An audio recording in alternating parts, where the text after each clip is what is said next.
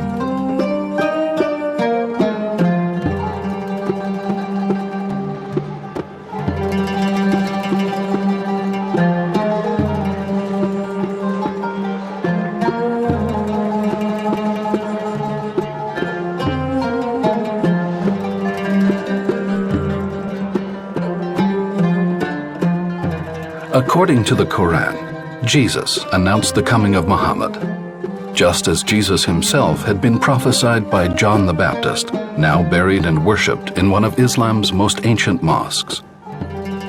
So who was this man who so firmly held on to his humble humanity? Muhammad was the only son of Abdallah, who died 6 months before the birth of his son. Descended from a tribal aristocracy that had lost its fortune, Abdallah, a caravan merchant, had married Amina, daughter of Wahb, from a family as noble and impoverished as his own.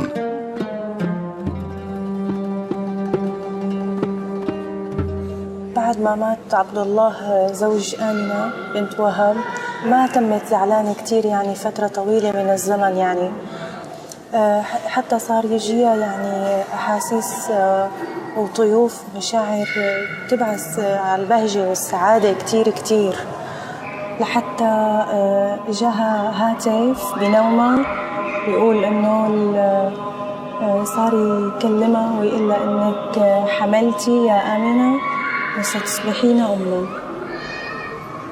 بعدين هي ما صدقت هالحكي يعني لحتى بلشت بوادر الحمل تبان عليها، ولما كانت حامل ما كان بيجيها التعب والوهن والمرض وهي حامل مثل النساء الأخريات يعني. وضعته سيدنا محمد صلى الله عليه وسلم مكحلا مطهرا مدهونا مختونا، ولم تشاهد دم أصلا مثل النساء اللي يولدن دم ومخاض. هي لم تشاهد أي شيء لأنه رسول رب العالمين. كانت إحدى النساء حاضرة الولادة قالت إنه يوم حضرنا الولادة إنه كانت الأنوار كانت عم تملأ المدينة والنجوم عم تدنو من السماء لحتى تنزل على الأرض، حتى خفنا إنه تنزل علينا. ونودي على جده عبد المطلب وقال له وحمله وطاف به بالكعبة وقال سموه محمد صلى الله عليه وسلم.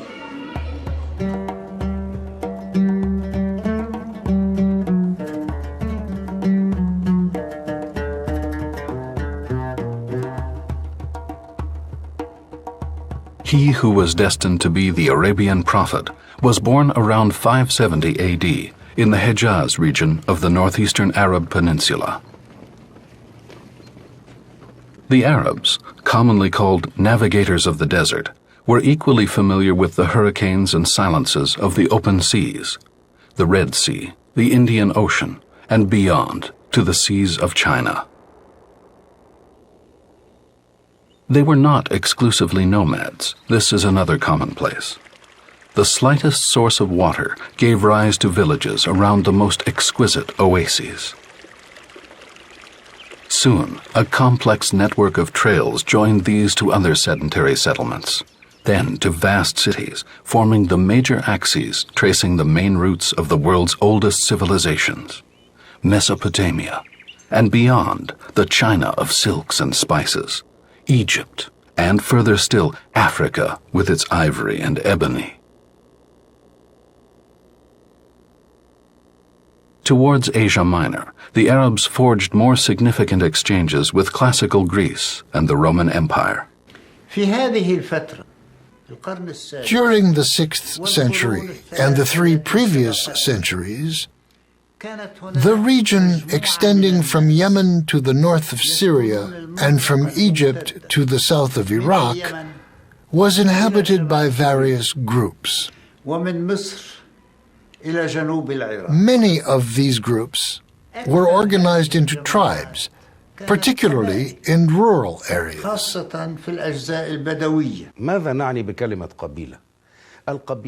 What is a tribe? A tribe is a group of individuals related by blood and ancestry. Tribes were known to sacrifice their very existence in order to avenge the honor of their members. There were the nomadic Bedouins and the sedentary populations that lived in cities like Mecca and who had begun to engage in trade. Both societies shared a clan structure, and each clan was characterized by a strong internal solidarity and sense of honor. It was the duty of each member to defend the honor of his clan. The deeper a tribe's roots in the nomadic lifestyle, the greater the conflict. Yet all these tribes would rail against each other in the same poetic language, Arabic. Indeed, the fact that they all spoke the same language was what led them to identify themselves as Arabs. محمد رسول الله هو بشر مثل بقية الناس فولد كما يولد الناس ومات كما يموت الناس. رسول الله محمد ولد في عام 571 ميلادية على أساس سمي ذلك العام عام الفيل. لماذا سمي عام الفيل؟ نحن نعلم أنه أمر إسماعيل مع إبراهيم بأن يبنوا الكعبة. هذه الكعبة كانت مجال احترام كل الناس حتى في جاهلية العرب، فكانوا يحترمون بل كانوا يحجون إليها، ومعنى الحج والقصد فكانوا يطوفوا حوالين الكعبة وهم جاهليين يعبدون الأصنام والأوثان. لذلك السيرة قالت أنه كان في 360 صنم حوالين الكعبة اللي هي الآن موئل المسلمين. فحينما ولد الرسول هناك هذه الكعبة قلت لها قيمة كبرى. هناك ملك كان في الحبشة وجاء إلى اليمن فأخذ اليمن وهو أبرهة الحبشي كما زال، ومن هنا طمع بأن يبني بيتا وكعبة كما هي موجودة في مكة المكرمة، وفعلا راح بنى هذا المبنى في اليمن. فلما بنى وإذ العرب الذين نشأوا على تقديس واحترام هذا البيت لما شافوا ذاك البيت راحوا ففعلوا فيه تغوط، يعني عملوه مثل تواليت نكاية بأبرهة الذي بنى. فلذلك هو حينما فعلوا ما فعلوا أراد أن يهدم الكعبة، جاء إلى مكة وجاءوا معه الفيل. العرب لا تعرف الفيل، هذه الصورة في الصحراء عندنا في العرب بيعرفوا الجمل، بيعرف الحصان، بيعرف هذه الأنواع من الحيوانات. أما الفيل فهو يرهب. حينما وصل الفيل إلى مشارف مكة وقف، امشي ما بيمشي، يدفعوه ما ممكن، فحاولوا بكل الأشكال أنه الفيل يوصل إلى الكعبة وإلى داخل مكة، ما في إمكانية أبدا. من هنا الفيل كان يتوجه إلى الرجوع إلى الأمام لا يتوجه، وفعلا انتهت القضية بأن الله تدخل لحماية البيت فأنزل الطير الأبابيل، وكما ورد في القرآن الكريم: فألم تر كيف فعل ربك بأصحاب الفيل ألم يجعل كيدهم في تضليل وأرسل عليهم طيرا أبابيل، يعني جماعات ترميهم بحجارة من سجيل، وأفنى هذه الحملة وانتصر لدينه وانتصر لبيته المحرم.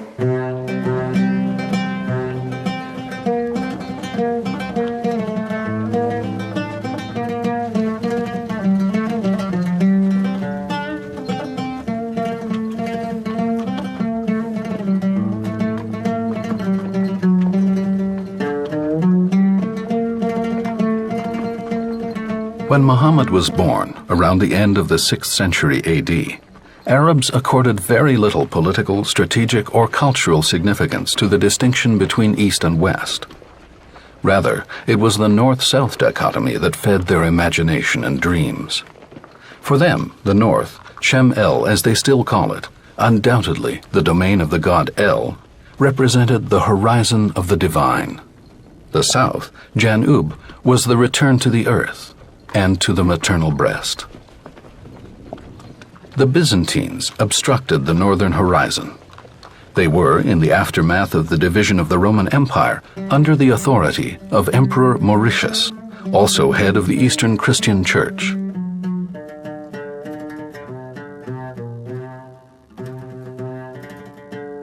The Persians, governed by the Sasanian clan from their capital, Ctesiphon, sowed strife throughout Yemen, were deporting people for use as soldiers and slaves, converting a certain prince to Judaism to set him against a rampant Christianity, clearly allied to Byzantium.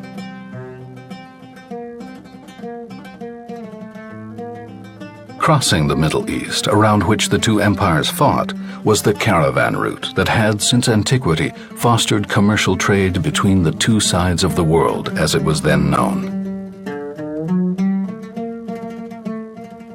The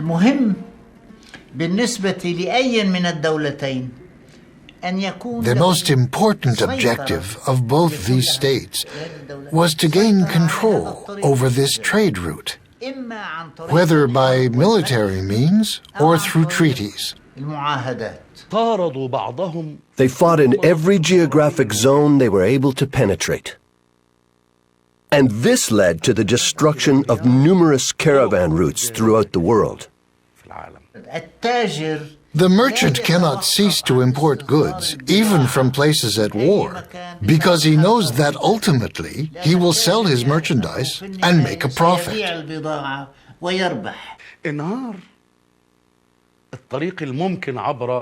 The caravan route along the Persian Gulf disappeared because the Persians' only business with the Romans was to wage war with them. The Red Sea route was also made very dangerous by violent storms and coral reefs. The only remaining route in this region ran from Yemen in the south, through Mecca and Yathrib, and north toward the two empires.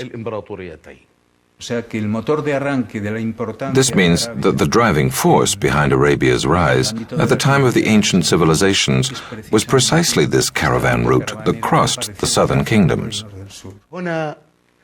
Therein lies the importance of the inhabitants of Mecca. They were able, at that moment in history, to prove their competence and show that they were capable of protecting trade. The Arabs of Mecca still had the resources required to dream of a greater destiny.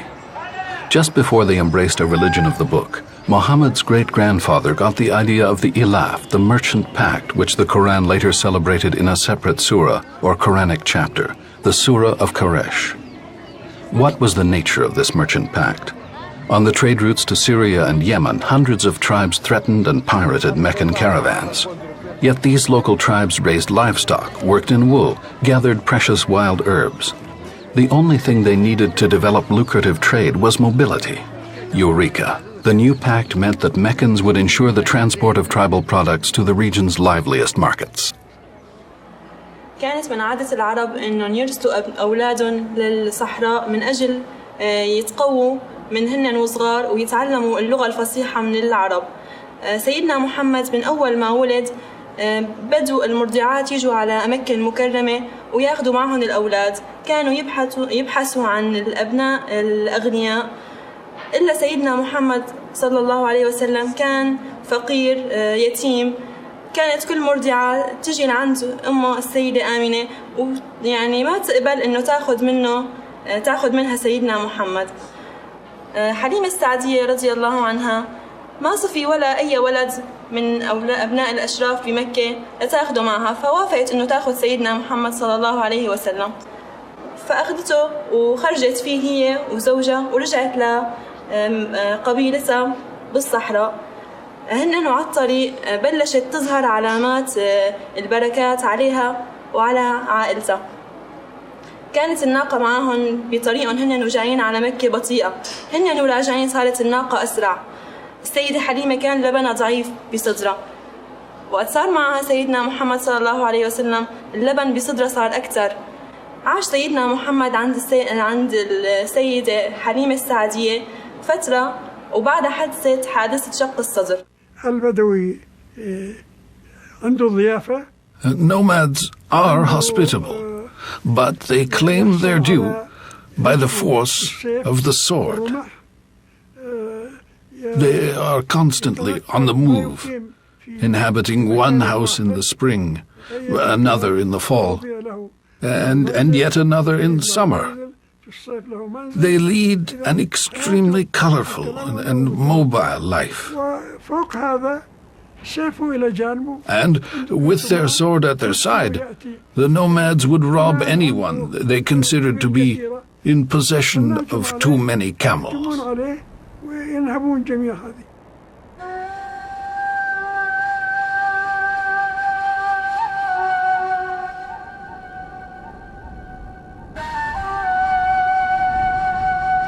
ولكن هنالك في حادثة مرت أثناء فترة إرضاع الرسول من قبل حليمة، وهي عملية شق الصدر.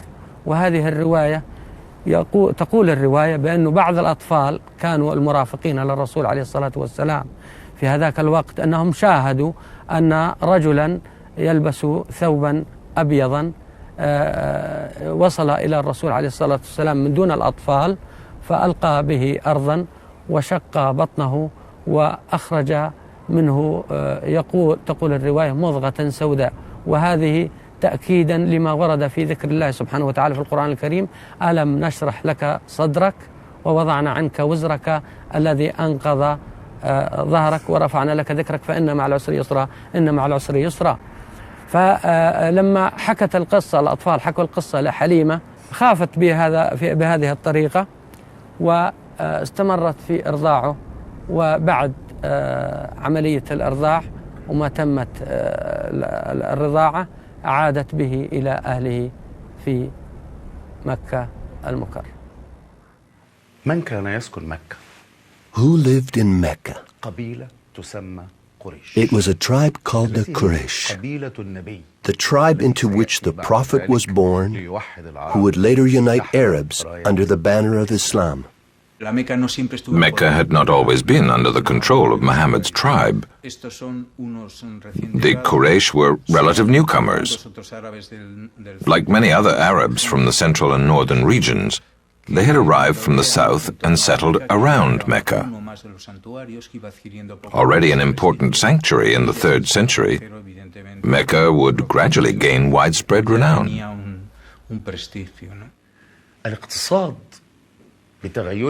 The diversified economy had benefited many people among all tribes occupying the peninsula. These tribes came to realize that it was in their interest to form alliances. There was in fact a system known as alilaf, meaning the conclusion of pacts and alliances with other countries and tribes aimed at helping the Quraysh demonstrate their ability to protect world trade. In the 5th century, Qusay succeeded in rallying the different factions of the Quraysh tribe and forging a strong union that was able to seize control of Mecca. In doing so, they drove out the Yasas, who had previously held power, and replaced them with members of the Quraysh tribe.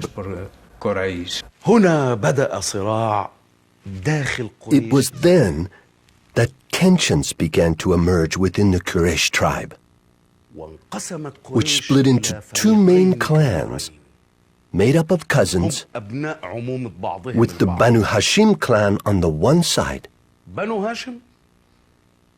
and the Banu Abd Manaf clan, later to become the Banu Umayyah, on the other.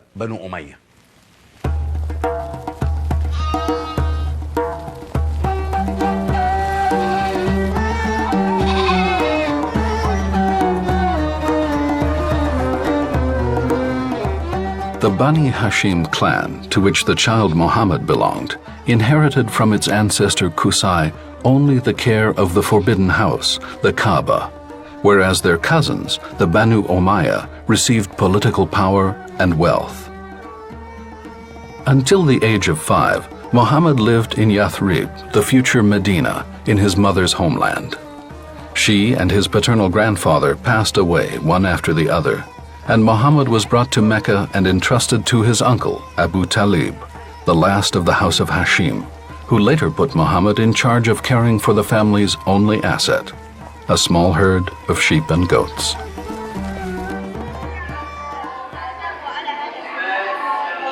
كان رسول الله صلى الله عليه وسلم يرعى أغنام عمه أبي طالب وهو يرعى ومعه صديقه فسمعوا صوت الموسيقى وطربوا فقال لصديقه ارعى أغنامي قليلا بينما أسمع الطرب فضرب عليه الله تعالى على آذانه النوم فنام حتى الصباح الباكر فاستيقظ على حر الشمس فشعر النبي صلى الله عليه وسلم أنه ارتكب ذنبا لأنه ترك صديقه يرعى أغنامه وأغنامه فأنزل الله سبحانه وتعالى هذه الآية إنا فتحنا لك فتحا مبينا ليغفر لك الله ما تقدم من ذنبك وما تأخر ويتم نعمته عليك ويهديك صراطا مستقيما. The Muslim understanding of the pre-Islamic period is that of a period where the monotheistic worship, where the worship of one God was not a part of the mental universe of peoples. Deities were associated with places, with tribes, with clans. There was an effort to beg the intercession of gods or of deities for the well-being of individuals and of tribes. Over time, sedentary tribes erected buildings and temples dedicated to their gods. Since the Arabian Bedouins knew only the tent and were ignorant of construction techniques, they chose the simplest architectural form for their places of worship, the cube. The Kaaba was a large building that housed idols. It was merely a huge structure, immense, into which were placed the venerated idols of their own making. There were many Kaabas. The worshippers of each Kaaba believed that their god resided within it. Each was the home of some god or another: the house of Qudus, the house of Rahman, the house of Rabba. Kaabas became the homes of the gods.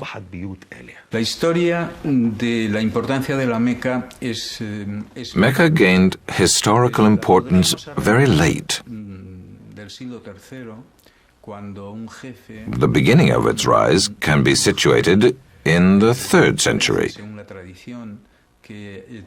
when, according to tradition, a tribal chief, Amra ibn Lu'ay, brought back several statues from a trip to the Gaza coast and expanded the Meccan Kaaba, turning it into what can be called a pagan, syncretic sanctuary. Mecca welcomed into its Kaaba the gods of other Kaabas that had disappeared, thus accepting the chiefs of other tribes. Bring your gods to us. Since you come to us with your trade, you stay here 4 months, you sell, you buy, you amuse yourselves, you have a good time, you get inebriated. So bring your gods to us. That is how Mecca came to welcome gods from across the entire peninsula. In the pre-Islamic period in the Arabian Peninsula, there was a trio of feminine divinities, Al-Lat, Al-Uzza, and Manat. These three goddesses evoke for us the triads found in the Mediterranean mythologies, particularly the three goddesses who symbolize the three stages of life: birth, marriage, and death. Al-Lat is the supreme goddess. She represents feminine divinity. Al-Uzza means the powerful one. And Manat is derived from the word for death. Manat is the representation of death. She was a dark goddess. She had a black stone, and her realm was that of night and death. We also have some records that perhaps there were representations of Christian figures as part of the Kaaba records. But again, the information on this is open to scholarly debate. But we have texts from Mesopotamia, mainly ancient Assyrian and Babylonian texts, that speak of a god of the Arabian Peninsula, whose name is Allah.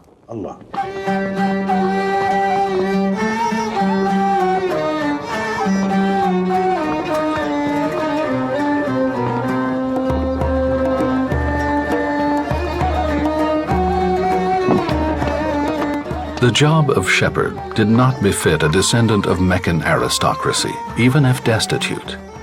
Henceforward, Muhammad learned the noble profession of his ancestors, trade. He traveled on 2 yearly journeys, one in winter and one in summer, in the company of his uncle Abu Talib, who had little to transport. In the absence of growing richer, Muhammad came to know the art of commerce, learned to decipher footprints on the ground and marks on faces.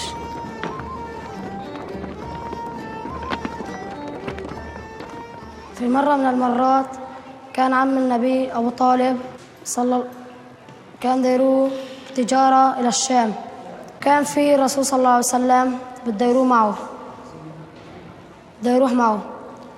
فهذا النبي صغير صلى الله عليه وسلم، واللي أجا قال له عمو أبو طالب ما بدي أخذك معي لساتك صغير. واللي أجا قال له لمين بدك تتركني؟ والرسول صلى الله عليه وسلم صار يبكي. بعدين أخذه معه وراح، وهن رايحين وصلوا على بصرة الشام، لقوا عابد من عباد الله، عابد نصراني اسمه الراهب بحيرة. نزلوا عنده كلياتهم، بقي الرسول صلى الله عليه وسلم بيرك على الجمل برا. واللي أجا قال لهم مين بقي برا؟ وجا قالوا له بقي طفل صغير، وجا قال لهم بعتوه. ولا بعتوه لعنده، صار تفحصه ولا لقى بين كتفيه خاتم النبوة.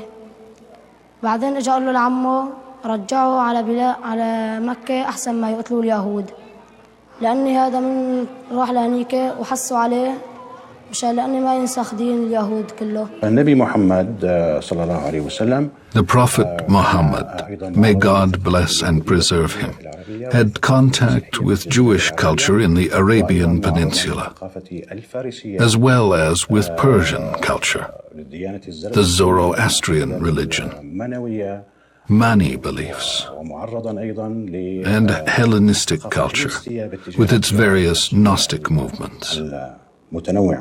Looking at the Quranic material and understanding the later Islamic development of that material, it's obvious that many of the narratives associated with the Jews and the Christians and with the biblical material must have been in circulation in that area. Naturally, the Christianity that was present in the region was neither Orthodox nor Imperial Christianity, but a blend of the competing theologies of the Nestorians and Monophysites. Because often the stories in the Quran are very elliptical, are very elusive, rather than elaborated as they are in the biblical materials.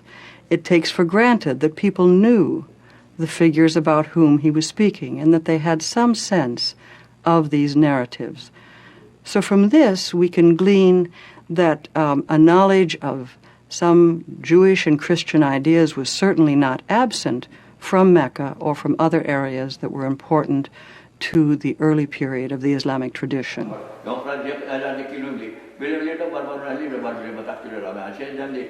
From Mesopotamia to the borders of China, following the destruction of their temple by the Romans, Jewish communities settled throughout the Arabian Peninsula, particularly in a number of urban centers in Yemen and at Yathrib, the future Medina. In the Christian world, despite the Council of Nicaea in 325, most of the faithful in the East rejected the dogma asserting that Christ was both God and man.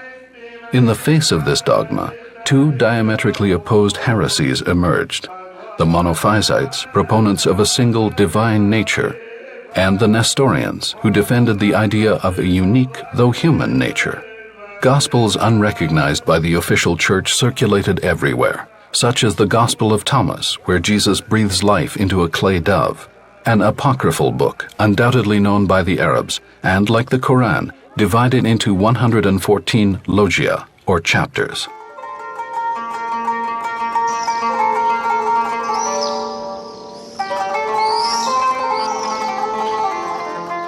Surah 3, verses 48 and 49. I have come to you with a sign from your Lord. I shall, for you, create clay in the shape of a bird. I breathe into it, and it is bird, with God's blessing. I heal the blind and the leprous. I revive the dead, with God's blessing.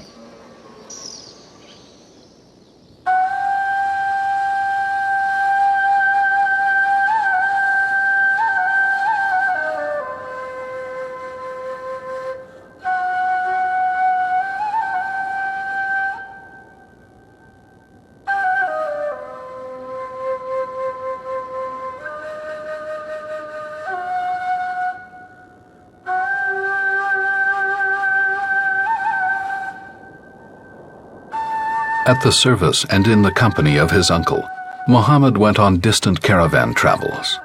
He discovered fabulous countries and prosperous cities, and still others that were abandoned or devastated. Had he heard of, or did he perhaps visit, Petra, the strange city of the Nabateans, the lost relatives of his Arab contemporaries? They had earlier built their splendid, unlikely capital at the foot of a deep valley of red rock. The theme of cities in ruin, of civilizations which become extinct as though punished for such excess, was later echoed in the revelation the prophet would soon receive.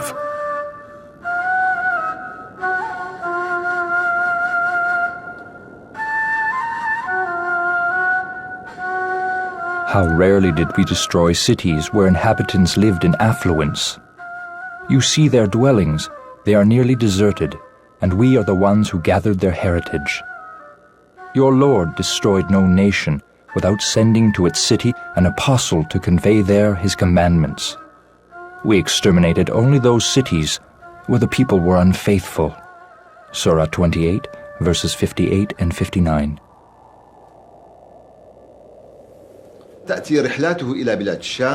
During his travels in the region of Chem, he was struck by a discovery that undoubtedly had a major influence on the shaping of his personality, particularly his cultural personality. Through these voyages, he came to realize the diversity of conditions existing in the world, the diversity of religions, cultures, populations, social and political situations.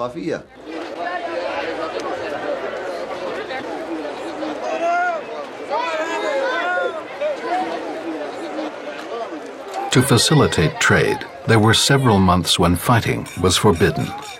It was the sacred truce, the time of meetings and bazaars, where tribes gathered free of warring spirit. Both men and women traded not just goods, but also friendship and love in a spirit of festive competition. One competitor would flaunt his horsemanship and marksmanship skills. Another would shine with eloquence in poetic jousting.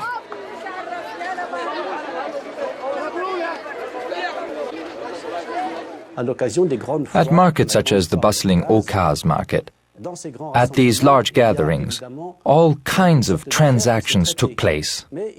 But they were also a time for self-exaltation, frenzy, with everyone attempting to challenge and outdo everyone else, either through practices such as mezir, where men would go so far as to slaughter animals to show that they had no cares in the world, or through poetry contests, in which poets would sing the praises of their tribe and ridicule their enemies. We can thus understand the importance for Arabs of eloquence and discourse. And Arabs are deeply attached to this rich and powerful language, not the language of Bedouins, but an evolved urban and civilized language, the language of poetry, letters, and chronicles. They attached so much importance to poetry that they displayed the poems on the walls of the Kaaba. They called this mu'alakat. Their love for poetry gave it a sacred dimension. The use of writing was not very common among poets. Most poets could not read and were content to recite their poems orally.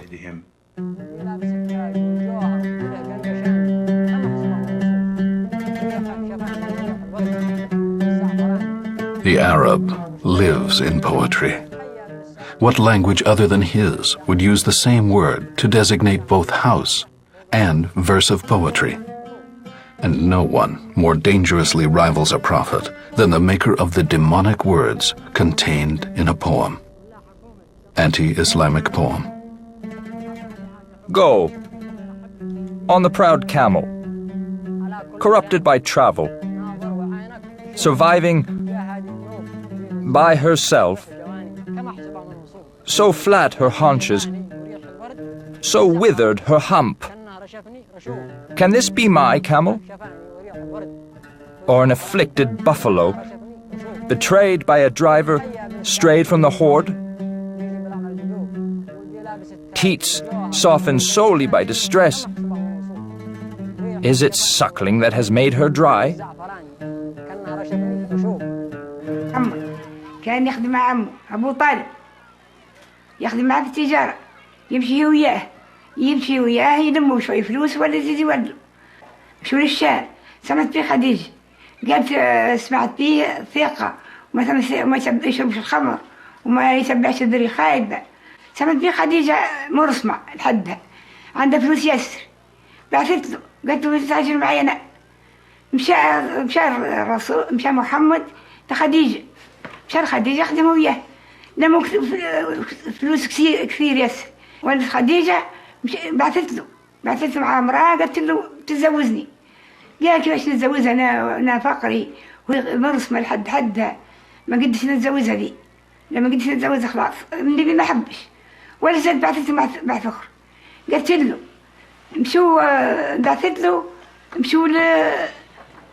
بعثت له ولا قبل الرسول قبل محمد زواج خديجة. تزوجها وقعد معها 25 سنة، عاشوا وياه في نعمة طيبة ياسر. وبعد 25 سنة ومات خديجة. وهذه المرأة هي التي أخلص لها. This is the woman to whom the Prophet was devoted. His love for her was a constant feature of his life. Her love is a gift to me from God, he said, speaking of Khadijah. May God bless her. During 25 years of marriage with Khadijah, the Prophet never married another woman.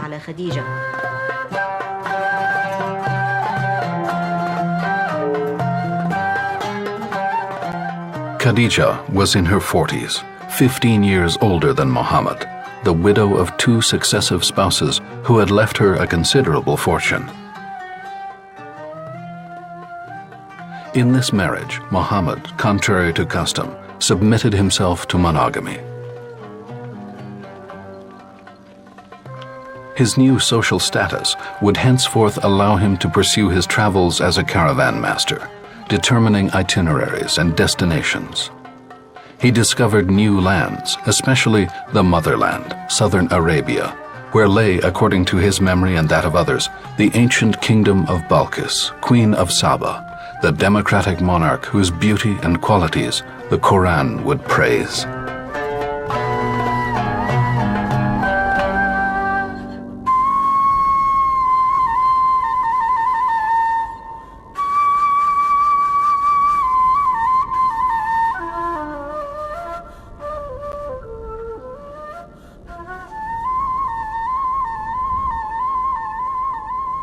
The Saba tribe felt there was definitely a sign in their habitat. 2 gardens, one on the right, the other on the left.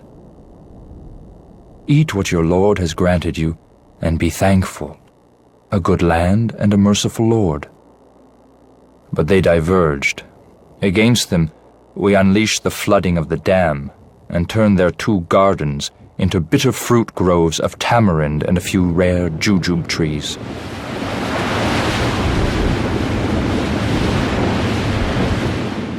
So they paid us for their incredulity. Could we thus punish another miscreant? Surah 34, verses 14, 16, and 17.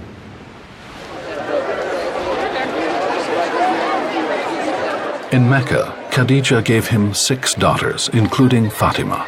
None of the male children survived. Muhammad led a calm life, marked by the departure and return of caravans, and by the lunar cycle, which he celebrated every year with his family on a great pilgrimage to the holy wall of the Kaaba, an ancient ritual which, according to Islamic tradition, dates as far back as Abraham, if not before creation, when angels hovered around God's throne. Muhammad won the esteem of his fellow citizens through his great integrity, which earned him the nickname Al-Amin, the Honest. صار فيضانات بالمكة أو من خربة الكعبة أو يعني هن رجعوا بنوها متى بغير الحجر الأسود. شلون يحطوها كل واحد الرئيس يقول أنا بدي أحطها مثل الولاد الصغار، أنا بدي أحطها كلهم مثل بعضهم. هم قالوا أول واحد يدخل من باب المكة هو يعني الحكم. دخل سيدنا محمد صلى الله عليه وسلم قالوا له لقد جاء الأمين. إنك قالوا له سيدنا محمد قال إيش بكون مختلفين يعني منزعجين. قال له أنا الرئيس يعني من قبيلة قال أنا بدي أحط الحجر الأسود كلهم قالوا الجمع قالوا مثل بعضهم. قالوا شغلة بسيطة شرح بيته وحطها نقى من كل قبيلة رئيسة يشيل من طرف فاقة لبين مقدس القبائل. بعده قربوها لعند الحيط قام سيدنا محمد صلى الله عليه وسلم الحجر وحطوا محله. بسم الله الرحمن الرحيم.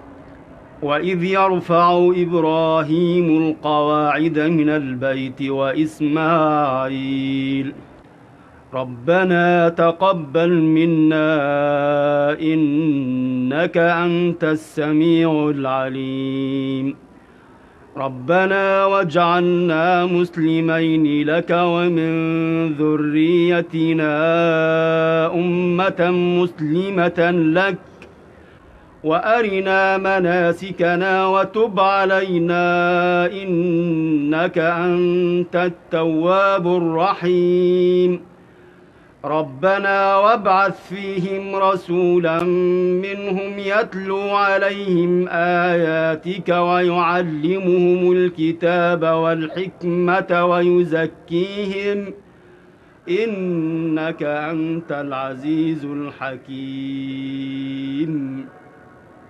فكان القريش مسيطر. The Quraysh dominated economic and commercial life, and the population was given over to idol worship. However, this did not exclude the existence of a very small number of people who were opposed to the worship of idols. It is said that they adhered to the religion of Abraham. They were called the Hanif. Hanifism is the religion of Abraham.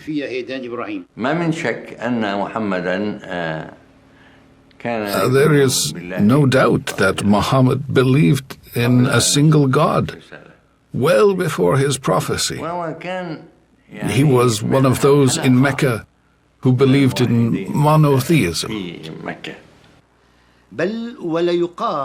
Some say that Hanifism, the movement to which Muhammad subscribed, had much more in common with Christianity than Judaism. Today, no one can deny the influence of Judeo-Christianity on Islam. The Quran itself says that this new religion is but the culmination of previous monotheisms.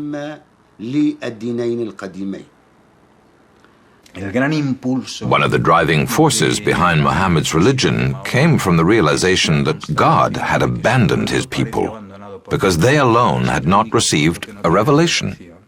The unifier, he who claimed to unite all Arabs, had to use religion to do so in order that the Arabs would accept to submit, not to a member of another tribe, but to a God in heaven. The unifier, therefore, could only be a prophet.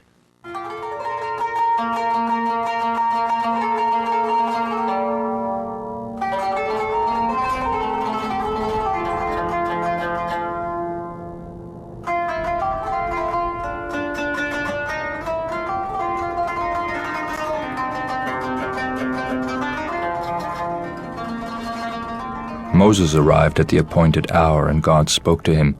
He said to God, "Lord, show yourself to me so that I may contemplate you." "You shall not see me," replied God. "Look rather to the mountain. If it stands still in its place, you shall see me." And God appeared on the mountain and reduced it to dust. Moses fainted and fell prostrate on the ground. When he revived, he exclaimed, "Glory be to you. I return to you full of repentance, and I am the first of the believers." "O Moses," said the Lord, "I have chosen you over all men to bear my commandments and my word. Take what I grant you and be thankful." Surah 7, verses 143 and 144.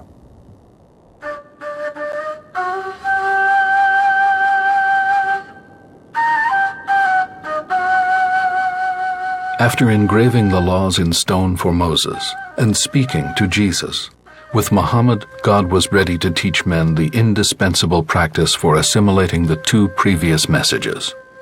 Read, read, and know. He began to follow in his grandfather's footsteps, retreating at night to the cave in Mount Hira to contemplate the heavens and earth and to seek an understanding of all that was happening around him.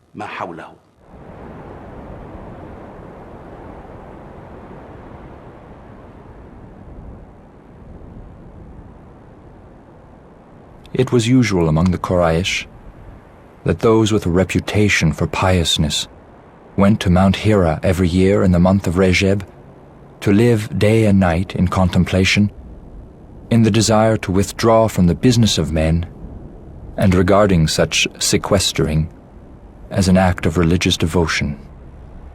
On the mountain, every tribe had a place where they spent their period of retreat. Finally, the day came when God sent Muhammad his prophetic mission. It was Monday, the 18th day of the month of Ramadan. That day, God sent Gabriel with orders to make himself known to Muhammad and to bring him his prophetic mission and the Quranic Surah, Iqra, the first one Muhammad received from him. Gabriel appeared to him and said, "Greetings, O Muhammad, apostle of God." Muhammad was frightened. He stood up, thinking he had gone mad. Gabriel held him in his wings, so he could neither advance nor retreat. Then Gabriel said, "O Mohammed, fear not, for you are God's prophet, and I am Gabriel, the angel of God." Mohammed stood still between his wings. Then Gabriel said, "O Mohammed, read." Mohammed said, "How shall I who cannot read?" Gabriel said, "Read in the name of your Lord, who created everything, who created man from clotted blood. Read, your Lord is generous in the extreme. It is He who taught writing. He taught men what they did not know."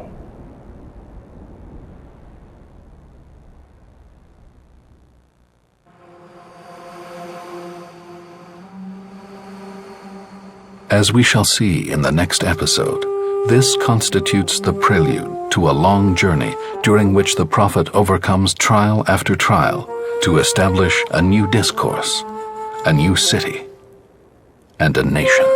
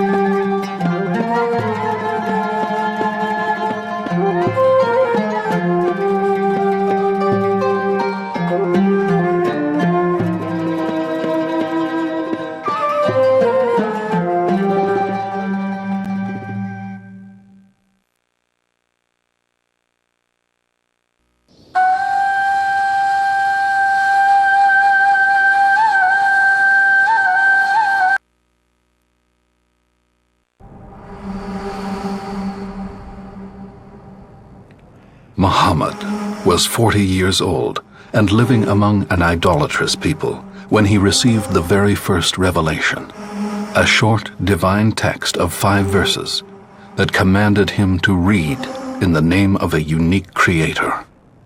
Muhammad was from a land that was in full metamorphosis, even before his birth around 570 AD. Announced by Christ himself according to the Quran, the founder of Islam was declared the seal of the prophets, the ultimate messenger of God, in the very book revealed to him. Already fatherless, at 5 Muhammad lost both his mother and then his grandfather, a patriarch of Mecca who adored him. Raised from then on by his uncle, Muhammad had a very modest childhood and learned the profession of caravan driver as he grew older. Highly regarded by all who knew him, at 25 he married Khadija, an older, wealthy Meccan woman.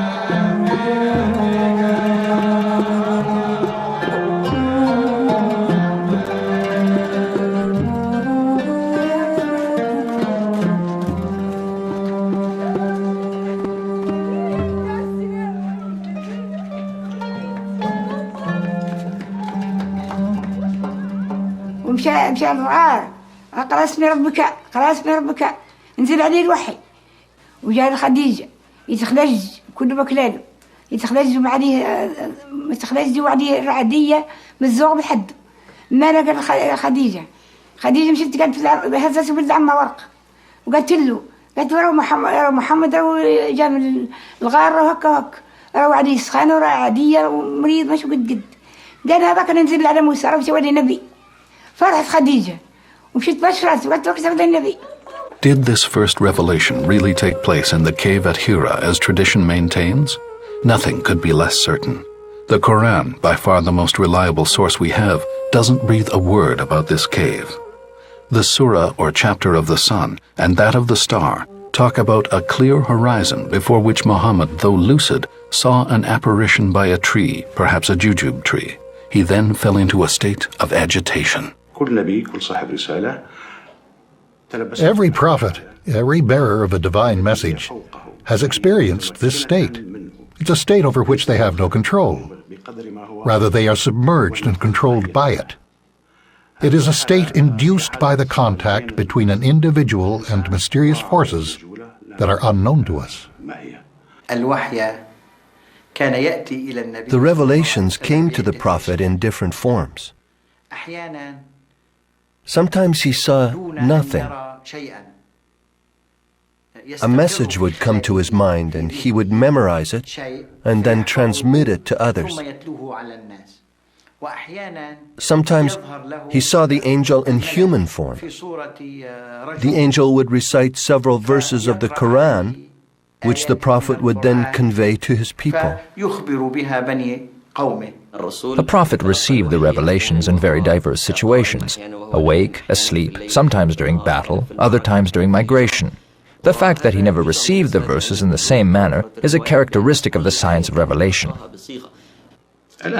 This raises another question that concerns the concept of revelation.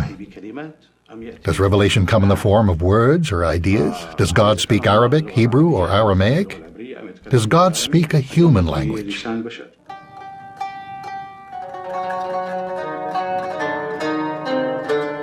Islamic tradition acknowledges Muhammad's panic after the shock of revelation. His wife Khadija introduced him to a close relative, her cousin Waraka, who reassured him and saw him as a prophet. Legend goes on to say that even stones spoke to him, greeting him as the messenger of God that he was.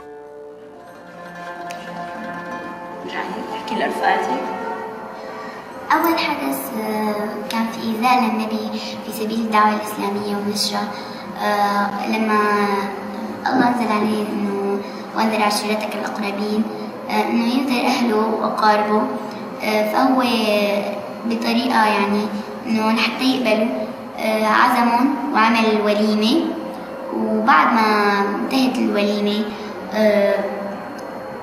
دعاهم للإسلام ويعني وقال لهم الحقيقة وصارحهم بالشيء اللي هو نزل عليه إنه هو النبي وهو اللي الله بعته مشان ينذرهم نار جهنم ويبعتهم ويخرجهم من النار إلى الجنة.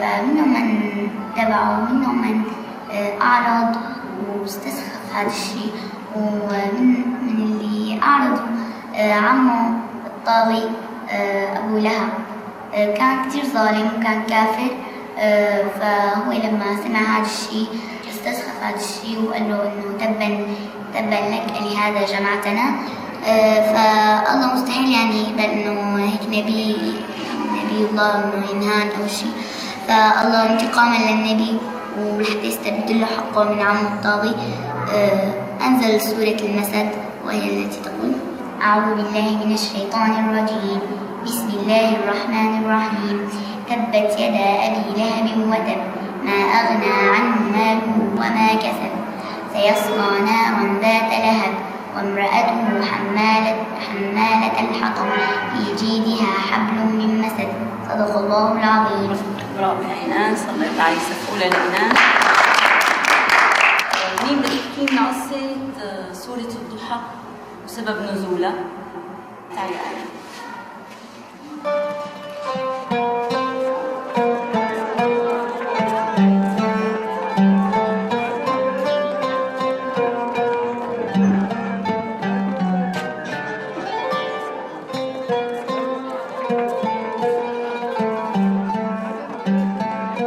Khadijah was the first woman to believe in Muhammad's mission.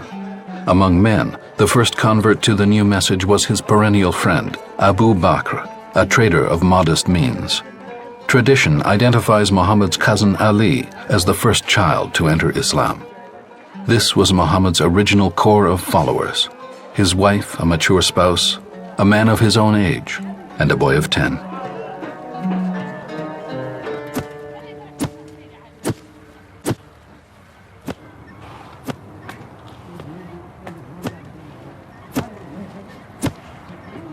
In the name of God, the All-Merciful. The thundering. What is the thundering? The day humans scatter like moths, when mountains are like tufts of carded wool. Then he who weighs down the balance shall know a life of contentment, while he who is lighter in the balance shall have before him nothing but an abyss. What will convey to you what this is? The fire that burns you. Surah 101, verses 1 through 9. In the early period, those first revelations, very intense, very focused on the idea of the oneness of God and the call to judgment, the call to accountability of human beings who are to be submissive to God and to God's will. The very vivid imagery of those early revelations reflect a period in the life of the prophet where he was preaching with intensity a new message. He said to them, "Follow me, I will make you into people of noble lineage, and after, you too will possess the wealth of Khosrow and Caesar." He was perceptive enough to realize that the Roman and Persian empires were declining, that the region would no longer be dominated, and that it was necessary to fill the void. The Quraysh were not immediately aware of the danger.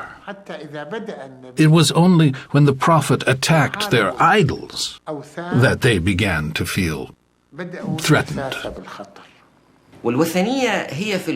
Idol worship was the very pillar of Quraysh commerce. He had to fight the Quraysh. He had to rise up against them. There is also a class element that explains why they refused to admit that Muhammad was the one chosen by God to deliver his message.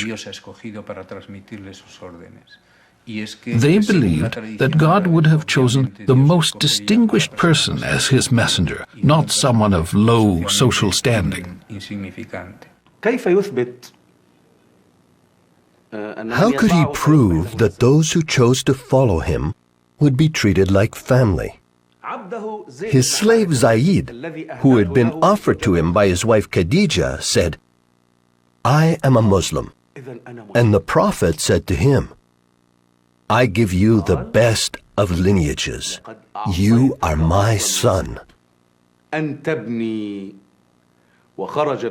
he declared to the Quraysh, "I present to you Zaid, son of Muhammad."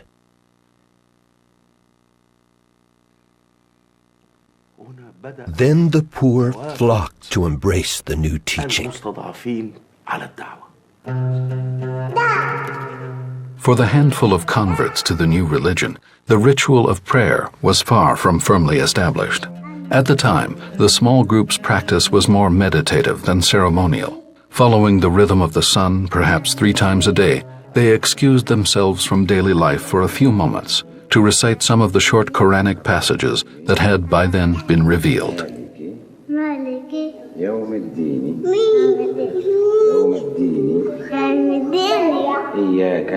إياك نعبد وإياك نستعين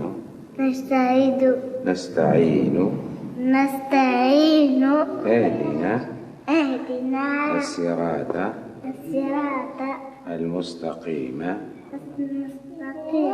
صراط الذين أنعمت عليهم The idea of a face of God before which one stands and prostrates oneself in order to execute a proper prayer, must have existed, linked to the figure of Abraham, who, as the Quran states, migrated towards the face of God.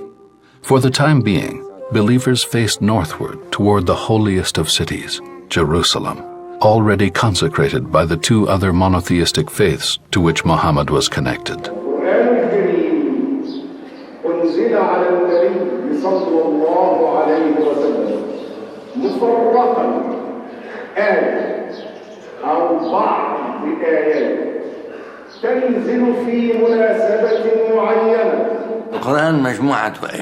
The Quran is the compilation of a series of verses transmitted by the Prophet. These verses were memorized, recorded, and later collected. Their final compilation was undertaken during the Caliphate of Ottoman.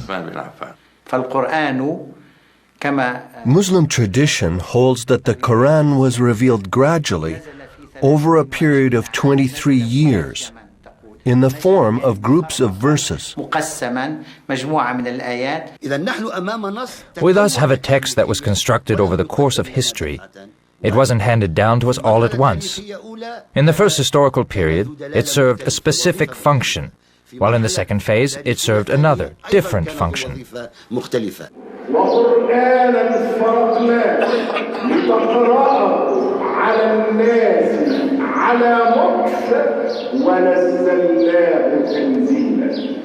فلو نزل جملة واحدة لقالوا إنه عثر على كتاب مدفون أما حينما يلازمه جبريل فهذا ليس من عند أحد إلا من عند من يعلم السر وأخفى.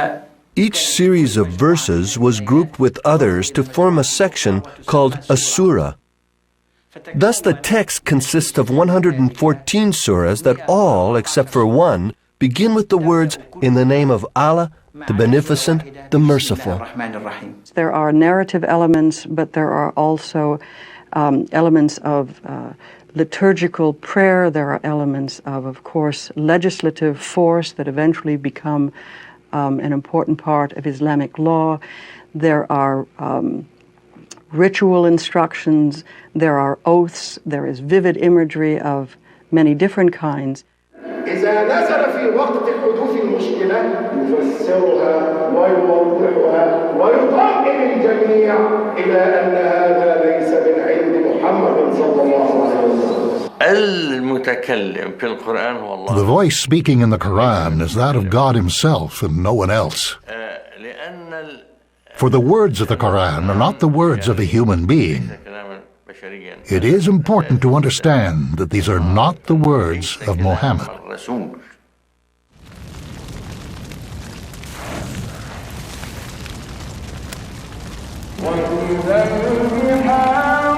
When heaven shall cleave asunder, and the stars be dispersed, and the sea waters churn, and the tombs be overturned, the soul shall see its actions, past and present. Mortal, who misled you against your generous master?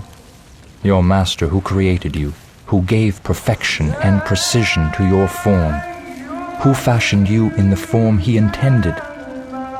But you treat his religion as a lie.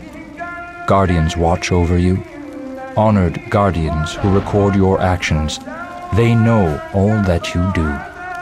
The just shall find the journey of delights, and prevaricators find hell. On Judgment Day they shall be burned. They shall never get away. Surah 82, verses 1 to 16. 80% of the entire revelation was conveyed in Mecca. In this land of oral culture, jotting down sacred passages on whatever came to hand was inconceivable, even if the Prophet could occasionally dictate what he received to scribes.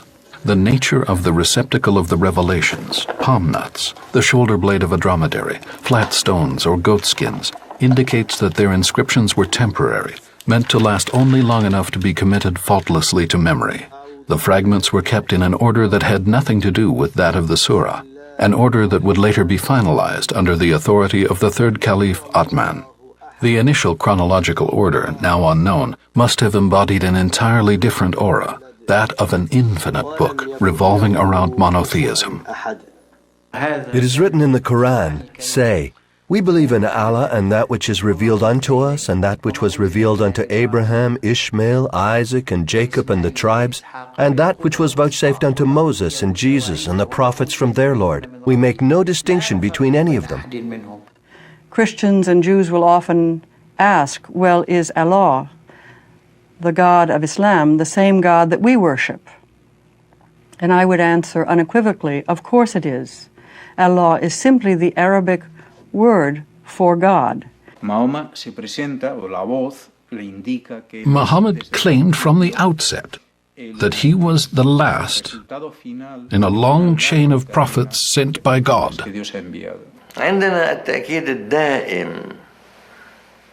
We have constant affirmation that all the earlier prophets were Muslims. In other words, servants of God. Adam was a Muslim, Moses was a Muslim, Jesus was a Muslim, and so on. This means that Muhammad was sent to confirm the two previous messages. It is all the same revelation, a revelation that was sent down to each community in their own language and in accordance with their own customs through the intermediary of a series of prophets chosen by God. The Quran considers that all Jewish kings are prophets, whereas the Jews themselves do not regard their kings as prophets. So the Muslims thought that the Jews and Christians would be their strongest allies, that they would follow the Prophet, or at the very least, not oppose him, since he preached the oneness of God, life after death, retribution and the final judgment, as well as acknowledging and believing in the old prophets. His message is identical to theirs. اجتمع مرة إلى صناديد قريش وإلى زعمائه وبدأ يعرض عليهم دعوته. وجد منهم في ذلك الوقت آذانا صاغية، هم ينكرون في قلوبهم لكنهم أعطوه هذه الفرصة أن يتكلم ما شاء. في هذه الأثناء يدخل عليه بعض أصحابه سيدنا عبد الله بن أم مكتوم، وكان هذا رجلا ضريرا لا يرى، يريد أن يسأل النبي عليه الصلاة والسلام بعض الأسئلة من خصوصيات هذا الدين. وكان الصحابة لا يصنعون أمرا أو لا يتركون شيئا إلا وسألوا عنه النبي عليه الصلاة والسلام. لذلك جاء القرآن الكريم في كثير من المواضع يسألونك يسألونك يسألونك وإذا سألك. جاء هذا الرجل سيدنا عبد الله بن أم مكتوم الرجل الضرير المكفوف الذي لا يرى، جاء إلى النبي عليه الصلاة والسلام ليسأله بعض أسئلة عن دينه وعن شريعته. فعبس النبي عليه الصلاة والسلام، اكفهر وجهه لأنه رأى أن هذه الساعة لا توافق أن يلتقي مع عبد الله بن مكتوم طالما أن صناديد قريش فتحوا آذانهم الآن. ومع ذلك سجل الله عليه هذا الموقف، عاتبه القرآن الكريم، فأنزل الله عز وجل قوله تعالى: عبس وتولى أن جاءه الأعمى. لكن الله مع الحق، ولو كان حبيبه النبي عليه الصلاة والسلام، وكان الله عز وجل من أنصار الضعفاء على حساب السادات. We have to distinguish between the prophet as a man and the prophet as a divine agent. The Quran admonishes him for an outburst of anger. He frowned and turned away because the blind man came unto him. It was a very human display of anger.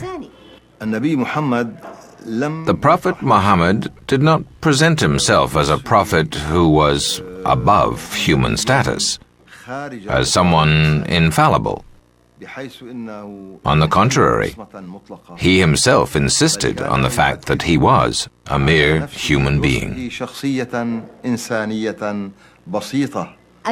Revelation applies to the message revealed, what the Quran calls an inspiration that is inspired. The rest of his words and deeds obey human impulses such as love, hate, and so on. His efforts did not always produce the best response possible, nor the most perfect. And it was heavenly and divine revelation that set him straight, guiding him toward the path to total perfection. Throughout the Prophet's life, this incident would serve as an incentive for him to re-examine his own personality in a critical light.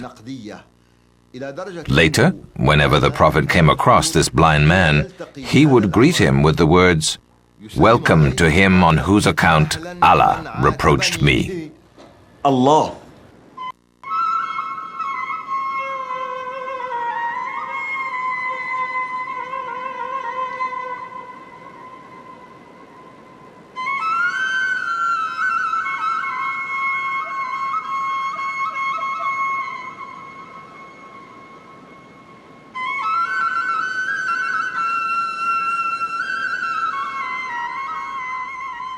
The Prophet began speaking more and more openly of his mission and giving readings in public of the few fragments that came to him.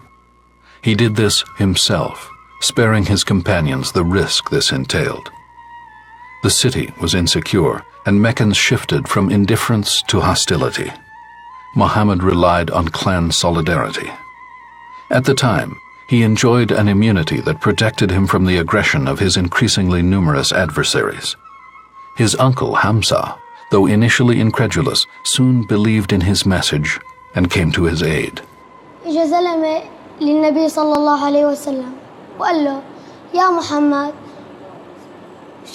شو رأيك إنه تعبد إلهنا سنة ونحن بنعبد إلهك سنة؟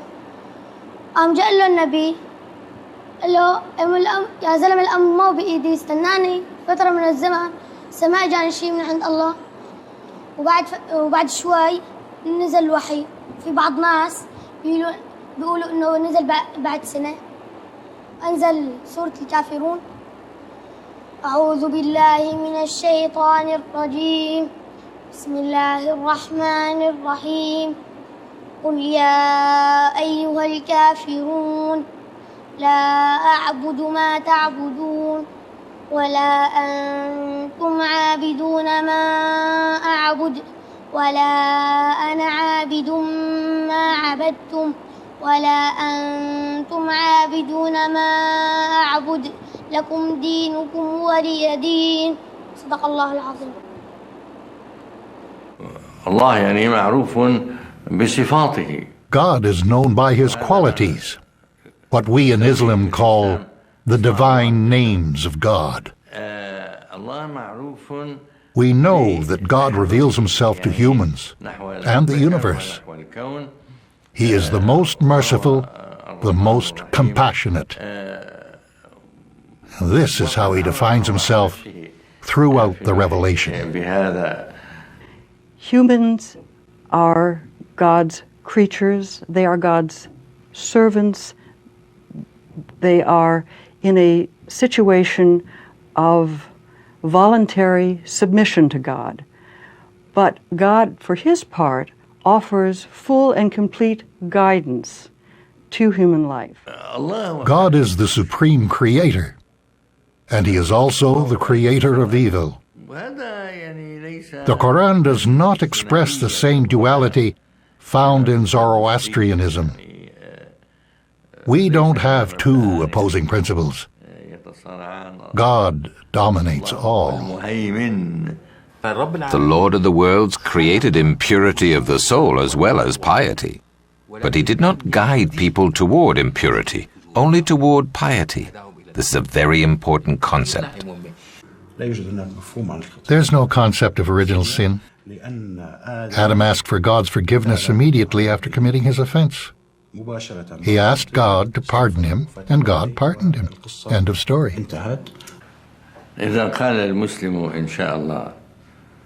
When Muslims say, Inshallah, it's an expression of resignation, because they are convinced that God creates men, has them die, draws them to him, and surrounds them with his mercy. This is not an assertion that God directs their lives. They are not machines. Most of the Quran insists on the liberty and responsibility of man. موسى كليم الله، فكان ساير في طريقه وعابر على الناقة على جبل موسى متجه، فوجد واحد حراث بيحرث. قال يا موسى أنا بحرث من غير مطر وبرمي غلة في الأرض، فأسأل الله أن في مطر، والله ما فيش. فراح موسى يكلم ربه وسأله، قال له عبدك فلان بيحرث وسألني في مطر ولا ما فيش؟ قال له ما فيش مطر يا موسى. فرجع موسى من الجبل اللي بيكلم ربه عليه وفات على البدوي، قال له يا ما تحرثش، ربك بيقول ما فيش مطر، ومشي في طريقه. صار في طريقه وهذا فضل يحرث.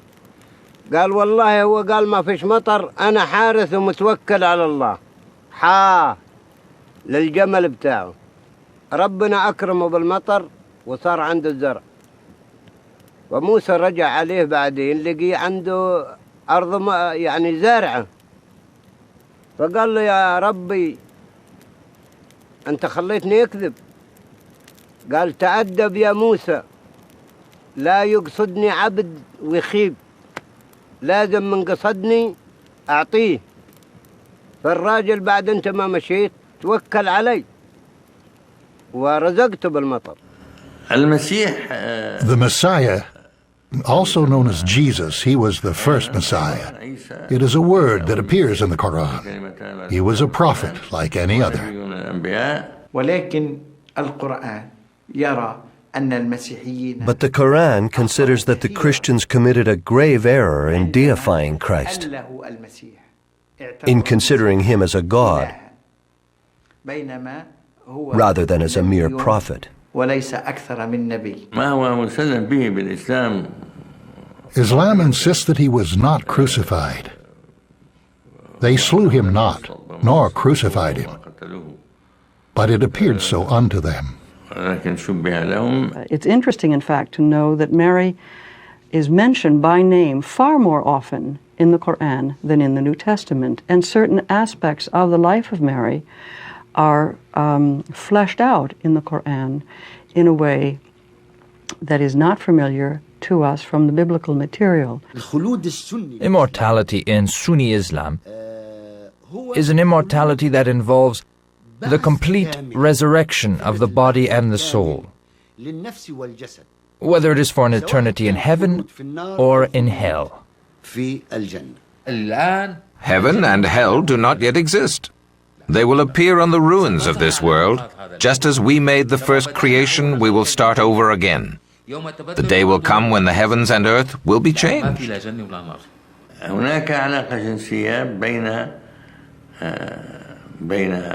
Sexual relations take place between the inhabitants of heaven and the Huri.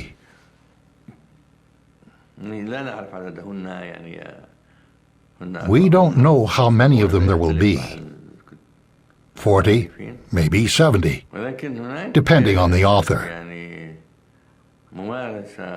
But there definitely is a more fulfilling and intense sexual activity.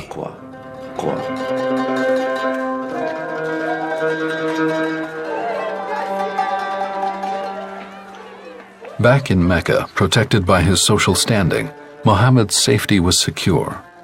So the Quraysh targeted those among his company who were the poorest and most vulnerable, foreigners or slaves like Bilal, those who possessed neither the glory of lineage nor the prestige of wealth. فمنا الذين آمنوا لاقوا العذاب الشديد، لاقوا عذاب شديد جدا، حتى أن السيدة سمية رضي الله عنها وزوجها ياسر قتلهم أبو جهل يده بحربة قتلهم. وكذلك بلال رضي الله عنه لاقى من العذاب ما لاقاه أيضا في الصحراء، كانوا يضعون على صدره الصخر الكبير ويقول أحد أحد. فلما رأى باقي المسلمين هذا العذاب استأذنوا النبي صلى الله عليه وسلم إلى الهجرة إلى الحبشة. كانوا عددهم 8 ومن الرجال 2 من النساء، وكانت هجرتهم في شهر رجب، فلما وصلوا إلى شاطئ البحر استأجروا سفينة أقلتهم إلى بلاد الحبشة، لأنهم علموا أن هناك فيها ملك صالح وهو آمن بعد وهو النجاشي. فمكثوا في بلاد الحبشة حوالي 3 أشهر. كان هؤلاء المؤمنون وفيهم Among the believers, the strongest men asked the Prophet to allow them to defend themselves by fighting the Quraysh. The Prophet answered, I have not received the command to fight. To those who had been tortured before his eyes in Mecca, Bilal, Sumayyah, and Yasser, the Prophet said, be patient, your place is in paradise. He did not say to their son Ammar, avenge your father and your mother.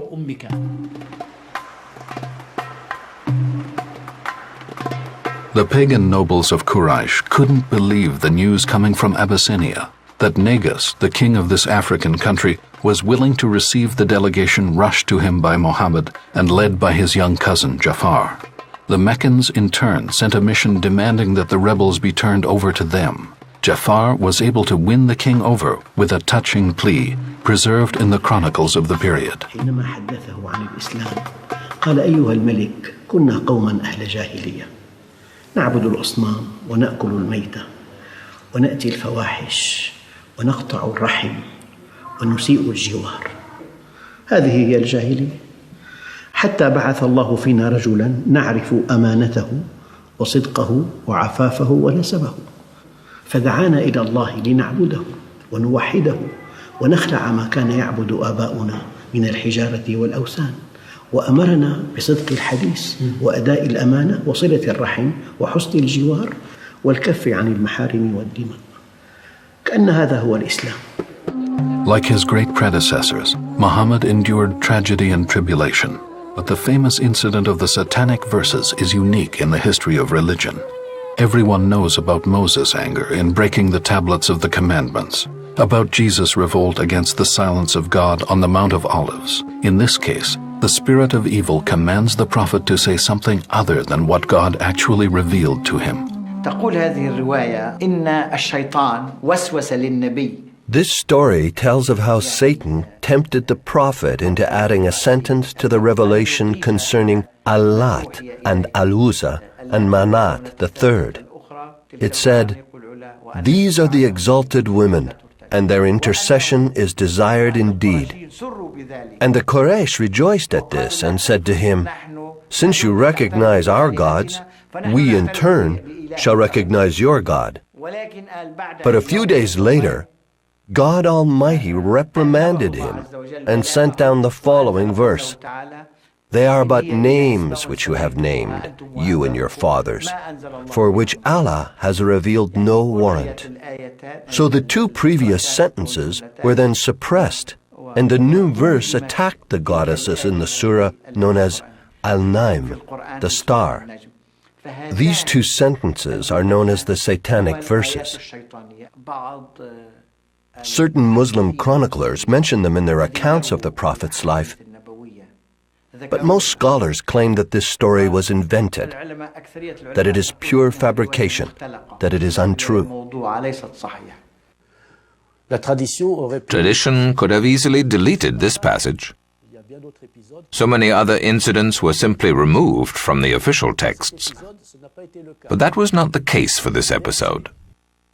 While it's true that the so-called satanic verses were deleted from the text of the Quran, Arab commentators tend to include them in their telling of the story. So we have a curious form of transmission through denial. هاجر المسلمون إلى الحبشة ابتعادا عن إيذاء المشركين، وعندما وصلوا إلى النجاشي في الحبشة أشيع خبر أن قريش دخلت في الإسلام جميعها. هنالك روايات عديدة تقول أن الرسول عليه الصلاة والسلام كان يتمنى أن الله سبحانه وتعالى يذكر قريش بشيء يخصهم في القرآن الكريم حتى يستميلهم إلى الإسلام. وتقول الرواية بأن الرسول عليه الصلاة والسلام كان في المسجد وصلى، ودخل المشركون خلف الرسول في الصلاة، وورد ذكر قصة القرانيق والتي يقول فيها تلك القرانيق العلا وإن لشفاعتهن لترجى. وكان بعض المشركين خلف الرسول عليه الصلاة والسلام، فسجد الرسول وسجد من كان من قريش معه. كان معظم قريش لما سمعوا بذكر هذه الآلهة سجدوا مع المسلمين، ظنا منهم بأن الله سبحانه وتعالى خصهم بهذه الذكرى. وشيع هذا الخبر في الحبشة عند المسلمين المهاجرين من مكة المكرمة، وظنوا بأن قريش دخلت إلى الإسلام وبذلك يكتفون شرهم، فخرجوا من الحبشة عودا إلى مكة المكرمة، ولكنهم فوجئوا بعكس ما ورد من هذه الرواية، وأن قريش لا زالت على دين الآباء والأجداد، دين عبادة الأصنام والأوثان. فمنهم من عاد إلى الحبشة ابتعادا عن إيذاء المشركين، ومنهم من بقي في مكة المكرمة وصبر على الإيذاء.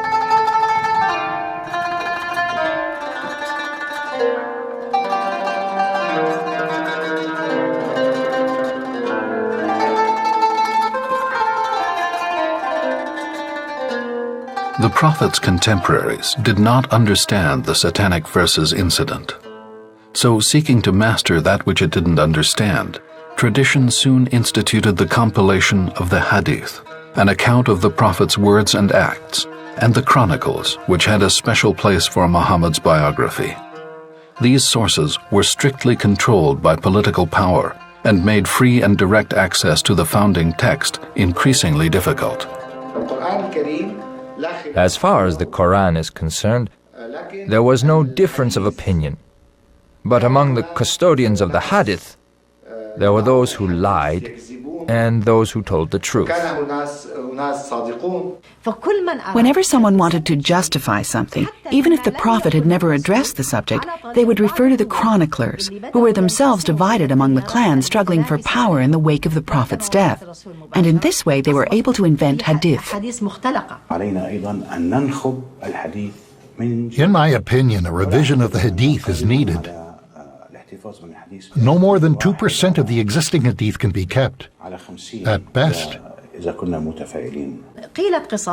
For example, it was said that a cloud hovered over the Prophet, protecting him from the sun and following him from Hijaz to Damascus. Why wasn't this cloud talked about at the time among the Quraysh and the Syrians? Apart from the Quran and the Hadith, we also have the Prophet's biography, known as the Seerah. These are the accounts of war and the chronicles that mark the beginning of written history, a record of history year by year. On the one hand, we have the official Seerah as compiled by scholars starting in the 8th century AD, and on the other, we have the popular biography that expresses the great love felt by Muslims for the Prophet. May God bless and protect him.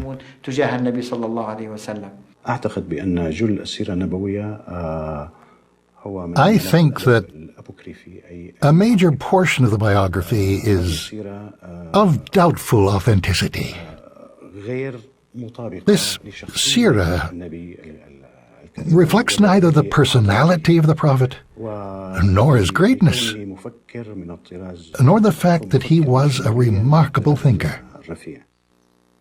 The conversion of Omar, who later became the second caliph of the young Islamic State, was a decisive event in the life of the faithful. بينما عمر بن الخطاب كان يمشي في السوق ويذهب إلى بيت الأرقم الذي كان يجلس فيه الرسول من أجل قتله، فلقيه في الطريق نعيم النحام، فقال له أين ذاهب؟ قال لأقتل محمد. فقال له عوضا أن تقتل رسول الله فاذهب واقتل أختك وزوجها، أختك فاطمة وزوجها سعيد بن زيد، لأنها أسلما. فذهب إلى أخته ليقتلها هي وزوجها. فلما وصل إلى الباب سمعهم يقرؤون سورة طه، طه ما أنزلنا عليك القرآن لتشقى. فطرق الباب ودخل، فقال أعطيني هذه الصحيفة. قالت له لا أعطيك إياها، فيجب عليك أن تغتسل حتى أعطيك الصحيفة وتقرأ فيها.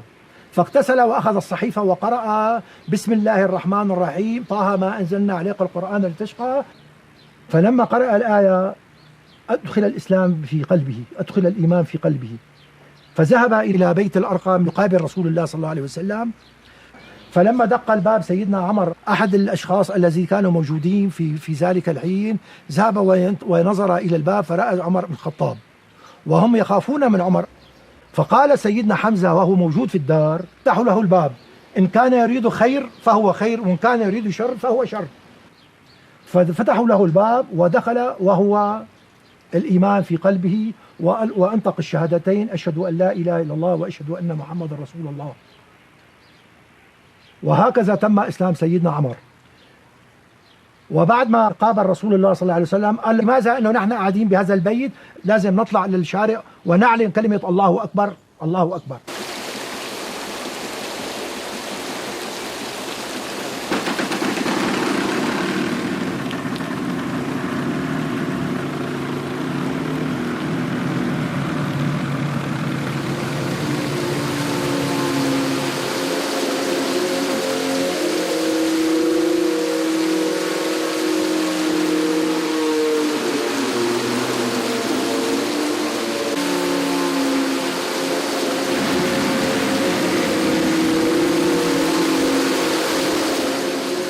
Here is the description of paradise as promised to the pious.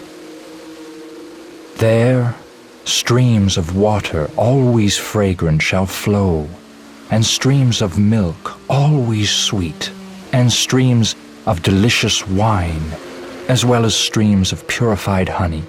And for them there shall be fruit of every kind, as well as the forgiveness of their Lord. Will they be like those who spend eternity in fire and drink of boiling water that sears their entrails? Surah 47, verse 15.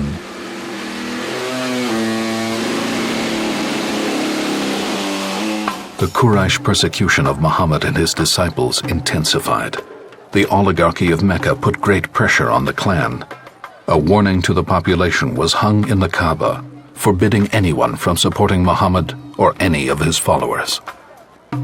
أبو طالب من الذين أيدوا محمد عندما أرادت قريش منه أن يسلمها ابن أخيه، وقالوا له إن ابن أخيك سب آلهتنا وكفر ديننا فقل له يرجع عن ذلك. فسأله أبو طالب فقال والله يا عماه لو وضعوا الشمس في يميني والقمر في يساري على أن أترك هذا الأمر ما تركته حتى يظهره الله أو أهلك دونه. فقال له عمه أبو طالب اذهب فوالله لن يصلوا إليك أبدا.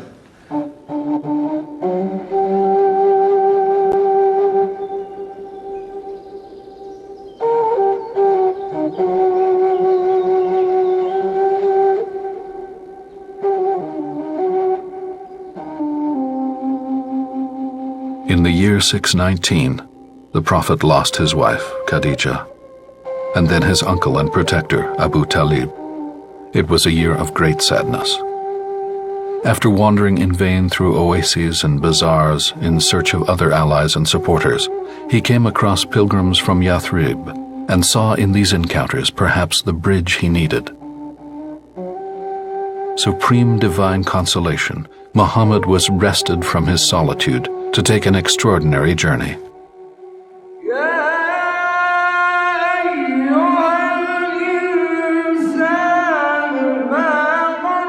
In the name of compassionate and merciful God, transcendent be He who transported His servant by night from the forbidden mosque to the most distant sanctuary.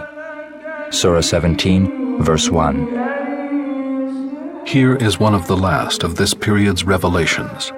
It attests to a miraculous journey that would overnight carry Muhammad on a winged animal from Mecca to Jerusalem.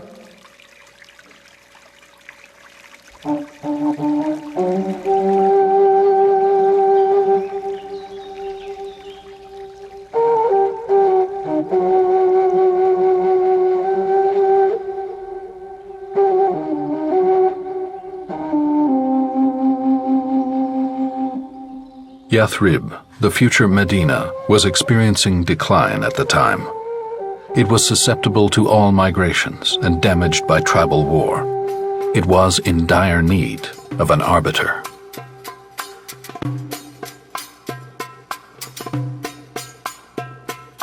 A new homeland was offering itself to Muhammad. ثم جاءت الهجرة إلى المدينة اللي كانت الهجرة في 12 ربيع الأول سنة 622 مسيحي. وخرج سيدي النبي رغم اللي هم مترصدينه ويكيدوا له، حط سيدنا علي في فراشه وخرج وذر على رؤوسهم التراب وقال لهم شاهت الوجوه شاهت الوجوه. كان عمره سيدنا رسول الله 53 سنة وقتها، وخرج نهار 28 يونيو سنة 622 اللي هو قال قامت الرحلة 12 يوم وهو مسافر من مكة للمدينة. والدليل نتاعهم عبد الله بن أريقط في الطريق عرجوا على غار يسموه غار ثور، جبل ثور، ودخل سيدنا رسول الله صلى الله عليه وسلم من العياء رقد في حجر سيدنا أبو بكر الصديق، حط راسه في حجره، بكى سيدنا أبو بكر الصديق وهي العقرب تلدغ فيه. ليش؟ ما فاق سيدنا النبي كان قطعت عليه دموع الصديق وما حبش يتكلم.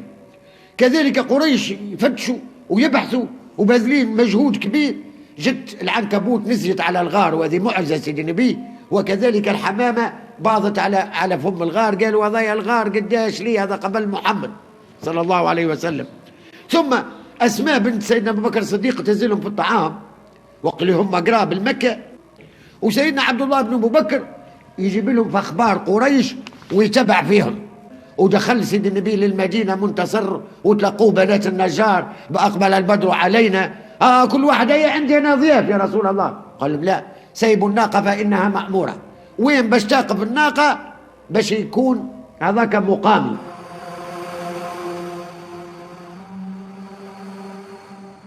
For Muhammad and his companions, the move to Medina would be difficult.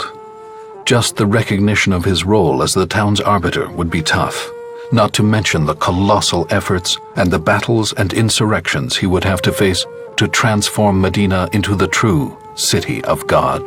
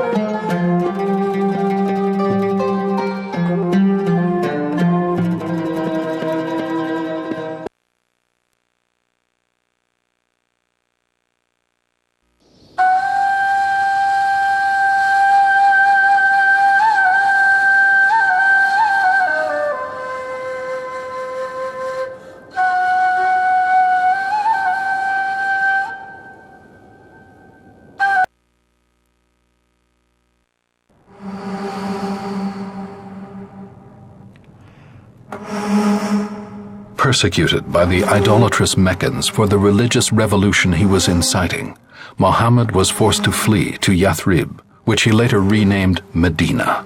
Legend states that the first miracle occurred during this flight. A spider spun a web at the entrance to Muhammad's hiding place in order to deceive his pursuers. The Arabian prophet was born in Mecca in 570 AD. At 40, he had a revelation. Located 350 kilometers from Mecca, Yathrib was an important stop for the great caravans heading to Persia, yet it had never developed into a major metropolis. It had, thus far, been relegated to the margins of history due to its peculiar location and mixed population. This changed in 622 with the Hijra, the migration that initiated the Islamic era.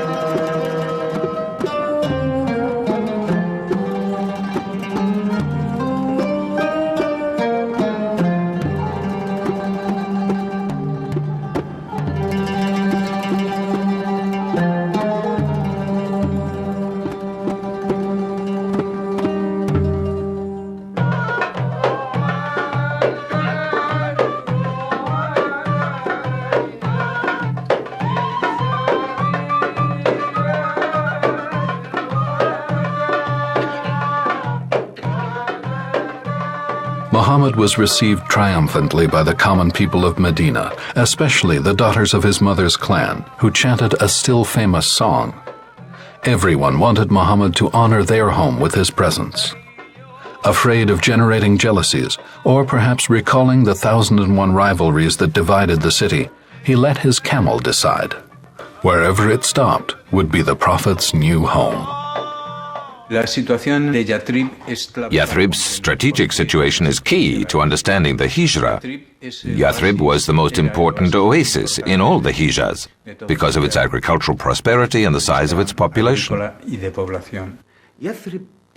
Yathrib was home to several groups, including the Jewish tribes, the Kainuka, the Nadir, and the Qurayza.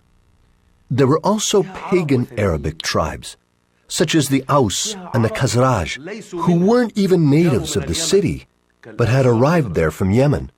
Feuding broke out between the Aus and the Khazraj, causing rifts within the city of Yathrib.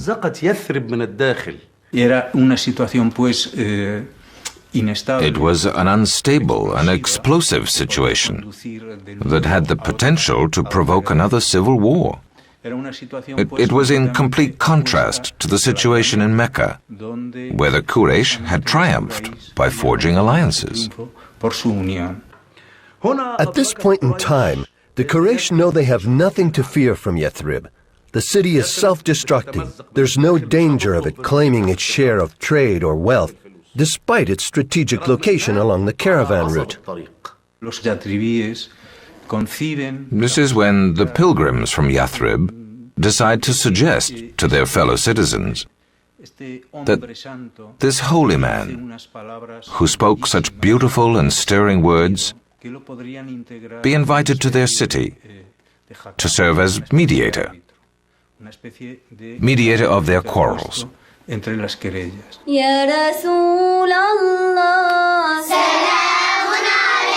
يا رفيع الشأن والدرج يا رسول الله سلام عليك يا رفيع الشأن والدرج مولاي صل وسلم دائما أبدا على النبي وآل البيت كلهم يا ربي بالمصطفى بلغ مقاصدنا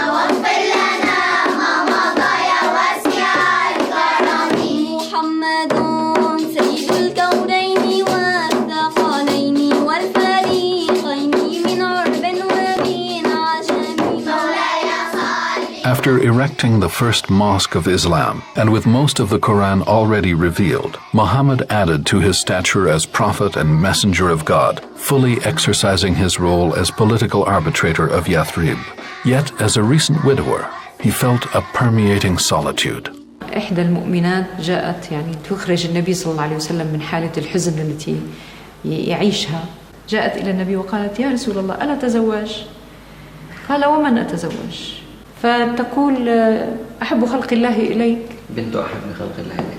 ووردت أيضا أحب خلق الله إليك عن عائشة. نعم.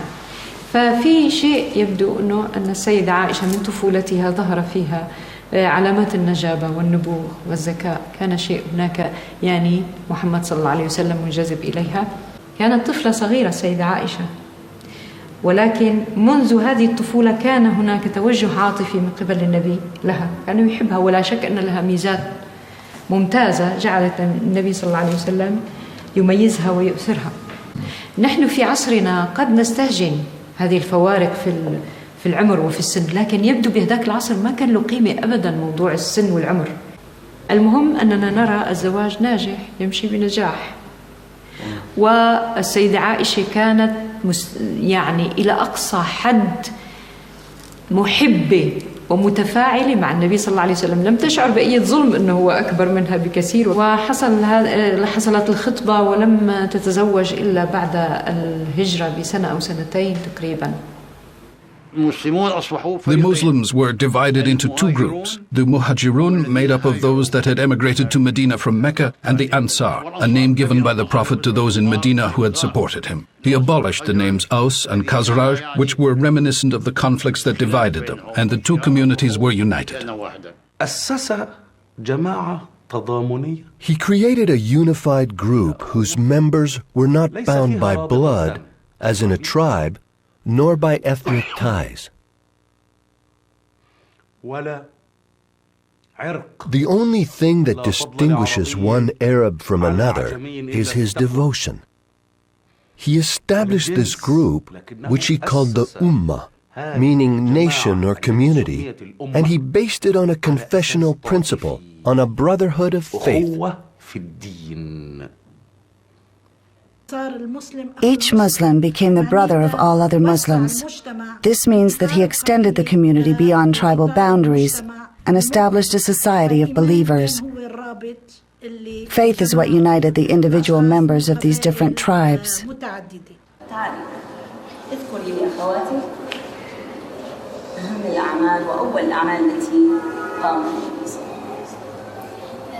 لما هاجر النبي صلى الله عليه وسلم على المدينة فهناك أعمال قام فيها. أول أعمال اللي قام فيها هي تأسيس الدولة الإسلامية. كيف تأسس الدولة الإسلامية؟ من خلال بناء المسجد اللي يعتبروا هو ركيز للدولة الإسلامية. فيه بيجتمع المسلمين يتداولوا أمورهم الحربية والسياسية والدينية كل الأمور فيه. ثاني عمل النبي صلى الله عليه وسلم لدى وصوله للمدينة هو المؤاخاة بين المهاجرين والأنصار. أصبح الأنصاري يتنازل عن كل ما يملك نصف ما يملك لأخوه المهاجر من ديار وأموال، حتى أنه تنازل عنه عن بعض زوجاته.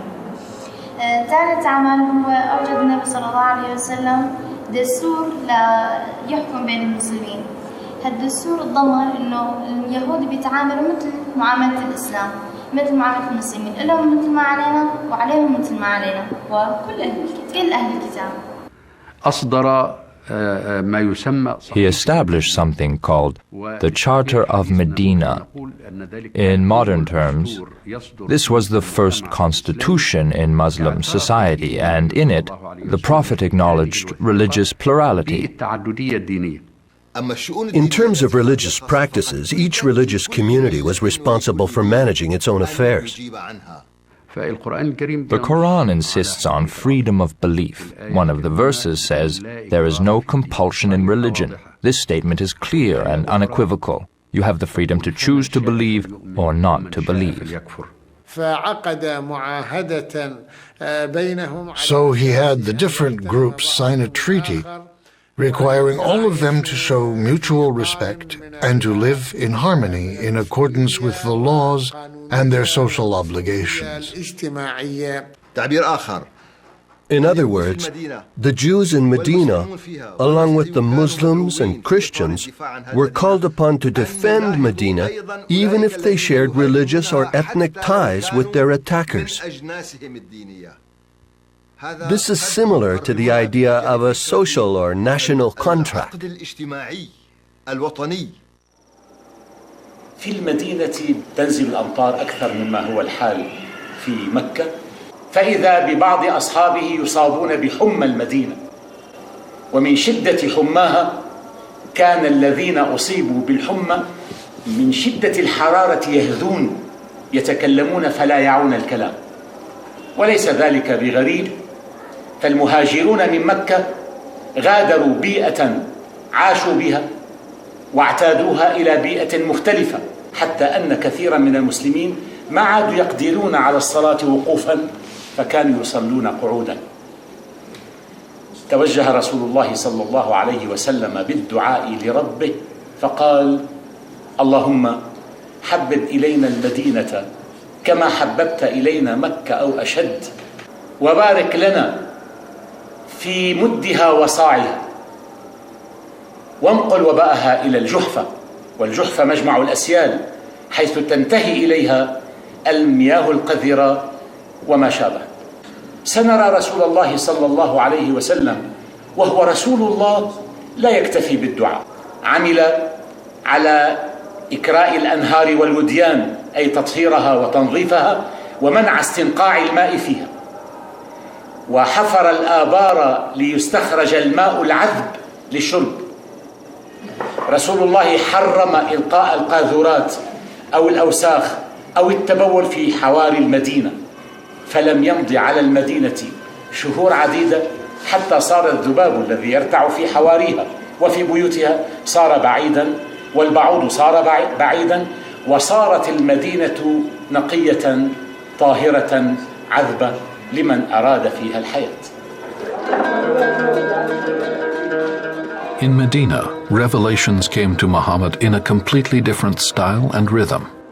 Verses were much longer and became increasingly legislative and prescriptive. The rules concerning incest, the marriage code, food, and inheritance were all revealed at Medina. The rituals were not outlined in exhaustive detail, apart from the one about pilgrimage. For prayer, paradoxically, only the stipulations for practicing in cleanliness were elaborated in detail in the Word of God.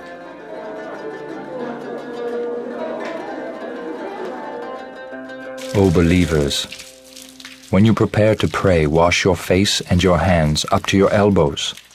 Wipe your head and your feet up to your ankles. Purify yourselves after cohabiting with your wives.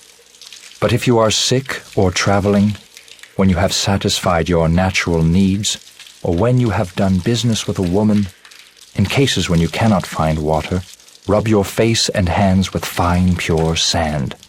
Surah 5, verses 8 and 9. The Prophet's control over Yathrib was put to the test for the first time in 624 AD, the second year of the Hijrah.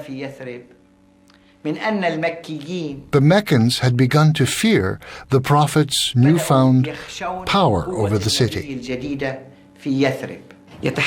Historians claim that Mecca produced nectar, while Yathrib produced war. Mecca was home to love, while Medina was home to war. This policy of confrontation was motivated by urgent material needs. What were the emigrants to eat? While there were some merchants among them, they had lost all their money. Others, even poorer, were neither craftsmen nor farmers. How would they provide for themselves? They came up with the most logical solution. They would live according to the age-old Arab practice of jihad. It was then that Muhammad decided to launch attacks against the Quraysh. He took their penchant for raiding each other and he channeled it toward the enemies of the emerging religion. Muhammad's successors would also exploit this Bedouin ferocity in their conquests. Islam preached that prosperity would come later, on the final judgment day, in paradise. But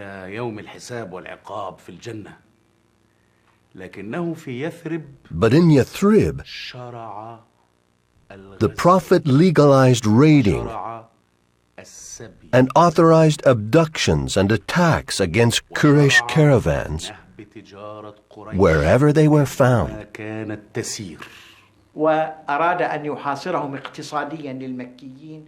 He wanted to impose an economic blockade on the Meccans by attacking their caravans headed for Syria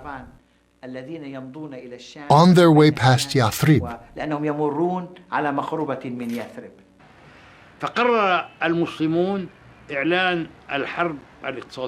The Muslims decided to wage an economic war against the Quraysh. There was a very large trade caravan led by the Quraysh commander, Abu Sufyan. Almost all Meccans, no matter what their means, took part in it to some degree. Badr. No chronicle would ever have mentioned this remote corner of the world if not for its 3 wells and if as a result it hadn't been an obligatory stop on the caravan route. Since Muhammad's move, migrants kept arriving from Mecca. They were idle with no resources, and this increasingly irritated the Medinites. Was it by chance that the Prophet decided to launch the military operation of Badr right at this moment? وخرجوا إلى المدينة المنورة تركوا وراءهم ديارهم وأموالهم وأخذها المشركون غنيمة وحينما علم النبي صلى الله عليه وسلم بخبر قافلة لقريش خرج من بلاد الشام وعلى رأسها أبو سفيان بن حرب تريد مكة المكرمة استنفر أصحابه للخروج إلى هذه القافلة لا يريدون القتال إنما يريدون تعويض ما فقدوه من أموالهم وجاءت قريش زاحفة تريد القتال وكان عددهم ما بين 900 إلى 1000 مقاتل وكان عدد الصحابة 300 ونيف من المقاتلين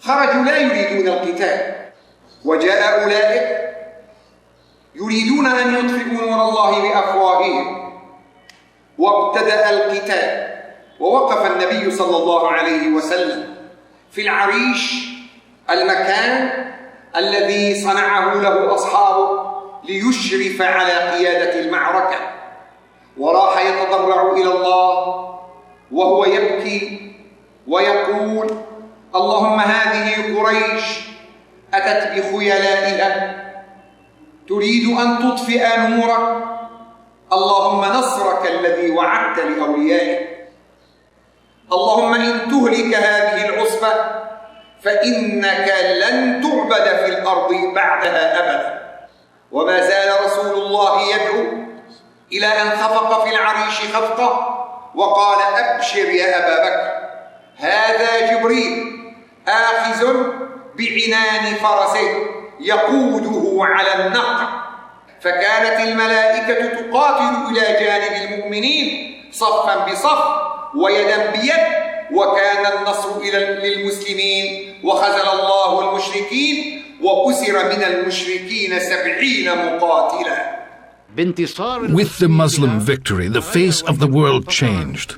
The Muslims won. This marked the beginning of the spread of Islam. Had the infidels won, it would have spelled the end of Islam. Up to that point, the words of the Prophet and the Quran had always deferred the promise of wealth. But as of that moment, Material gain here on earth was promised as a reward for embracing Islam. If we win, I get money, I can capture women, I can become rich, even if I was poor before.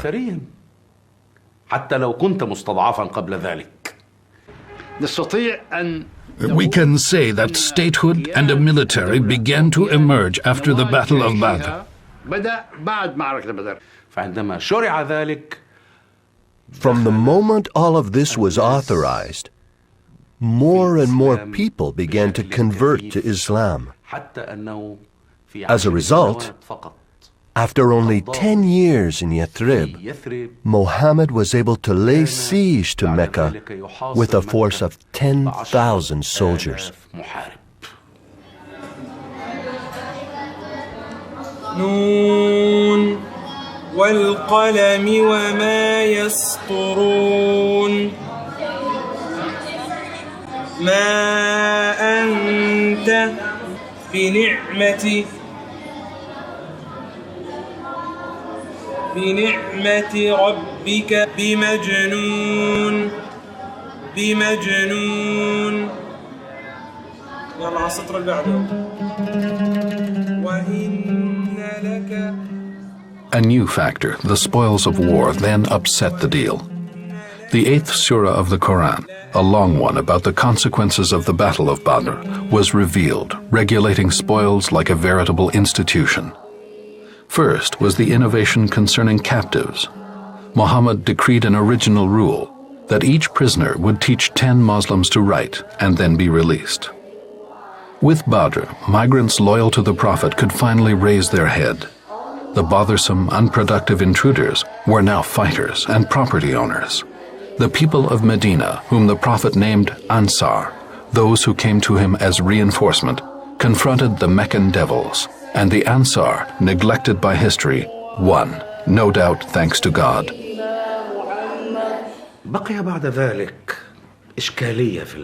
The Quraysh tribe was weakened and began to vacillate.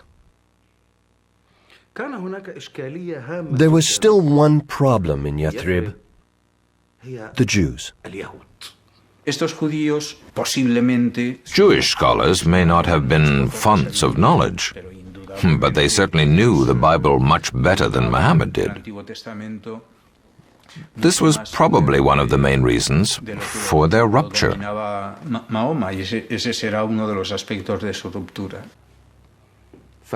On the strength of their own revelation, the Jews were the living denial of Muhammad's prophecy. There they were, using their own sacred book to deny the mission of Muhammad to his face and in his very own city.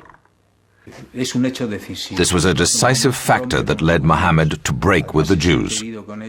He felt insulted and would prove to be merciless in his treatment of them.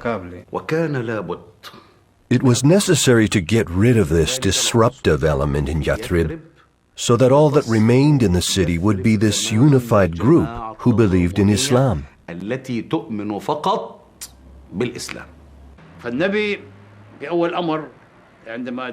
On his arrival in Medina, the Prophet preached only against idol worship. He allowed the Jews to preserve their faith. He forged a pact with them. This pact, which was established in writing, was short-lived because the Meccans, who had been defeated at Badr, had secretly renewed contact with the Jews in Medina.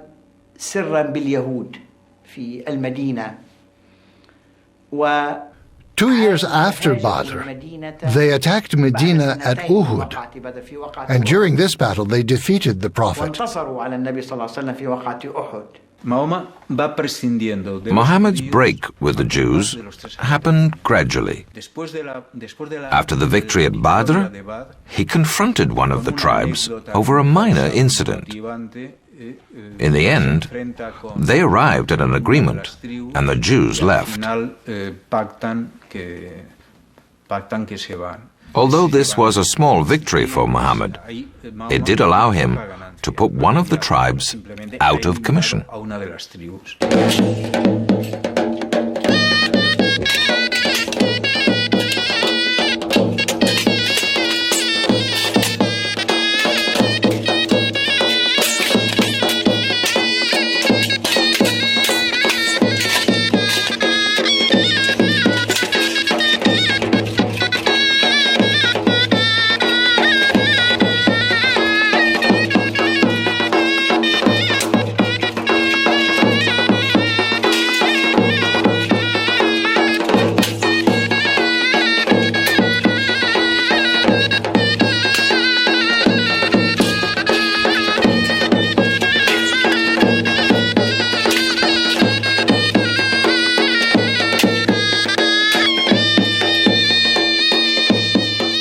fortune is good for something. This is more or less how the early chronicles of Islam extolled the defeat at Uhud.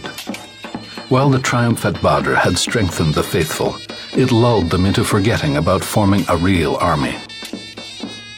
Seeking revenge for Badr, the Meccans led several thousand men to Uhud, close to Medina. The Prophet's army overestimated its strength and was defeated, even though it had enlisted mercenaries commanded by heroes from the earlier Meccan campaign, such as Omar and Hamza, Muhammad's young uncle. Hamza fell in this battle, killed by a slave with no other stake in the whole thing than buying his freedom.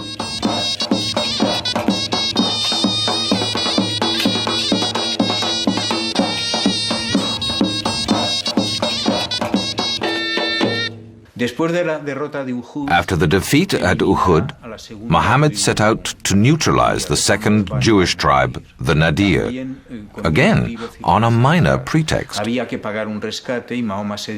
ransom had to be paid, and Muhammad appealed to the Nadir chief for a contribution, given that the Jews now belonged to the Ummah, the new social structure established by Muhammad at Yathrib. The Jews, the Nadir leaders, replied, Abu al-Qasim, we grant you the aid you request. So they agreed to pay, to help out. Muhammad was sitting with his closest advisors when suddenly he got up and left. The others followed, asking, "Where are you going?" He replied, I have received a visit from my brother Gabriel. He has informed me they are plotting against me. And then he said, I have learned that the Jews are planning my death. So he declared war and surrounded them, and history repeated itself. The Jews were counting on their allies, who did nothing, and they were forced to surrender. After defeating them, he gave them a choice between submitting to his authority or being expelled. They chose to leave Medina and emigrate. Some emigrated to Khaybar, while others went to Syria, Palestine, and Iraq. The Jews surrendered. But unlike the last time, they weren't given the opportunity to sell their possessions. He let them leave with only their personal effects. They were forced to abandon their land. In one fell swoop, he had rid himself of the Nadir and secured a homeland for the emigrants.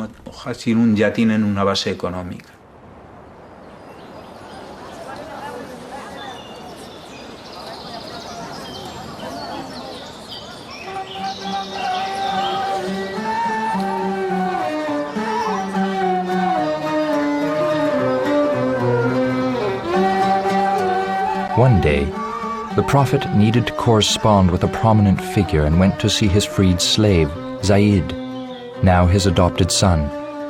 Muhammad found only Zayd's wife, Zainab, who received him. The messenger of God had previously felt an aversion to this woman, but seeing her this time, he was seduced. He said, "Oh, how the transcendence of God inverses the heart's inclinations." He declined Zainab's proposal to stay and wait for Zayd, and he left. When her husband returned, Zainab told him about the words of the messenger of God. Zayd was edified by this, and God triggered antipathy in his heart for his spouse, so that he turned away from her. Zayd went to see the Prophet and said, "O messenger of God, I wish to separate from my wife. She's too noble for me, and this is hurtful to me." "Keep your wife and fear God," recommended the Prophet. Nevertheless, Zayd ended up divorcing her. Zainab, the daughter of a noble tribe, was very generous with the most disenfranchised. She even worked to distribute aid to the destitute. Aisha said that Zainab was the most beautiful and desirable of her whole entourage. Although Zainab was much older than Aisha, in her 40s by this time, they shared a great complicity. Months later, in a state of divine inspiration, God scolded his prophet to go and confront his desire. And the order was given to accept marriage to Zainab. Thus the prophet summoned Zayd and said to him, I trust no one more than you. Go in my name and ask for the hand of Zainab. At Zainab's house, Zayd found her kneading bread and broke the news to her. The joyful Zainab said grace to God in a prayer. Zamakchari, 12th century. C'est à cette occasion que Aïcha, son autre épouse, On this occasion, Aisha, one of his other wives, said to him jokingly, Your God's revelations are much to your benefit. All of Muhammad's marriages, according to the historians, were political. The Zainab episode was different in that Muhammad's desire broke the law. It's interesting to observe the Prophet, this man assuming his transgression, assuming his desire through transgression. And in this episode, we see the emergence, through this desire, of an absolute, a kind of transcendence.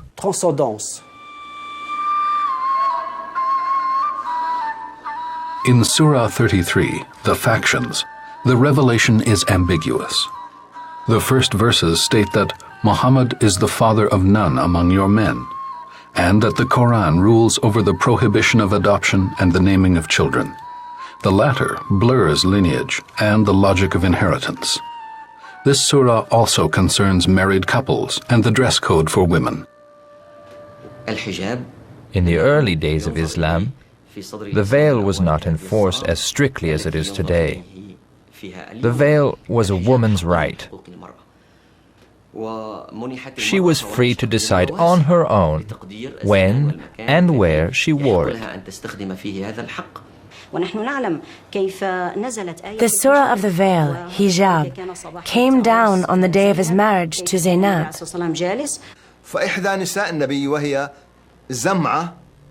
A companion of the Prophet's wives had gone out during the night to relieve herself. Some men approached her and molested her, and the Prophet began to worry. It was after this incident that the Prophet received the verse that led him to veil his wives, that is, to forbid them from fraternizing with other men. Let's talk about mixed worship. There are thousands of mosques in the Muslim world, but we have only inherited one mosque that remains exactly as it was in the Prophet's time. That is the Kaaba Mosque. This is the only mosque where mixed worship is permitted. Women circle the Kaaba alongside men. They cast stones with the men for the act of lapidation or stoning.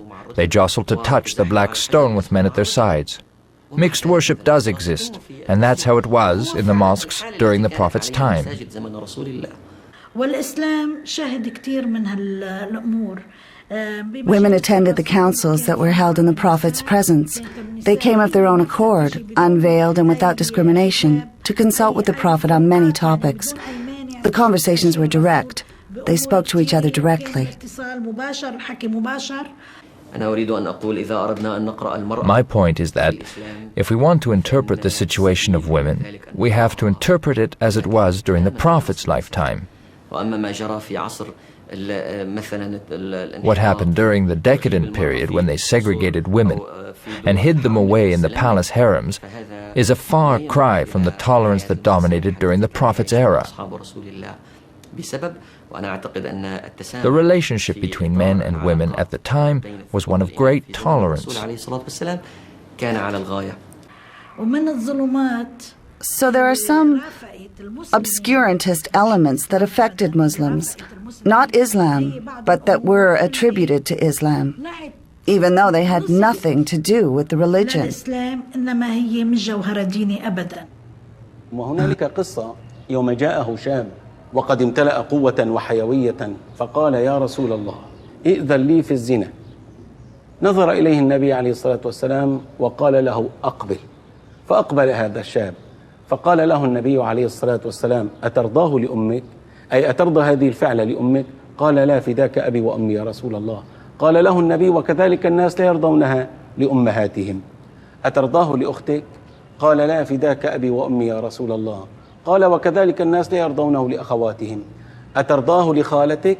وراح يعدد عليه قريباته، وفي كل مرة كان يقول لا، فداك أبي وأمي يا رسول الله، والنبي يقول له وكذلك الناس لا يرضونه لأخواتهم ولا لخالاتهم ولا لعماتهم. ثم قال له أدن أيضا، فدنا هذا الشاب الممتلئ، فوضع النبي عليه الصلاة والسلام يده على صدره وقال اللهم طهر قلبه وحصن فرجه واغفر ذنبه. فقال هذا الرجل بعد إذ كان هذا الدعاء، قال والله أتيت إلى رسول الله وما من شيء أحب إلى قلبي من الزنا، وخرجت من عند رسول الله وما من شيء أبغض إلى قلبي من الزنا. That old demon, insurrection, reawoke in Medina. A faction which the Quran referred to as the hypocrites joined with Muhammad's enemies and got together to plot the siege of the prophetic capital.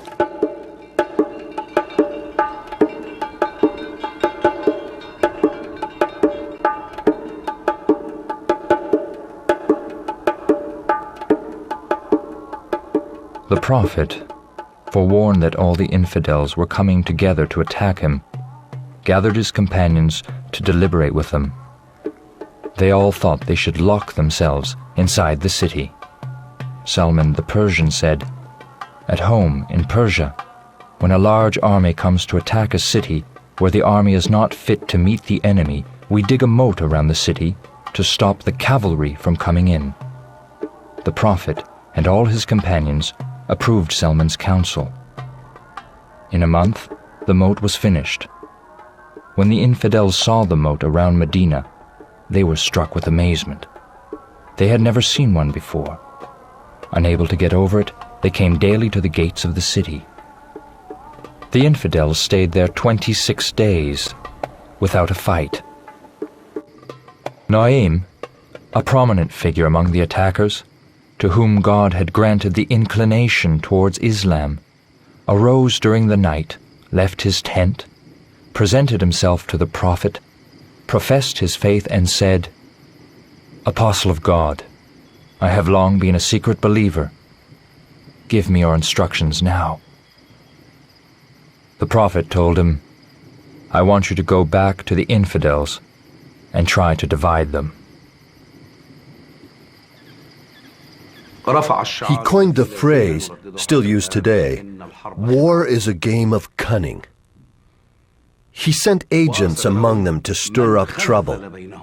They killed each other, and on top of it all, it was winter. There was heavy rain, and the siege thus ended without combat.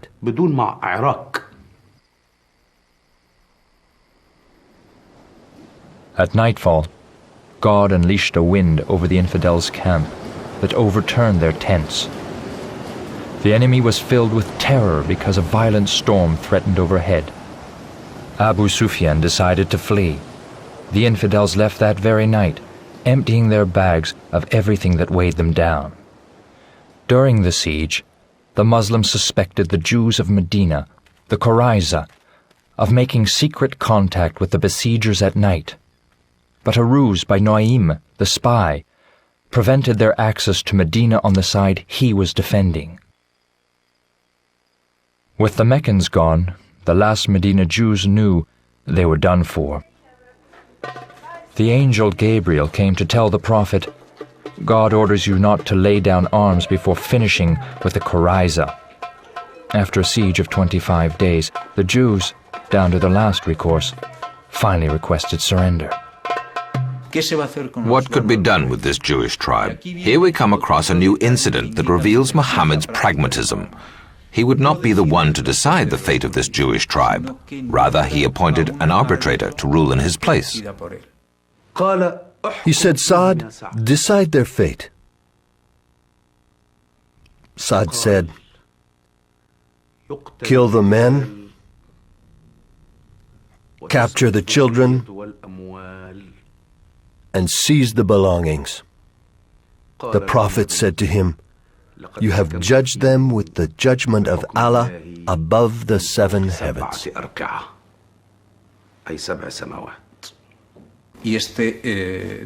And so he issued a terrible decree. The women and children were to be sold as slaves, and all the men executed. A pit was dug, and the Qurayza approached one by one like little lambs to have their heads cut off. As with any new and emerging state, even the smallest retreat, the slightest hesitation could prove fatal. This is why it was often necessary to sacrifice large numbers of people in order to reinforce the power of the new state. The lesson was a terrifying one for the entire population of the Arab Peninsula. Everybody was terrified at the news of the execution of 900 people in a single day. This is the most dramatic episode. It was later used as propaganda by the Byzantine Christians, who accused Muhammad of being an impostor, a cruel man who had used force to impose himself.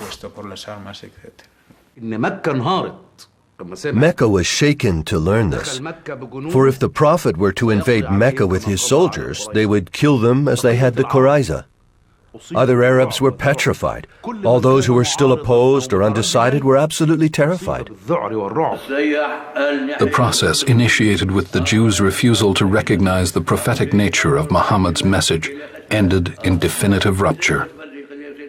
In Muslim tradition, this separation is represented by the direct allegiance of Islam to Abraham, the source of all monotheisms, through his son Ishmael.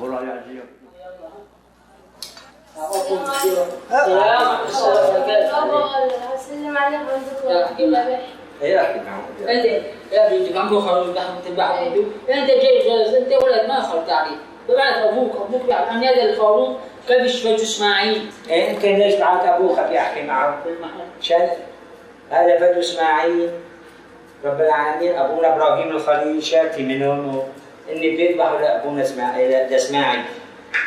فقوم رب العالمين يقول له يا ابتي افعل ما تؤمر تجدني ان شاء الله من الصابرين.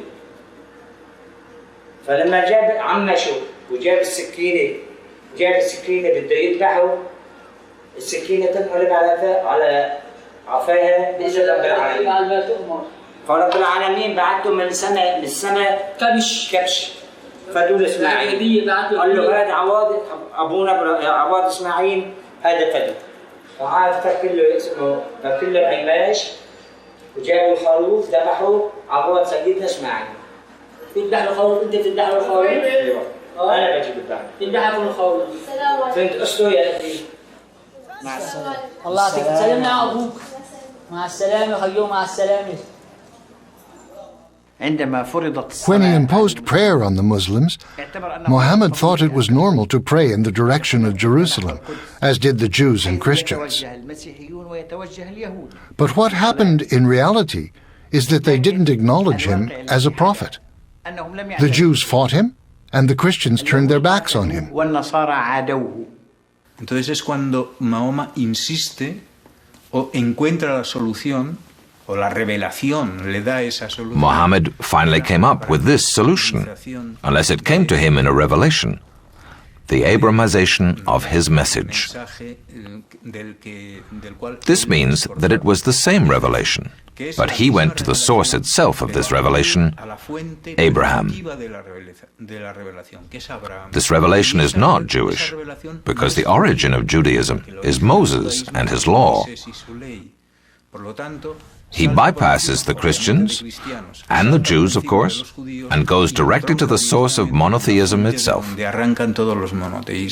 It is a fundamental understanding of Islamic thought that what non-Muslims see as the last of the major monotheistic religions, that is, Islam, is in fact the primordial monotheistic religion. In fact, there's a famous hadith or saying of the Prophet to this effect, that all children are born Muslim and that it is the parents who make them Jews or Christians. So Islam sees itself as being the original expression of God's will. He said, "Why should we continue to look upon Jerusalem as our Qibla, the direction of prayer? All we have to do is return to our original Abrahamic Qibla, which is the Kaaba. Since his ancestor by Ishmael was Abraham, and since he was also his religious ancestor, his spiritual guide, as he was for the other monotheistic religions." A second major consequence of the rupture with the Jews and Christians is what we might call the Arabization of the message. In short, let's say Abramization on the one hand, and an appeal to the source of revelation on the other. So when Muslims see differences between the Bible and the Quran, or between the beliefs of Jews and Christians and those of their own, they attribute this difference to Jewish and Christian corruption, either deliberate or inadvertent, of their scriptures and of the revelation that they received from God. بسم الله الرحمن الرحيم. جلس النبي صلى الله عليه وسلم قبل بعثته وبعد بعثته يتعبد الله ويتحنس الليالي ذوات العدد، وذلك على الحنيفية السمحاء التي كان عليها الأنبياء من قبله. وبعد بعثته يتجه إلى بيت المقدس أولى القبلتين، لكن رسول الله صلى الله عليه وسلم كان يتطلع إلى السماء ما بين الفينة والأخرى، ينتظر أمرا من الله بأن يجعل للمسلمين وجهة تختلف عن وجهة من قبله. جلس 16 شهرا صلى الله عليه وسلم مع أصحابه بعد هجرته إلى المدينة المنورة يتوجه إلى بيت المقدس، وبينما هو في صلاته يصلي بالمسلمين وإذا به صلى الله عليه وسلم ينزل عليه الوحي ويأمره بأن يتوجه إلى الكعبة المشرفة لتكون قبلة للمسلمين إلى يوم القيامة. ونزل قوله تعالى: قد نرى تقلب وجهك في السماء فلنولينك قبلة ترضاها فول وجهك شطر المسجد الحرام وحيث ما كنتم فولوا وجوهكم شطره. واتجه المسلمون بصلاتهم إلى الكعبة المشرفة لتكون قبلة لهم وإلى قيام الساعة.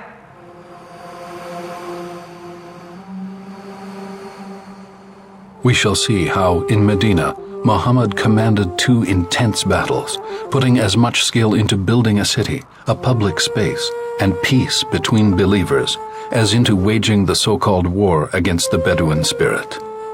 Muhammad would end his life in Medina.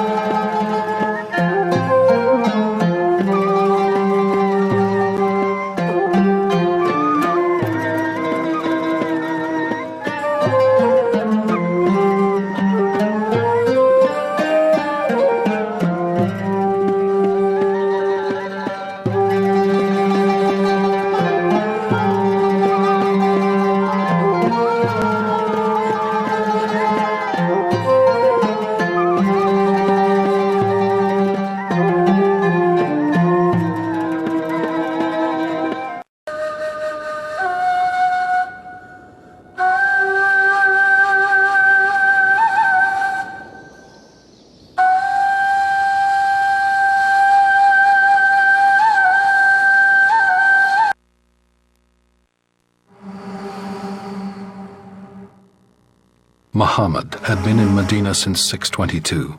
He was called away on a seminal mission, the migration or hijra, to illuminate the polytheism darkening Mecca. The message he received one day in 610 AD, the early stages of a universal religion that extended Judaism and Christianity, the two previous monotheisms, had become clearly more political. So much so that he undertook a journey that would prove to be long and difficult, namely the war needed to unify all Arabs, starting with the Meccans. Medina was far from his clan, far from Mecca, the caravan town where he was born in 571. In Medina, Muhammad immediately founded a community that congregated around him like bees to honey or dates on a date palm. The Battle of Badr, where Muhammad seized a rich caravan belonging to the Meccans, was the first step in this campaign, confirmed throughout the revelation as desired by God.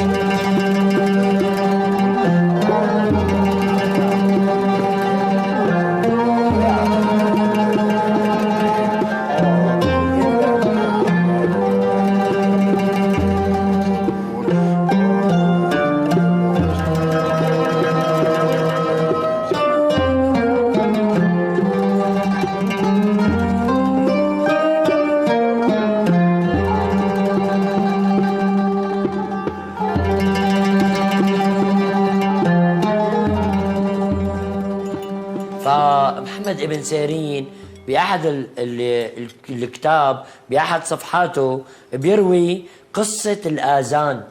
بيقول إنه في أحد الصحابة رأى منام، وبهالمنام شاف حاله إنه طلع لقى فيه المسيحيين إلهم كنائس ولهم أجراس بتقرع مشان الناس تجي بوقت الصلاة.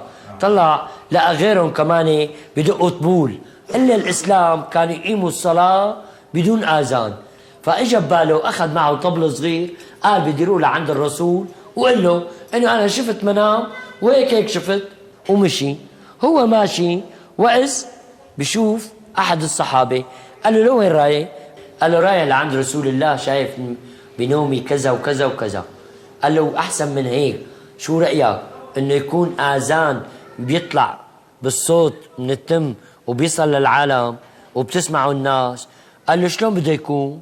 قال له بتقول الله أكبر الله أكبر أشهد أن لا إله إلا الله أشهد أن محمد رسول الله حي على الصلاة حي على الفلاح قد قامت الصلاة قد قامت الصلاة. قال له والله شي حلو. أخذه وركض لعند الرسول، دخل عليه قال له يا رسول الله أنا شفت منام وجرى معي كذا وكذا، وعلى الطريق شافني أحدهم وقال لي اقتراحه يكون الآذان بهالشكل. الرسول صلى الله عليه وسلم لما سمع قال له اسمعني النداء. سمعوا النداء، أمر بلال قال له قم يا بلال انهض إلى السطح وأذن. فطلع وأذن على السطح، فصارت الناس تجي وأعجب هذا الكلام لرسول الله صلى الله عليه وسلم.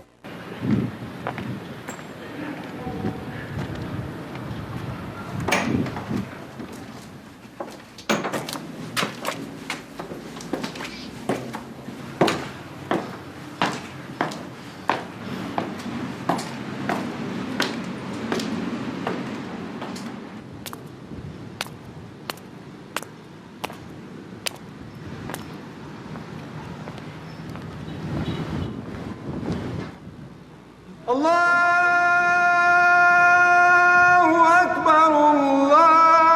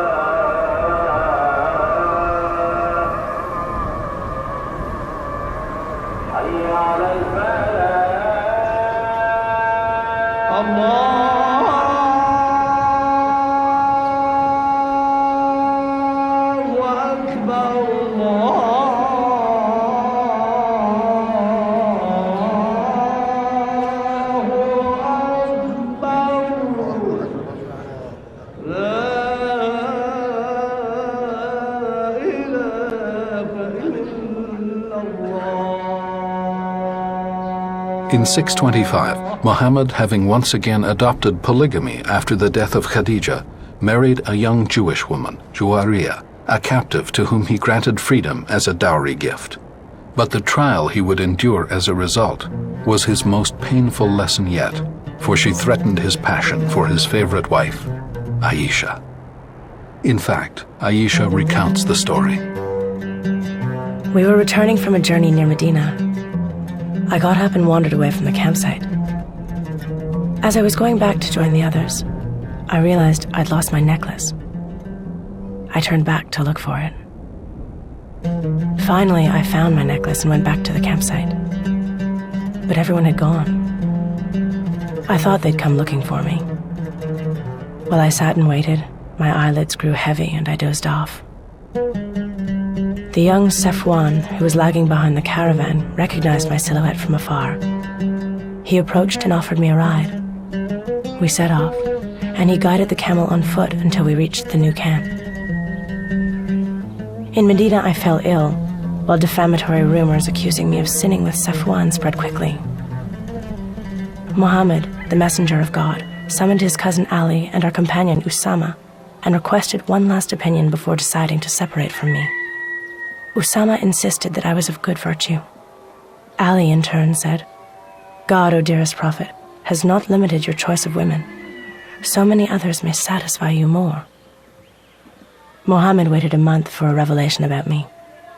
He professed his faith and told me, Listen, Aisha, if you are innocent, God shall confirm your innocence.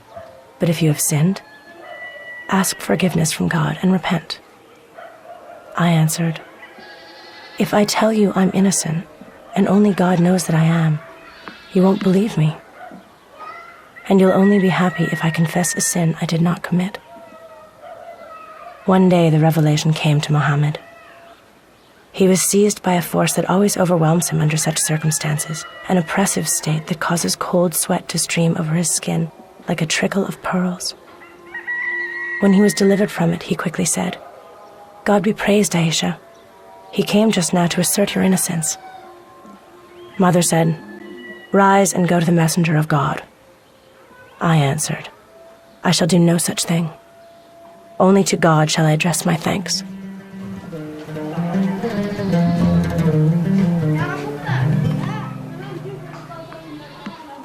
The suspicion that oppressed Aisha, dispelled by the word of God, bore significant legal consequences. Before the law intervened, it was necessary for Aisha to know and respond to the verbal accusations. So, who watched whom in order to judge? Under simple circumstances, the problem of ordinary testimonial had been resolved. For minor offenses and contracts, 2 witnesses were adequate. Then there was the shadowy realm of sexual intimacy. Here, any violation such as adultery required 4 witnesses. Who regards whom to judge them? No one. No one must command attention. Only God may shine his gaze upon the city being born.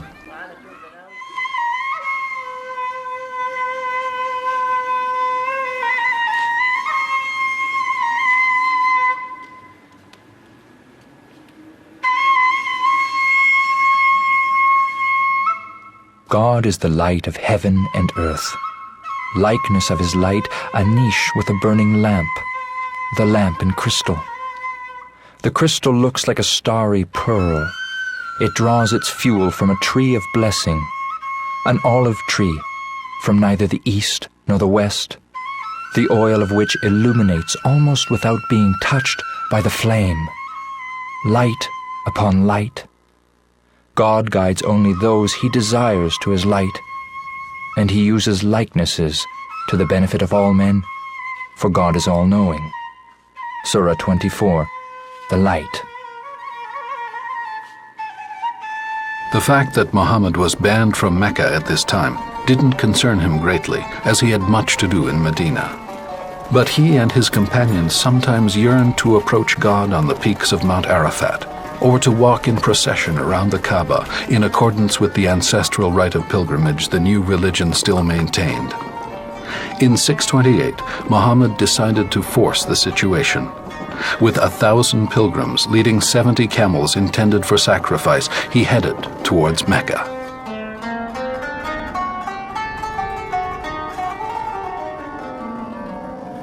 لما خرج الرسول عليه الصلاة والسلام من المدينة عام الحديبية أمر الناس أن يحرموا من أجل أن يبلغ رسالة لقريش أنه يريد العبادة، يريد الطاعة، لا يريد الحرب.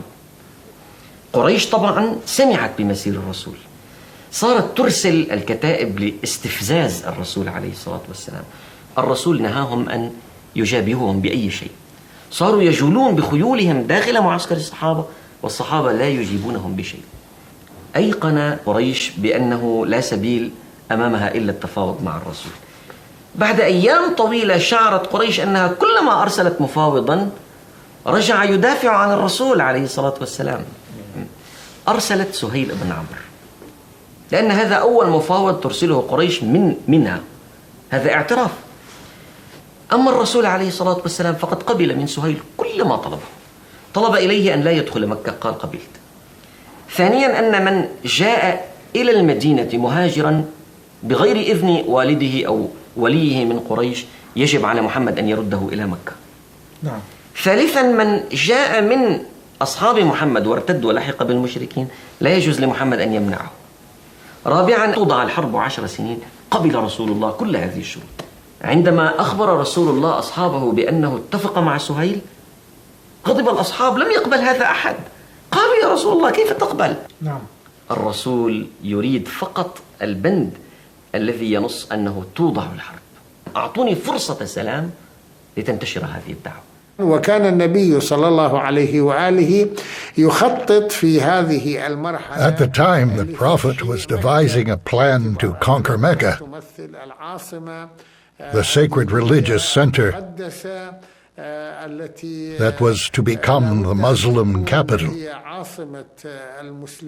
since it was the direction of prayer and the home to the Kaaba. لكن كان أمام النبي. But the Prophet had two objectives. مكة. The first one being Mecca, home to the sacred Kaaba, the seat of power, the Arab elite.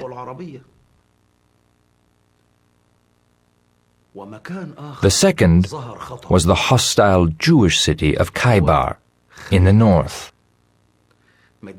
which had pushed the Arabs to lay siege to Yathrib.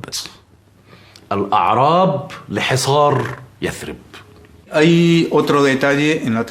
There is another incident related to the Treaty of Hudaybiyah that was especially significant because it was to set a precedent for the definition of authority in Islam, for the definition of the scope of the leader's authority. According to the facts, Muhammad had sent Othman to negotiate with the Meccans. These negotiations were likely prepared in advance. Othman was late in returning. لما راح عثمان بن عفان على مكة وصل أخبار لرسول الله صلى الله عليه وسلم إنه عثمان قتل، إنه حبسوه وقتلوا مين؟ أهل مكة الكفار المشركين. فوقف محمد صلى الله عليه وسلم غاضب وقال للصحابي إنه وقف ليبايعوا الصحابي على إيش؟ على الموت في والقتال المشركين، لأنه عثمان بن عفان واحد من الصحابة. يا محمد يا رسول الله نحن بأمرك، بتحب نقاتلهم، بتحب نحاربهم، نحن تحت أمرك بأي شيء. فبايعوا الرجال، حتى أنه النساء كان لهم دور كبير في هذه البيعة، وبايعوا محمد رسول الله صلى الله عليه وسلم. كان النساء كثير بايعوا الرسول صلى الله عليه وسلم على أنهم حتى هن بايعوا على إيش؟ على الموت.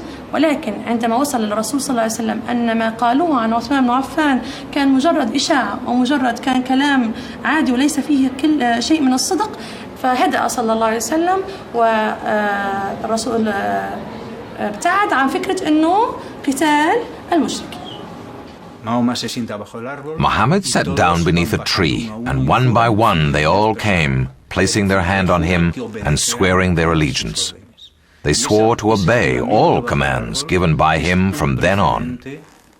This oath under the tree can be seen as the origin of the Muslim leader's nearly absolute power, whether as a caliph or otherwise. In other words, Muhammad took advantage of this incident to consolidate his authority. Muhammad was a keen politician.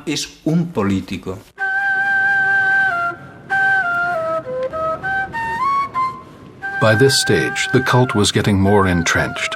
The edifice of Islam now rested on what tradition soon referred to as the 5 pillars. The first pillar is a dual profession of faith, or shahada, that there is no God but Allah and that Muhammad is God's messenger. These 2 professions of faith comprise one of the pillars of Islam.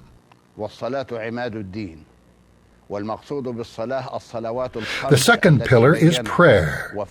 Prayer is the pillar of faith. It requires that Muslims observe the 5 prayers performed daily by the Prophet, who said, "Pray as you see me pray." The third pillar is fasting.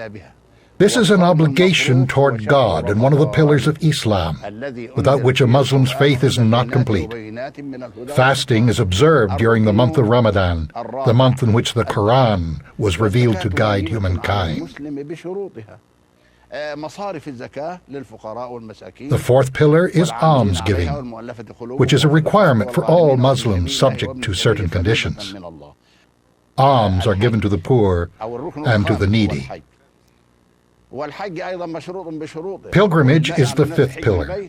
It is also subject to certain conditions. Pilgrimage is for those who have the means, both financial and physical. These religious obligations are the pillars of Islam, and no one can be considered a Muslim unless he or she observes them. The pilgrimage to the Kaaba is an ancient ritual and acknowledged as such in the Muslim sources themselves. We see here a prophet who was able to take religious practice that was already known in the culture that he was addressing and to remold it, to renew it to the worship of the one God to whom he was pointing. When we talk about Muslim law or Sharia, we tend to forget that at least 1/3 and up to 1/2 of these laws existed in the pre-Islamic period and that people merely continued to observe them. This is why, when they received the order to make the pilgrimage, the converted assumed that they would merely follow the same model as before. Explanations had to be given, because this both was and wasn't the case. Fasting in Arabic was central to the overall asceticism that characterized the movement. This ascetic character of the nocturnal vigils and fasting was predominant in Mecca.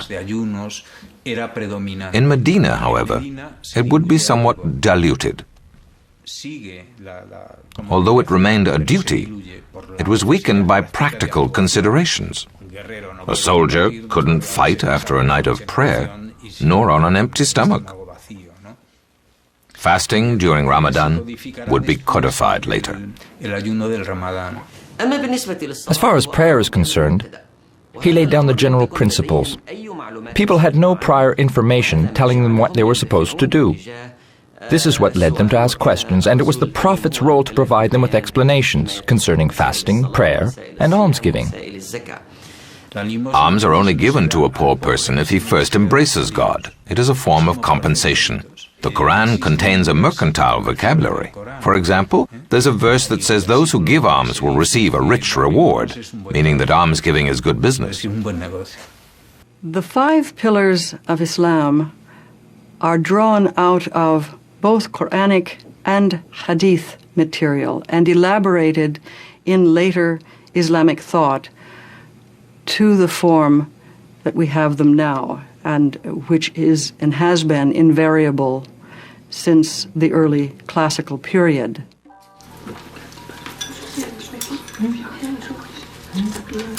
Cults and rituals are so important in Surah 5, the dining table, one of the last to be revealed, that after listing prohibited foods, Verse 3 declares, "Lo, today I have perfected your religion for you." A plethora of minute measures regulating civil and private life were conveyed here and there throughout the Quran.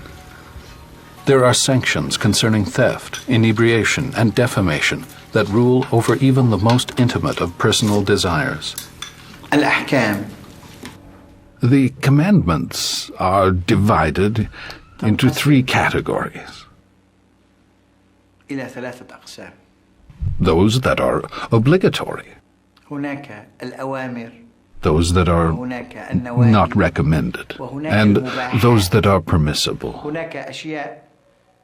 Some things are strictly forbidden, including idol worship, the consumption of wine, and gambling. Before Islam, drinking wine was allowed. The Prophet didn't forbid it all at once. He said, "O you who believe, do not approach prayer while in a state of drunkenness," meaning if you've drunk wine, do not pray while intoxicated. Once people grew accustomed to this, he said, "Wine is not permitted in the case of prayer, nor in any other case." Gradually, he banned wine altogether. So you see, he juggled with the lawful and the unlawful before coming to settle on total prohibition. The prohibition against figural representation may seem to reflect some of the analogous controversies that preoccupied Eastern Christian thought and were centered on the concern about the use or the non-use of icons. In a similar fashion, the prohibition, for example, against pork as a dietary element has obvious connections with Jewish practice. The Quran does not contain a large number of prohibitions. There are some taboos, such as the use of the flesh of dead animals, consuming pork meat or blood, drinking wine, gambling, and idol worship. Then there are the prohibitions concerning marriage, forbidden unto you are your mothers, daughters, and sisters, etc. There are a limited number of taboos in the Quran, but in the Hadith, there are many. Some people don't understand this. They think that Islam is a series of commandments and prohibitions. No. Islam is essentially based on things that are lawful, that are not prohibited in any text. Dans le Coran, Allah interdit dans un même In the Quran, Allah prohibits the consumption of alcohol and gambling in the same verse. What is the connection between these two? At large Bedouin gatherings, there was a practice known as maysir, which is the same term used to describe gambling in the Quran. One of the tribal chiefs would start off by saying, "I will now slaughter 20 camels, and may so-and-so do the same if he is able." Naturally, the others present would have to take up this challenge, and it sometimes happened that a man would ruin himself completely. It is this practice that is prohibited in the Quran. The consumption of wine or alcoholic beverages at these times intensified the frenzy, the sheer madness, so to speak, of the challenge.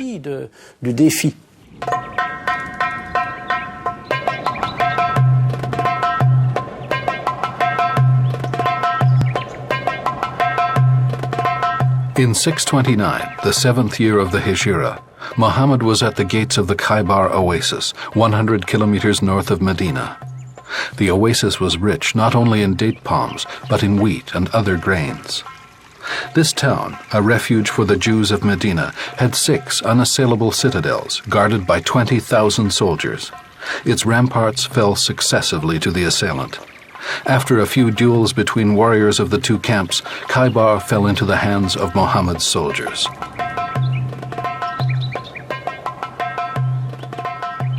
As a result of the Battle of Khaybar, there appeared a new factor. An unmovable asset, the land itself would henceforth constitute part of the spoils of war. It was then that Muhammad introduced something new. Usually, after a victory, the spoils of war were distributed according to the Arab custom. Up to that point, all Muhammad had done was reduce his share. He would take 1/5, and the Arab chieftains would take 1/4. But those he had defeated said, "Why don't you let us stay here? We'll work the land and give you a portion of the harvest. You are Bedouins and soldiers, and if we leave, this land will go to waste." Here we have yet another example of Muhammad's pragmatism. By not banishing them, he set a precedent for future conquests. They got to keep their land and paid a tax to the Muslim community, which then reallocated it according to Islamic custom.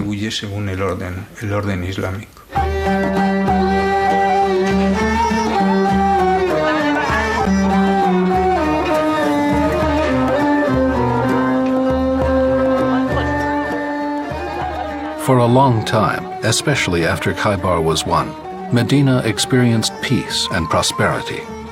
Its markets were lively, and the town took on the appearance of an active urban center. The truce with the Meccans allayed the specter of war. The scope of prophetic vision over the political terrain broadened. Companions were sent out to distant provinces. Long familiar with the powerful figures in other states, Muhammad had his secretaries dictate letters to the most powerful leaders in the region.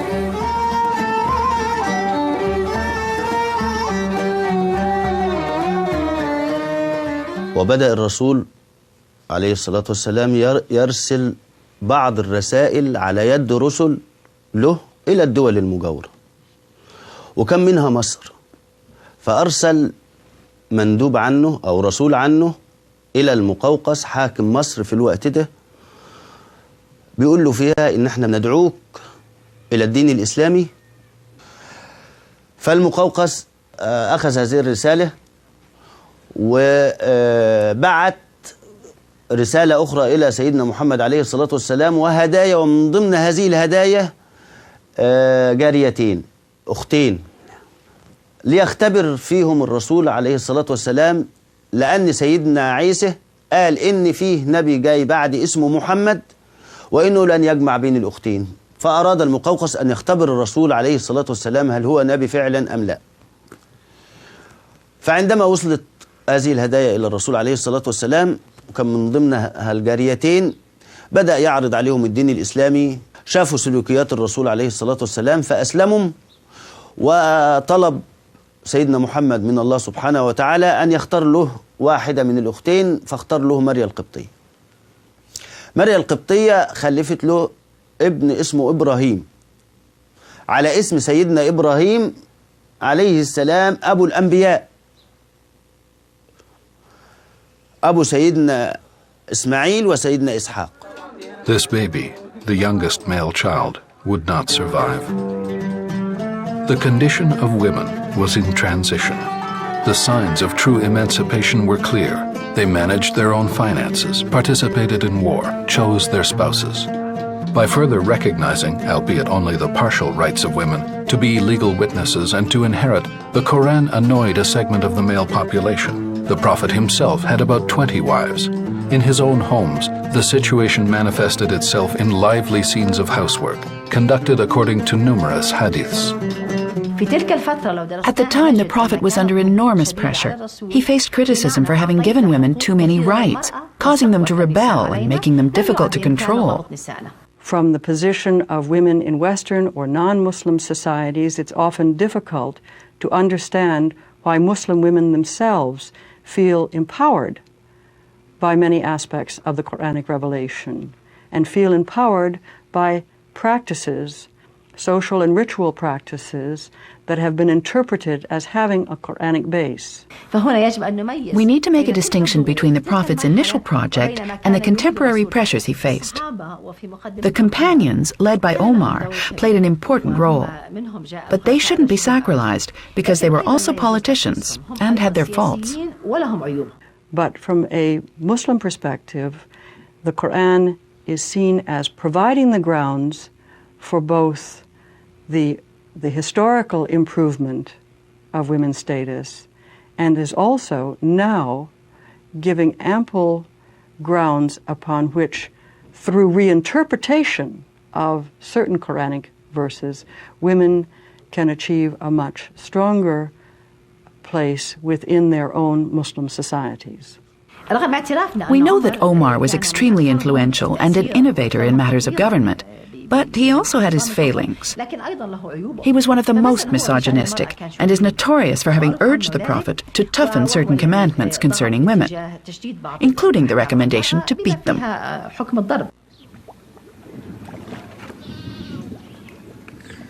Men are superior to women because of the qualities by which God made them superior, and because men bestow their assets upon women.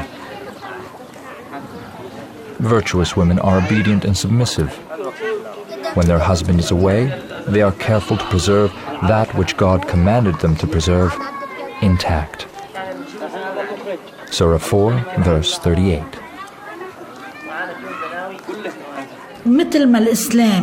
Just as Islam gave women the right to bear witness, a right they didn't previously have, and made the testimony of two women equal to that of one man, it also gave them inheritance rights. Let's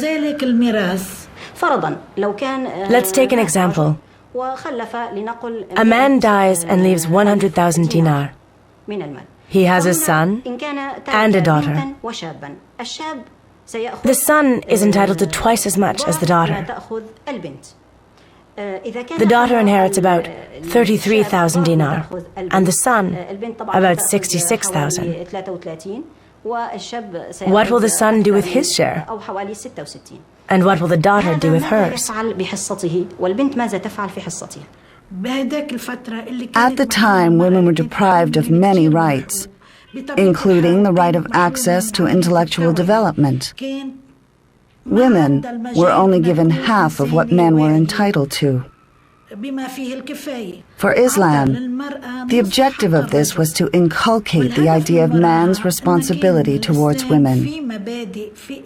A man was responsible for his wife, just as a brother was responsible for his sister. She takes her share, puts it under her mattress, pockets it, or buys jewelry. She does what she wants with it. But when the man gets his share, he must spend it on the upkeep of this woman. He paid a dowry for the girl he wants to marry. He paid money for his wife. There is nothing left of this money for himself.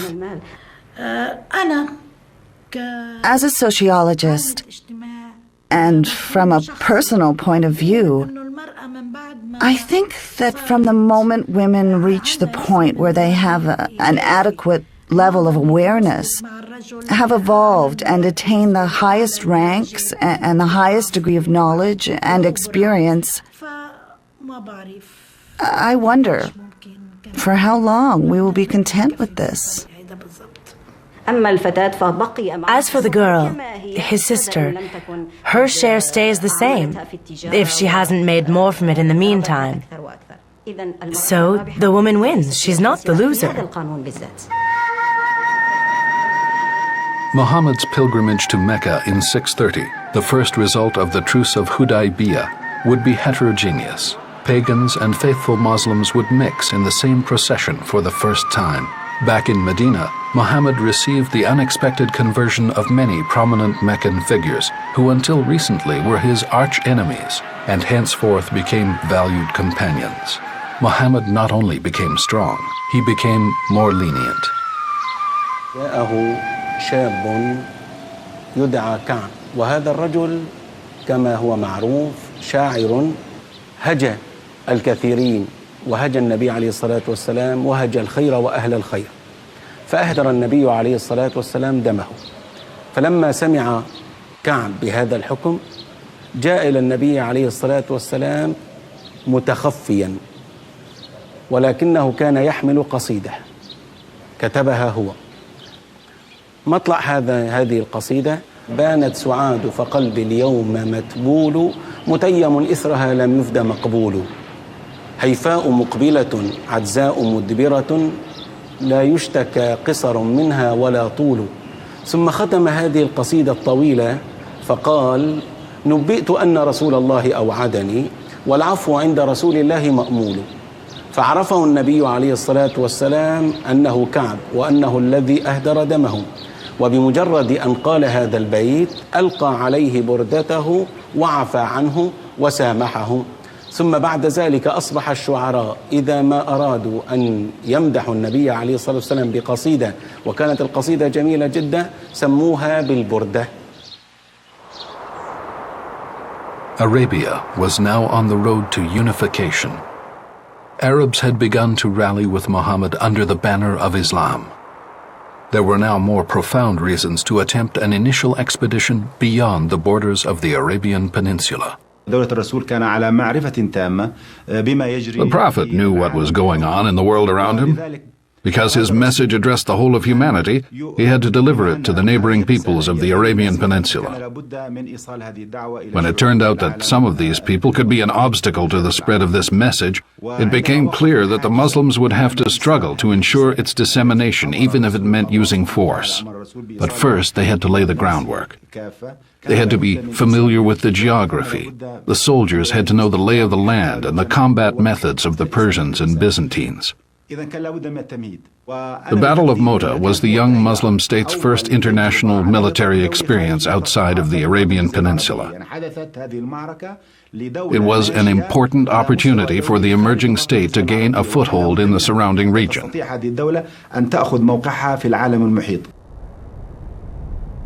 كان تطلع المسلمين إلى منطقة الأردن منذ السنة السادسة للهجرة، والأسباب اللي دفعتهم لذلك هو محاصرة اقتصاد قريش وطرح نفسهم بديل كمتعاملين تجاريا مع بيزنطة ومع القبائل العربية في منطقة بلاد الشام أو مع منطقة بلاد الشام. وكانت معركة مؤتة هي أول لقاء عسكري حقيقي بين العرب المسلمين وبين رعايا الدولة البيزنطية، لا نقول البيزنطيين لأنه المواجهة كانت مع نصارى العرب في منطقة مؤتة.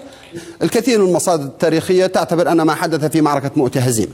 الحقيقة لا، يعني من وجهة نظر عسكرية حتى الانسحاب في وقته إذا كان فيه تأمين للجيوش وسلامتها وانسحابها بكل معداتها وكل رجالاتها، فهذا بحد ذاته يعني نصر. كانت هنا تصنع سيوف تسمى بالسيوف المشرفية، وهي سيوف بيزنطية، ويقال بأن أحد أسباب معركة مؤتة هي سحب الأسلحة أو أخذ أسلحة أو سيوف مشرفية لاستخدامها في الفتح القادم، فتح مكة الذي اعتبره الرسول عليه الصلاة والسلام مقدمة حقيقية لفتح الجزيرة العربية، لما كانت قريش تتمتع به من سيادة على القبائل العربية كلياتها، فهي التي جمعت القبائل في إلافات اقتصادية وسياسية، وهي التي فيها توجد الكعبة محج العرب ومحج كل القبائل، وبها أوثان وأصنام القبائل الأخرى، فبالتالي كان لها تأثير. وكان الرسول صلى الله عليه وسلم يعلم بأنه إذا لم تفتح مكة لا يمكن للدين الإسلامي أن ينتشر في الجزيرة العربية. As the community grew and changed, the revelation continued to legislate. And at the same time, more urban laws were reformed, such as freeing slaves, which in the name of the Quran was connected with paying the price for sin. Other pagan customs were abolished outright, such as burying little girls alive as a sacrifice to the god Wad, the Arabian equivalent of Eros. We see that Islam consists of a faith and a law.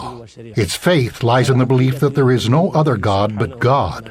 Its law, the Sharia, governs relations among human beings themselves and those between human beings and their Creator.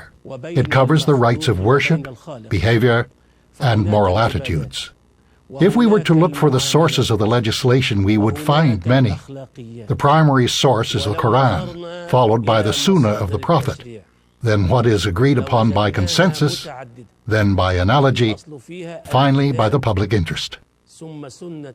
How can the Quran and the Sunnah be used to establish these judgments?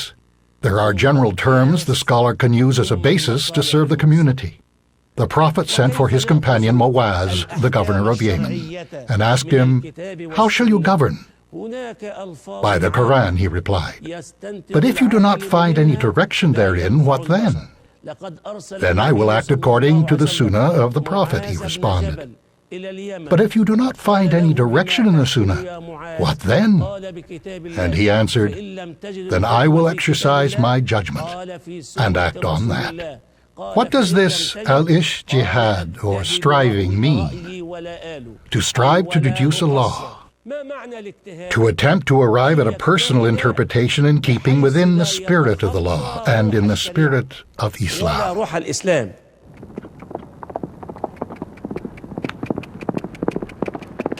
By the steeds that gallop with panting breath, making the sparks from striking hooves fly, than those that make the morning raids in a cloud of dust, who cleave into the heart of the foe.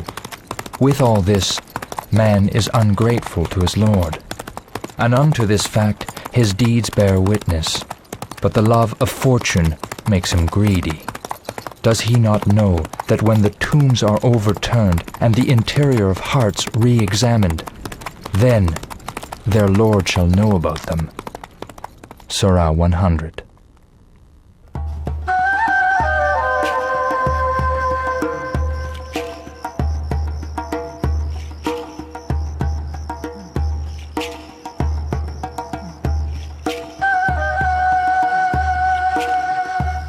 A few months later, in 630, Muhammad besieged Mecca with 10,000 soldiers.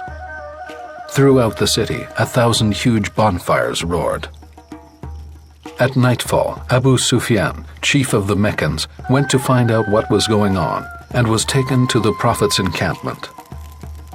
After a long discussion, he finally acknowledged the oneness of God, but refused to recite the rest, namely the recognition of Muhammad's divine mission. They strongly obliged him, and he returned to the Meccans to announce that if they wanted to avoid disaster, they would have to embrace Islam. The next day, Muhammad's troops took over the city without resistance. That day, Muhammad repeated the same forceful gesture that the Quran attributed to the founder, Abraham. Muhammad smashed all the idols.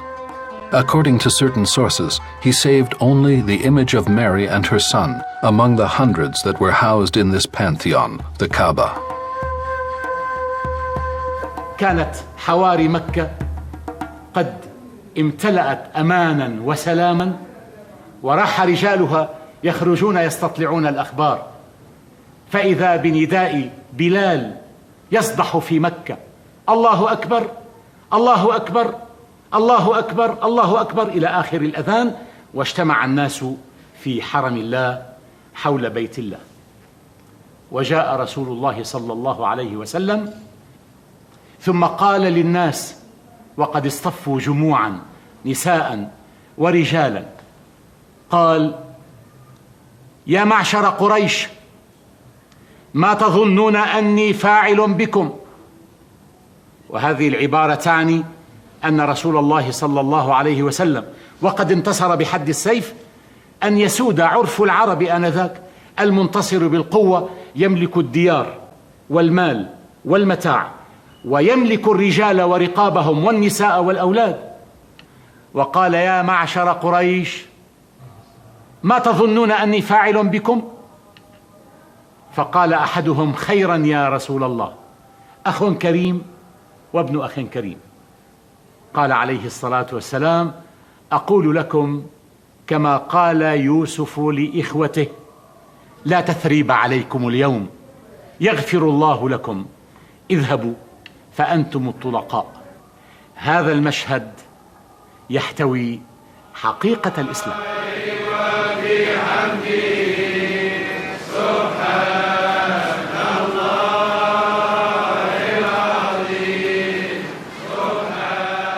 The Prophet's generosity towards the Meccans, new converts who were still rivals of the Medinites, provoked irritation among the Ansars, the Muslims of Medina. The leaders of Medina felt it was unacceptable to be gracious to these vanquished pagans, former persecutors of the Prophet. He declared amnesty for all but 4 or 5 individuals about whom he said, "Kill these people even if they cling to the walls of the Kaaba. They had shown too much opposition toward the Prophet and Muslims." He said, "Go, you're free." He forgave them all and held this attitude up as an example for all Muslims to follow until the day of final judgment. It was a political strategy. Underlying this strategy was the unavoidable fact that the Quraysh were the only well-oiled machine. They constituted the only competent elite in Arabia. Muhammad realized that if he succeeded in unifying the peninsula and, with the help of God, launching an expansion, then he would need the Quraysh as a ruling class. He said, "You are free." People didn't comprehend the aims and intentions of this principle, which was meant to unify Arabs and draw them out of the narrow world of commerce in order to help them discover a vast world of greater riches and to create a Muslim empire. After the fall of Mecca, in a final attempt to defeat the Prophet's troops, nomads and pagans gathered a huge army and lay in wait for them. Deep in the Hunayn Gorge, a decisive battle would unfold. Muhammad's troops came dangerously close to defeat, and addressing Muhammad, the Quran asserts, "You did not shoot the arrow, God did." قبيلة هوازن وثقيف قبيلتين من القبائل العربية التي كانت في مكة أو حول مكة، لما سمعوا أن الرسول صلى الله عليه وسلم انتصر وفتح مكة فأصبحوا يجمعوا من القبائل والجيوش. سمع المسلمون أن هوازن وثقيف يجمعون الجموع عليهم، فأرسل النبي صلى الله عليه وسلم رجلا بمثابة المخابرات اليوم لكي يأخذ أخبار القبائل ماذا يفعلون. وهذا من السنة أن يستخبر الإنسان عن أعدائه. وهذا الرجل ذهب وفعلا تسرب وتلصص إلى داخل أخبار المشركين، وعاد إلى النبي صلى الله عليه وسلم وقال له هناك حشود وهناك قبائل وجيش من الكفار وعددهم يزيد على 20,000 أو 30,000 مقاتل. لبس عدة الحرب عليه الصلاة والسلام، وعند ذلك جهز من معه. بعد ذلك التقى المسلمون مع الكفار بين الشعاب، هؤلاء مستعدون على أتم استعداد. فعند ذلك حصلت المعركة، ولما هجم الأعداء بهذا العدد تفاجأ المسلمون بهذه الكثرة الكاثرة وكادوا أن يفروا عن رسول الله صلى الله عليه وسلم، بل هرب الكثير منهم كما قالت الآية الكريمة: ثم وليتم مدبرين. وحصلت هناك معجزات كثيرة للنبي صلى الله عليه وسلم، فأخذ حفنة من التراب وقال: شاهت الوجوه شاهت الوجوه، ونثرها عليهم فهزمهم الله تعالى. وعند ذلك كانت المعركة فيها انتصار للمسلمين بلطف من الله، وهزم الأعداء وذهبوا وانهزموا إلى الطائف ومكثوا بمنطقة اسمها أوطاس، ثم تابعهم النبي صلى الله عليه وسلم، والحمد لله رب العالمين. At 62, Muhammad had not yet completed his life's work. He had only a year left to live. A head of state, he was nevertheless still poor and detached from the world. He would leave no legacy but the recollection of a revelation fixed in the memory of his many companions. A generation after his death, this legacy would take the form of a book, the Quran.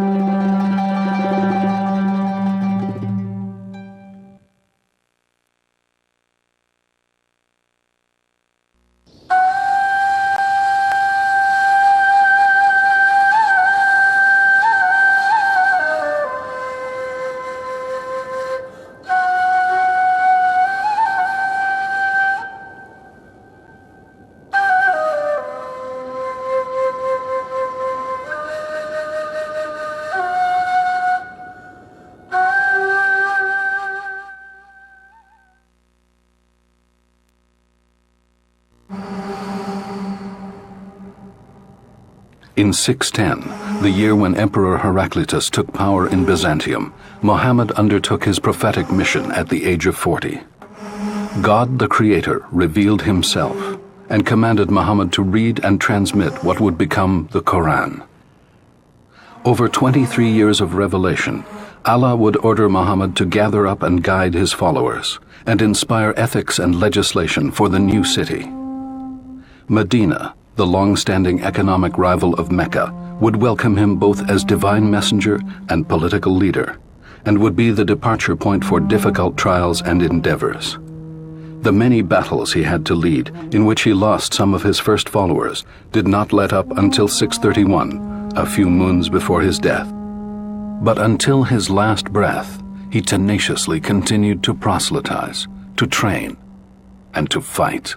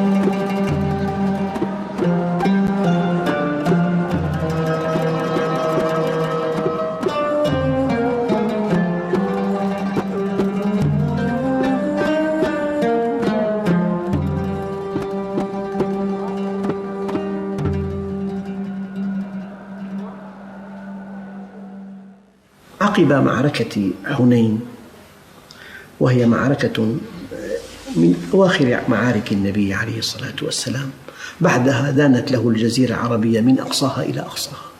جاءه صحابي جليل اسمه سعد بن عبادة، قال: يا رسول الله، إن قومي وجدوا عليك في أنفسهم. ووزع الغنائم بحكمة بالغة، لكنه لم يعطي الأنصار شيئا. فقال: يا سعد، أين أنت من قومك؟ قال: ما أنا إلا من قومي. فقال: اجمع لي قومك. فجمعهم، بدأ بتذكيرهم بفضلهم عليه. قال: أما إنكم لو شئتم لقلتم، فلصدقتم ولصدقتم به. أتيتنا مكذبا فصدقناك، وطريدا فآويناك، ومخذولا فنصرناك. يا معشر الأنصار، أوجدتم علي في أنفسكم في لعاعة تألفت بها قوما ليسلموا، ووكلتكم إلى إسلامكم. أما ترضون أن يذهب الناس بالشاة والبعير وترجعوا أنتم برسول الله إلى رحالكم؟ فبكوا حتى أخضلوا لحاهم وقالوا: رضينا برسول الله قسما وحظا. In 631, Muhammad, then renowned throughout Arabia, made an astute and significant political move. He forged a pact with the Archbishop of the Christian city Najran. Jews and Christians would enjoy the same political status as his own followers, except that instead of paying the zakat, the obligatory Muslim charitable contribution, non-Muslims would pay a secular tax called the jizya. The Prophet could thereby authorize the celebration of Mass in his mosque.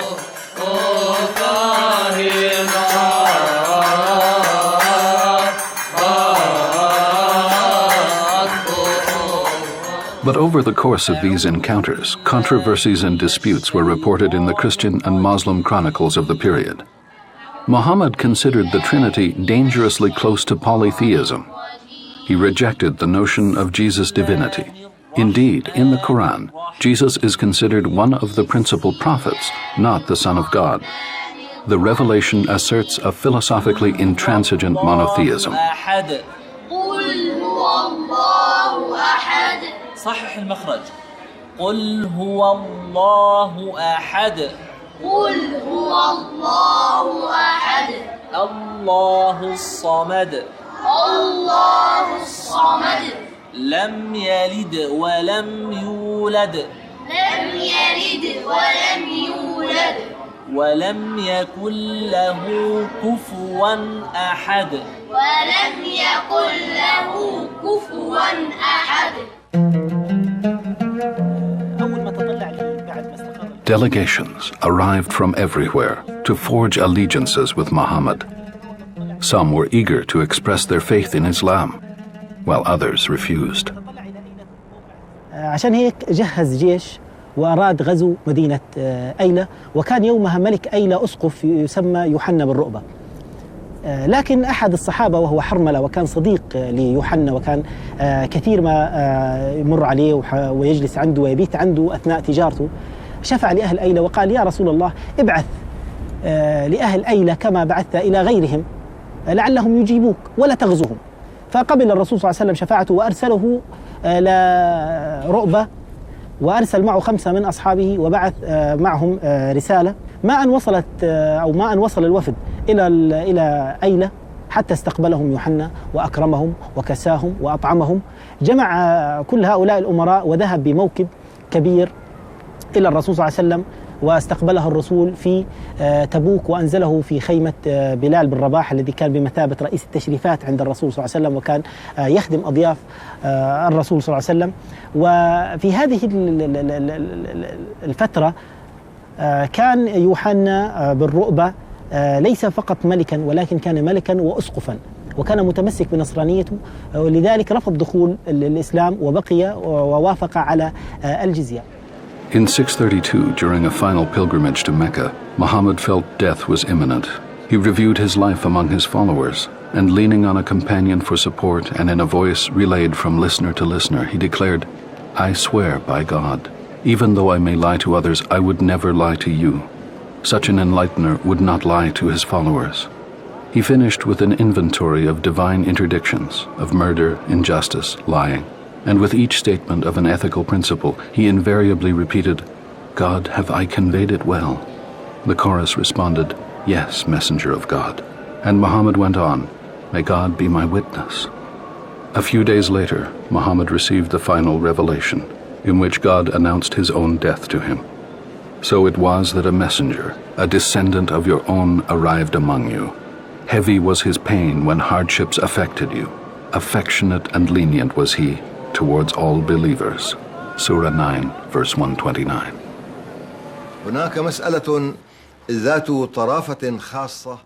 This is a very interesting issue in Islamic prophetic thought. During his lifetime, and shortly before dying, Muhammad claimed to be the final prophet. And on this basis, he gave his so-called farewell sermon. This declaration of the end of prophecy gives rise to 2 interpretations. The first is that of enlightenment and reason. It maintains that prophecy has given way to reason and that humanity has entered the age of maturity. All prophecies have come to an end, and the age of human reason has begun. The second interpretation is that which views the end of prophecy as a semantic end. The ancestors from the time of the prophet and prophecy left nothing to their successors. Humanity will always be dependent on this prophecy originating in the 7th century.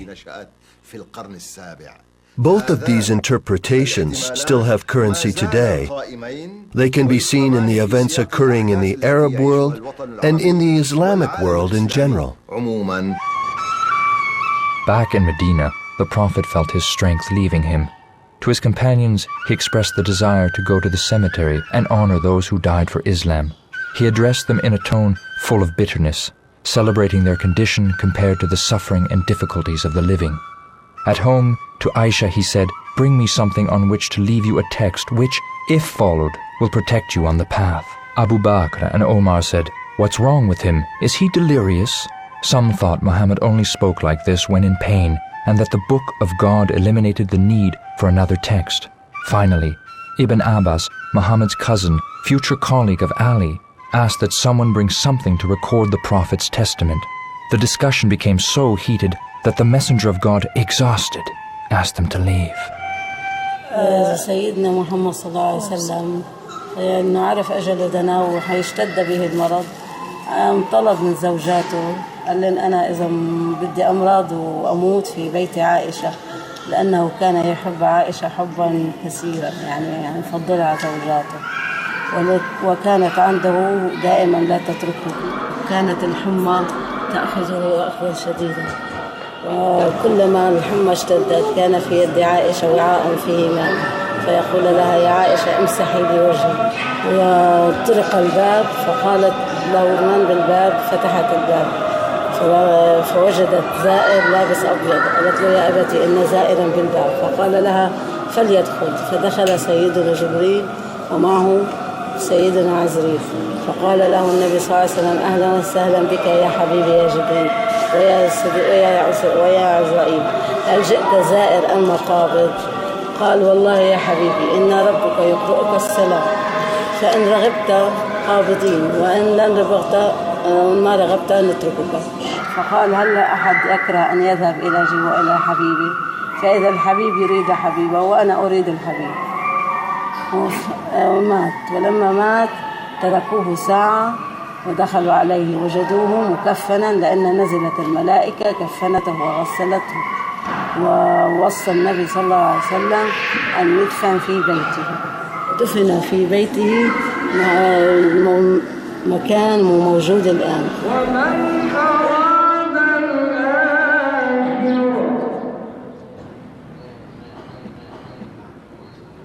وسعى لها سعيها وهو مؤمن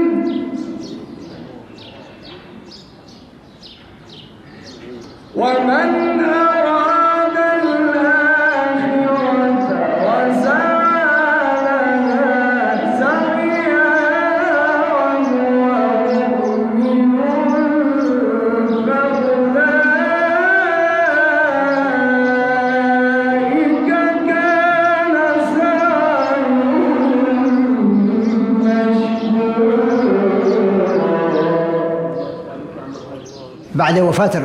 After the death of the Prophet, may God bless and preserve him, what attitude would be adopted?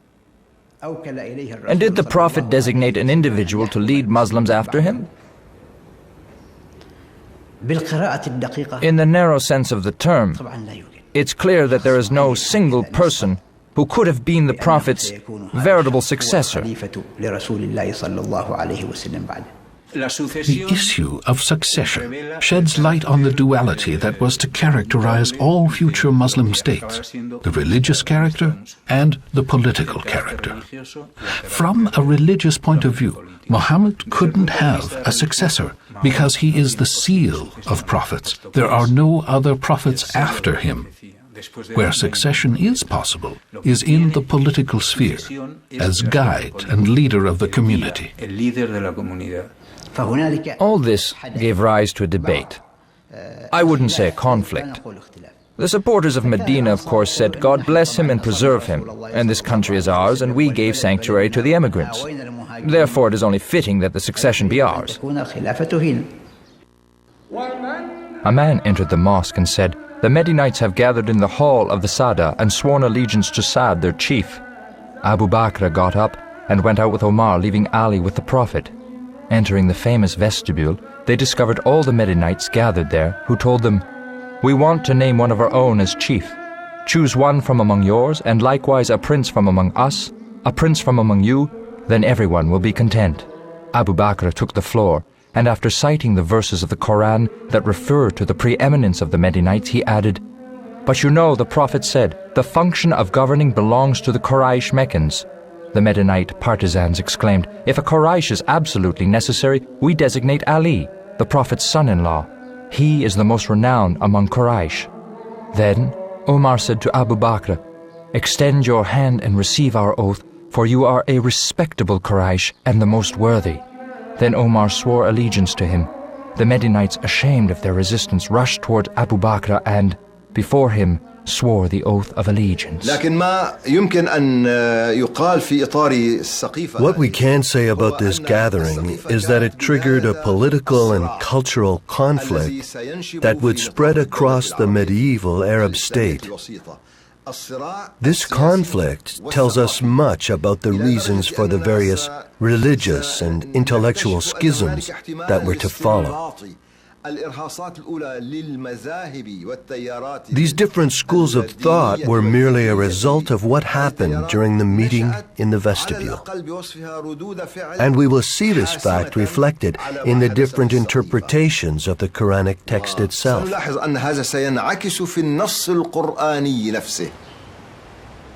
When the news spread throughout Medina, Abu Sufyan, the former chief of the pagan Quraysh, who had converted during the fall of Mecca, said to Ali, "Why are you relinquishing power to Abu Bakr, who's from the most minor Quraysh clan? I do not consent to this." Ali replied, "You have long been the enemy of Islam." When Abu Bakr heard of Abu Sufyan's objection, he summoned Sufyan's eldest son and offered him the governorship of the province of Syria. Learning of his son's promotion, Abu Sufyan came that very night to swear allegiance to the first caliph. Meanwhile, the Prophet's corpse lay abandoned in his house. Busy with this affair of succession, everyone had neglected his burial. What legacy did Muhammad leave as a prophet and a man? On his death, there were on one hand fragments of the Quran dispersed in the memory of many companions, and on the other, the record of Muhammad's deeds and words compiled in the Hadith. It took a long time, 2 centuries, for the record of Muhammad the man to be elaborated in this enormous anthology, the Hadith, or prophetic tradition. This prophetic institution would occupy such a significant place that it would carry almost the same authority as the revelations of the Quran. Islam would then be, perhaps unduly, a play of mirrors between the Word of God and that which renders the word of the Prophet humanly audible, as sanctified in the Hadith. One of the errors regarding the Prophet that led to the fossilization of Islam in the centuries that followed was the sacred reverence accorded to the Hadith, that is, his sayings and deeds. The Sunnis regard all the companions as reporters of the Prophet's deeds and as demigods. This is what I think, and I hope I'm not wrong, because they consider them to be infallible guides. This is a subjective point of view. The Prophet's companions were politicians first and foremost. When he died, there was a gathering at the Sada home, and those still with the Prophet, on hearing of this meeting, abandoned him and hurried to join it. As a result, the Prophet was only buried 3 days after his death. The objective view is therefore that of the Quran depicting the companions as human beings who are capable of mistakes and whom God will judge. So the politicians fought for power amongst themselves. This is the context in which new hadith were added that lent superhuman qualities to the Prophet, who had always said, "I am simply a man." Tradition insists on the fact that Muhammad took care to distinguish between the words revealed to him and his own words spoken as a man. He refused to allow his words to be recorded in any way. However, when this question of succession came up much later, the hadith took on symbolic value and were invested with political authority. لكم قصة صغيرة حدثت مع السيدة فاطمة بنت رسول الله عليه الصلاة والسلام مع سيدنا أبو بكر اللي هو الخليفة الأول من خلفاء الرسول عليه الصلاة والسلام. القصة إنه المسلمين كانت غنائمهم كبيرة كتير من خيبر، وكان الرسول عليه الصلاة والسلام له حصة من هي الغنائم اللي هي كانت أرض فدك، وأرض فدك معروف إنه هي أرض خصبة فيها أشجار مثمرة وما إلى ذلك. فبعد وفاة الرسول عليه الصلاة والسلام راحت السيدة فاطمة إلى أبو بكر الصديق باعتباره الخليفة الأول لرسول الله وبإيده أمر المسلمين كلهم. شو قالت له؟ طالبت بحصتها من ماذا؟ من أراضي خيبر أو من ميراث والدها. فذهبت إلى سيدنا أبو بكر وطالبت بذلك. لكن أبو بكر شو قال لها؟ قال لها: والله إني لسمعت رسول الله عليه الصلاة والسلام يقول نحن معاشر الأنبياء لا نورث ما تركنا. Shortly after Muhammad's death, practically all of Arabia contested the religion he had conveyed. Disputing the Islamic pillar of obligatory charity, the provinces of Arabia took up arms against the budding centralized power. This violent dissidence, one faction of which was led by a female prophet named Suja, was vigorously repressed by the first caliph, Abu Bakr. This would be the only accomplishment of his short term in power, which lasted only 20 months. The Quraysh led the efforts to put down the uprising that broke out in the wake of the Prophet's death. Once the rebels had been brought back into the fold of Islam, it was decided that it would be better to channel their combat skills outward, beyond the borders. Otherwise, they might soon take up arms against the state. This is where the idea for the conquest came from. The commanders of these armies belonged to the Quraysh tribe, the new converts, and most of the soldiers were nomads who had taken part in the rebellion. It goes without saying, when a nation is busy conquering others, it forgets its own internal quarrels. It's a known fact of politics that when any state or organization faces an external threat, the result is internal unity.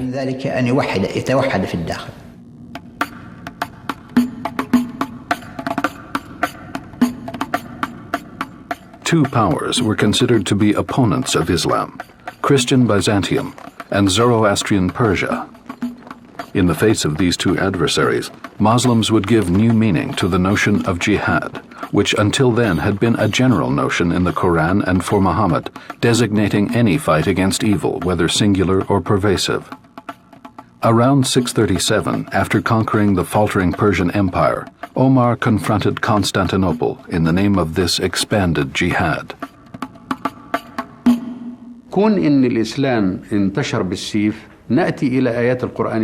The fact that Islam was spread by force, if we look at the Quran to see whether Islam dictates the use of force in the Quranic verses or the Prophet's words, we clearly find that there is no obligation, no requirement to convert to Islam. When the Quran talks about the objectives of combat, it commands, fight in the way of God those who fight against you, and fight them until there is no persecution, meaning until Muslims are no longer oppressed and cut off from their faith. It cautions them against losing their freedom of belief.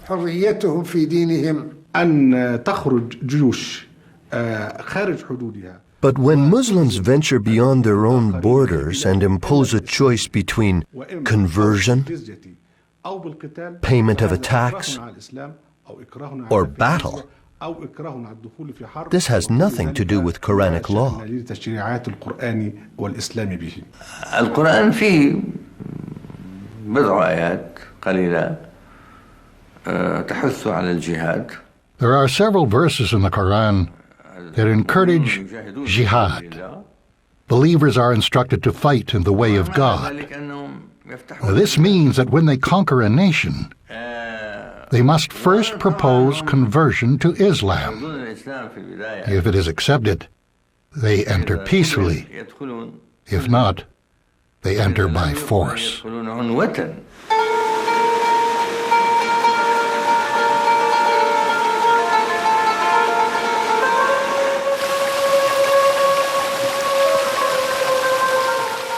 Have the denigrators not seen that heaven and earth were sewn together, and that we undid them, and that the water we have gave life to everything? Surah 21, verse 31.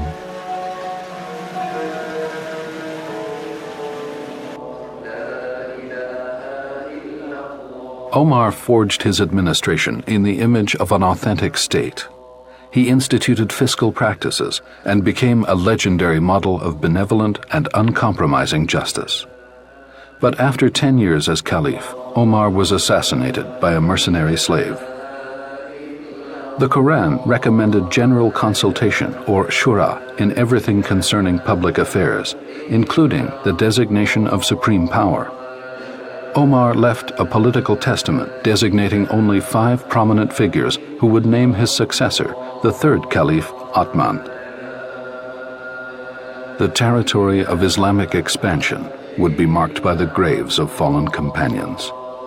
They became sites of remembrance and memorials to the original Islam of Muhammad.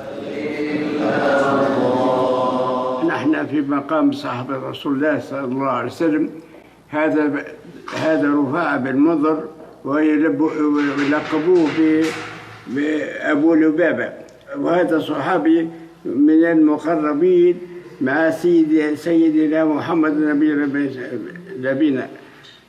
ما خرج مع النبي للجهاد في غزوة بدر،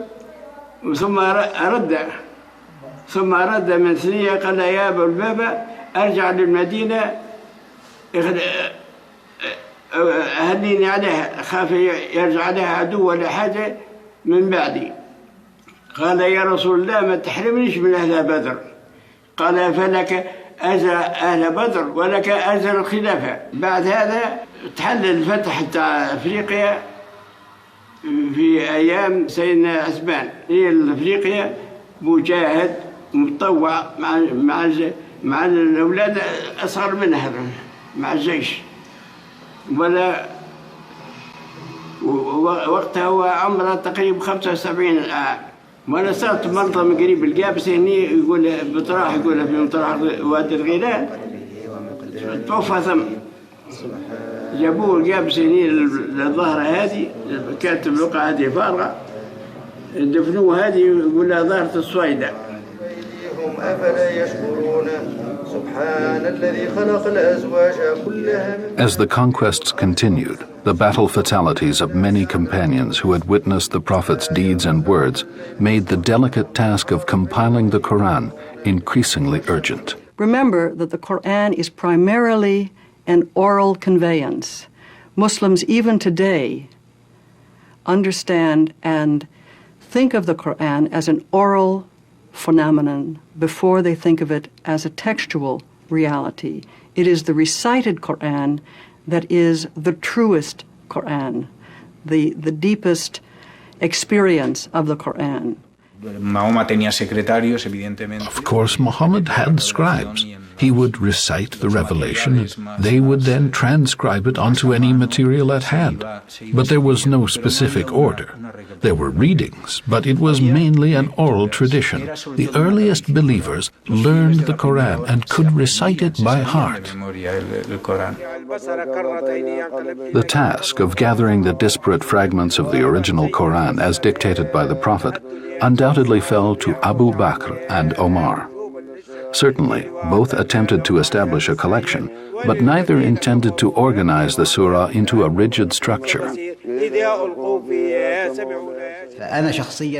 As for myself, I'm convinced that the Quran was, at the time, arranged in the same order we know today, in terms of the sequence of the verses in each chapter.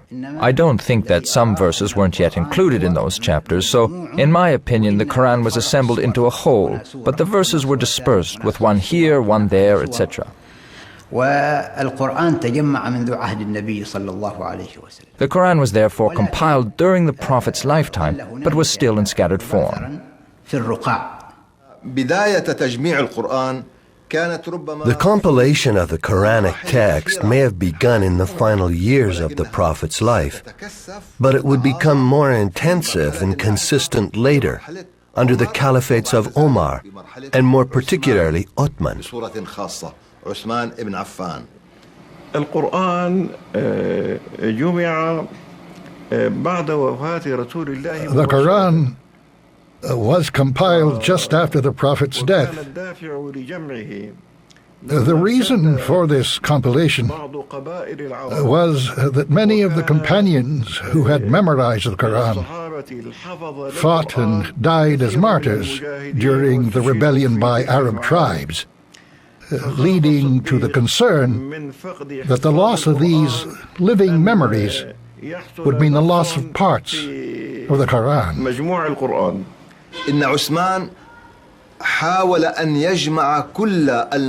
Uthman made an effort to collect all the plates, meaning animal skins, on which the Quranic verses had been recorded.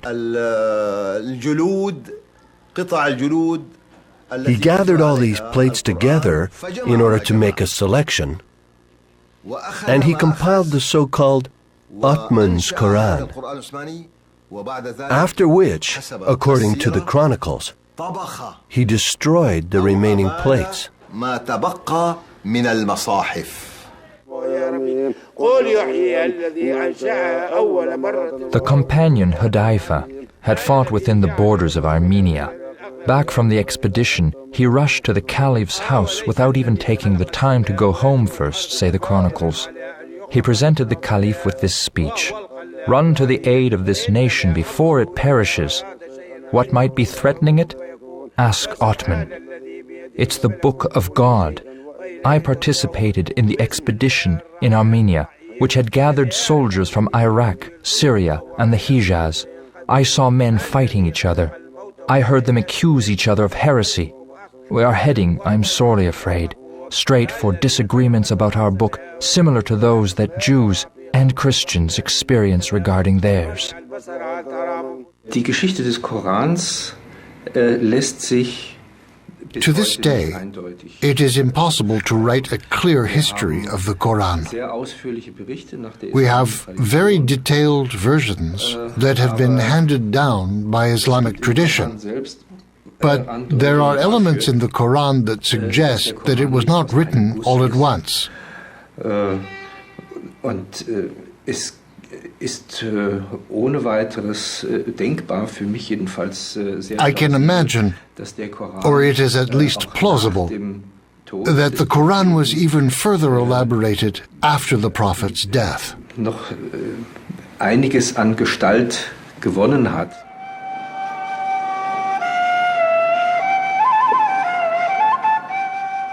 Praise be to God, Sovereign of the universe, the benevolent, the merciful, Sovereign of the day of retribution.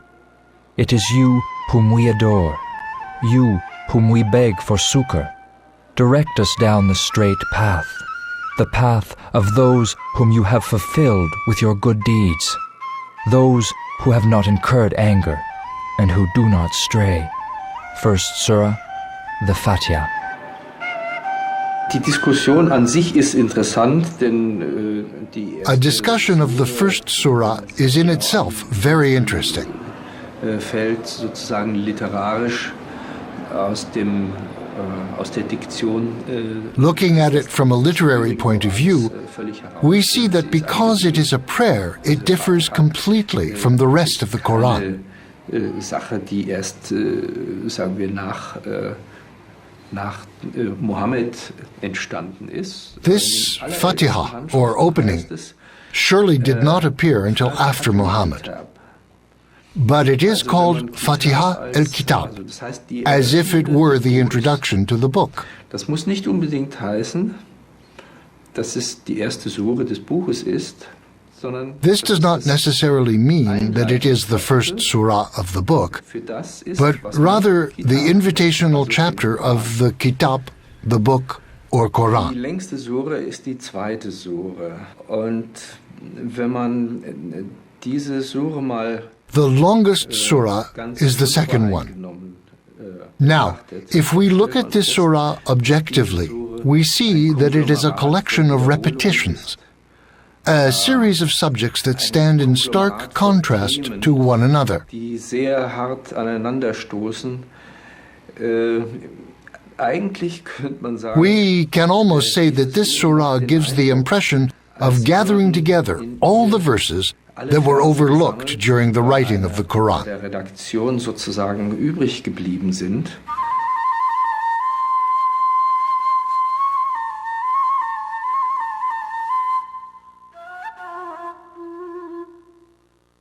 Today, Atman's endeavor to build a structured reference out of the fragments and groups of verses received by Muhammad over 23 years of prophecy may seem rather complex. Es gibt sozusagen eine kleine Geschichte hinter jedem. Each verse of the Quran comes with a sort of brief history that explains the circumstances of its revelation. Welchem Anlass dieser Vers offenbart worden ist. Da haben wir Therefore, we can claim to know its historical continuity. könnte sagen, nun, warum hat man Why wasn't this historical sequence followed in the arrangement of the Quran? Reihenfolge anzuordnen? The text as we have it today reflects a decision, an arrangement decision, that is really largely artificial, that is not inherent in the genres or in the Quranic material itself. The surahs are arranged in large measure from longest to shortest. It could probably have been done the other way. Man könnte sich einmal die Frage stellen, wie ein One wonders what a book containing all of the revelations arranged in order of appearance would look like. Offenbarungen zusammengestellt worden wäre. Man könnte beinahe sagen, ein historisch angeordneter Koran. We can almost say that a chronological arrangement of the Quran would reverse the current order, which is based on length. Der heute in Anführungszeichen der Länge nach angeordnet ist. Tradition presents things simplistically. As caliph and initiator of this great project, Othman designated a commission made up of 5 former secretaries to the Prophet. He established the rule that any citation claimed to be a passage from the Quran must be confirmed by 2 credible companions and then recorded as such. But even at that time, the process wasn't necessarily automatic. For example, Othman took the initiative to split a passage of the Quran previously recited as a single surah into 2. One of these took the name of his Quraysh tribe. Ibn Kathir, a well-known scholar, confirmed that Othman had done this to bestow upon his glorious tribe the privilege of a Quranic surah in its name. The structure Othman wanted was quite foreign, and giving the book an astronomical number of entries made it subject to a gamut of possible interpretations. Some say this was a major reason for Othman's assassination. To bury Othman, they carried his body on a door so the head could be heard knocking against the wood. They put it down, and as they proceeded with the funeral rites, a Medinite group approached them and said, "No, we swear by God, you shall not conduct the prayer of the dead for him." A man in the cortege said, "You want to prevent us from saying a prayer for him? Well, God and his angels have already blessed his soul." His companions told the man to stand there and be quiet. He obeyed. They picked the corpse back up and ran with it. They reached the edge of the Muslim cemetery. A Medinite came out to meet them and said, "No, by God, you shall not bury him in the plot of the messenger of God, and we shall not let you say the prayer for him." They fled. At the Jewish cemetery, they dug a hole and celebrated the prayer. When they let Othman's body fall into the hole, his daughter started screaming. One of those present told her, "As God is my witness, if you do not stop, I'll cut off your head." They buried him without filling the hole with stones, content to cover the body only with dirt. Transcribing the Quran was also technically complex due to the nature of Arab writing. Arab calligraphy arose from Nabatean, where only the consonants were expressed, many by the same strokes. The first copies of the Quran were passed down in this form. Thus, a single word could have several meanings. Einmal einen Eindruck zu geben von dem Unterschied zwischen einem To get an idea of the difference between a Quranic text with all its vowels and distinguishing marks and a Quranic text without all these elements dating from much later, 2 versions of a familiar text, such as the beginning of the second surah, can be placed side by side. Wenn jetzt hier jemand sich nur mit dem schriftlichen Text beschäftigen würde, dann könnte someone versed only in the study of the written tradition would read the Arabic text as, "This book contains no olive oil." Es enthält überhaupt kein Olivenöl. Nun, dieser Schriftzug However, someone with theoretical knowledge would read it as, "This book is without doubt." Es gibt kein Olivenöl in ihm. Man braucht eine mündliche Tradition, diesen Text So one must be familiar with the oral tradition to be able to read the text with any certainty. Mündliche Tradition nicht ausgereicht hat. There are also obvious cases where the oral tradition wasn't sufficient, and we sometimes find translations that differ widely from the spelling of the original Islamic text. Sogenannten Rasm an dem Grundtext des Islams festmachen. The Quran stated to Muhammad, "We have not sent before you any apostle to whom Satan suggested errors in the reading of a divine book. God overrules what Satan suggests and asserts the meaning of these signs." Surah 22, verse 51. In addition to the difficulties of deciphering the text, the notion of overruling or abolishing appears here in the Quran. Also ich erwähne nur die sogenannten satanischen Verse, die sind also nun A case in point are the satanic verses, which were indeed handed down in their entirety, and which were suppressed from the Quran immediately afterward. Es ist ein anderer Vers explizit. There is another verse, explicit in the sequence of verses, called the lapidation or stoning verse, which even serves as a legal basis for scholars. Das ist also ein Vers, nach dem man sich Judicial decisions were founded on the basis of this verse, but we know that the Prophet ordered it deleted from the Quran. Hat entfernen lassen. Let the old adulterers, male and female, be stoned until death ensues. Such is the punishment God reserves for them. Non-Quranic verse.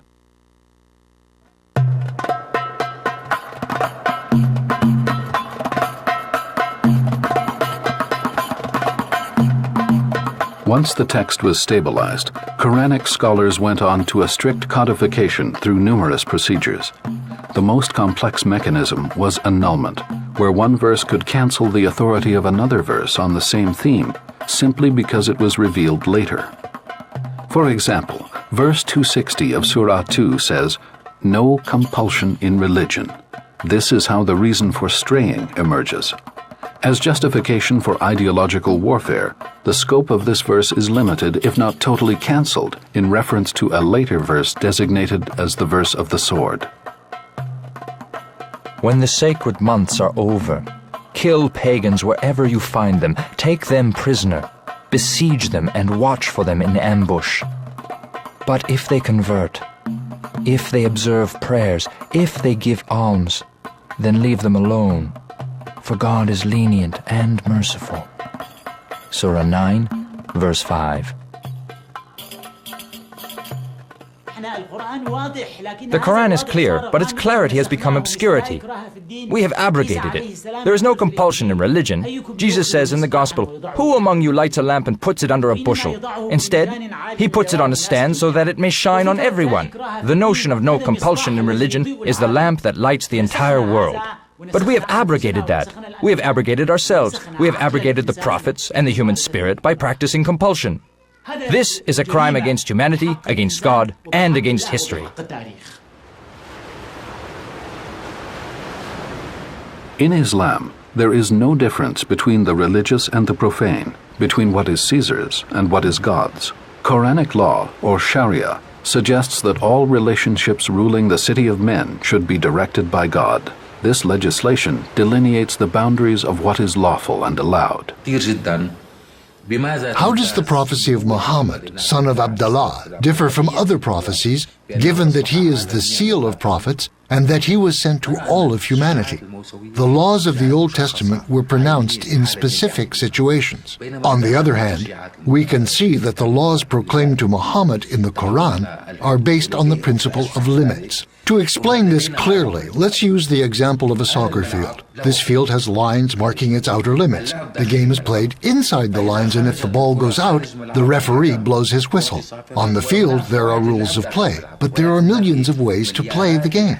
For example, he says, "As for the thief, both male and female cut off their hands." The punishment is limited, but within this limit, there are millions of possibilities. But don't go beyond the limit, or then you become a barbarian and a savage.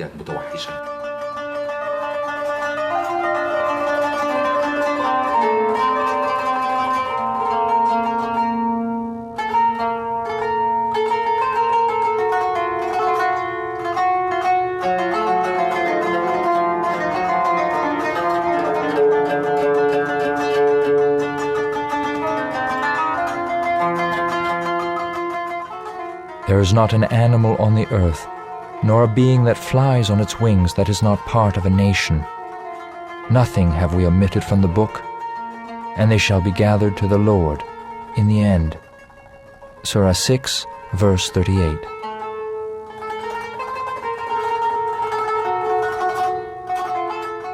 God omitted nothing from the book, except that the prophet's perceptions, like those of all human beings, were subject to the natural laws of understanding. And this is where the risk of error, illusion, and ambiguity can appear.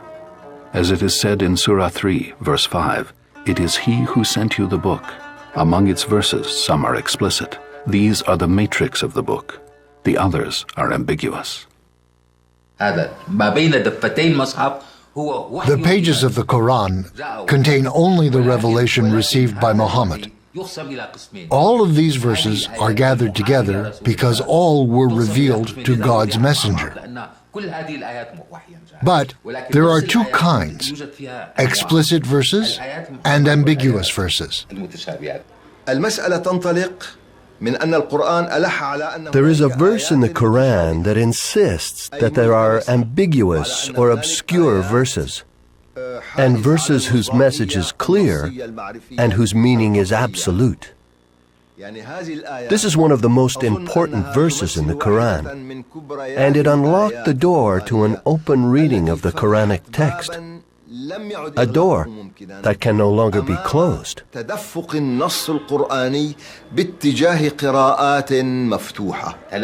explicit verses received by Muhammad and the prophets who preceded him undergo over time variations commanded by God. God handed down one revelation to Moses and changed it for Muhammad.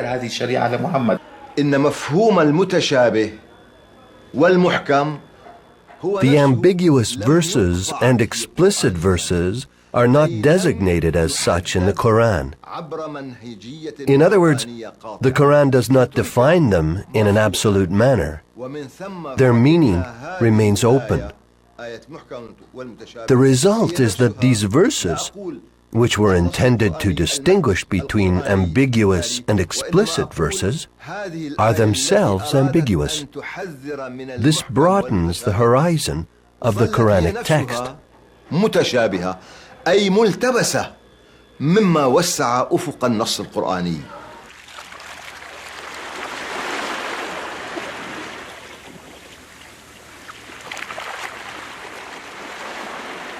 If the ocean were ink, wherewith to write out the words of my Lord, sooner would the ocean be exhausted than would the words of my Lord, even if the ocean were filled once again. Surah 18, verse 109.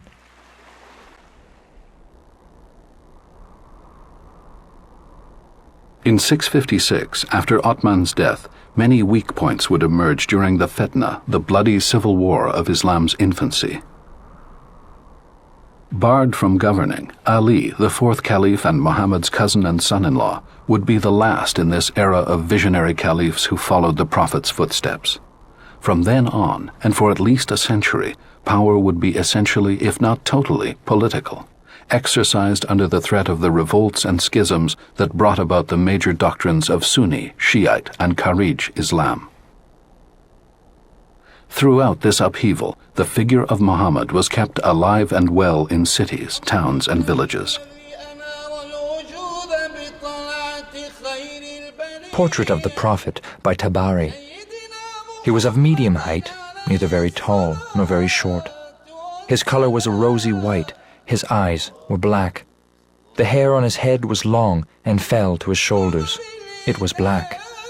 His beard framed his whole face and was thick. His nose was straight, his teeth uncrowded, his neck was white. His back was fleshy and strong. Between his shoulders he had a mole the size of a coin surrounded by tufts of hair. Over the centuries, the Islam of Muhammad would reach out to the world's peoples. From Spain to India, Byzantium to Maghreb, Persia to deepest Africa and Asia, a whole civilization rich in knowledge, science, culture, and spirituality has been built. Today, more than 1 billion men and women receive inspiration from the same book, the Quran. the same prophet, Muhammad, and from a unique God, whom, along with the message of Moses and Jesus, they share with other men and women in harmony and enlightenment.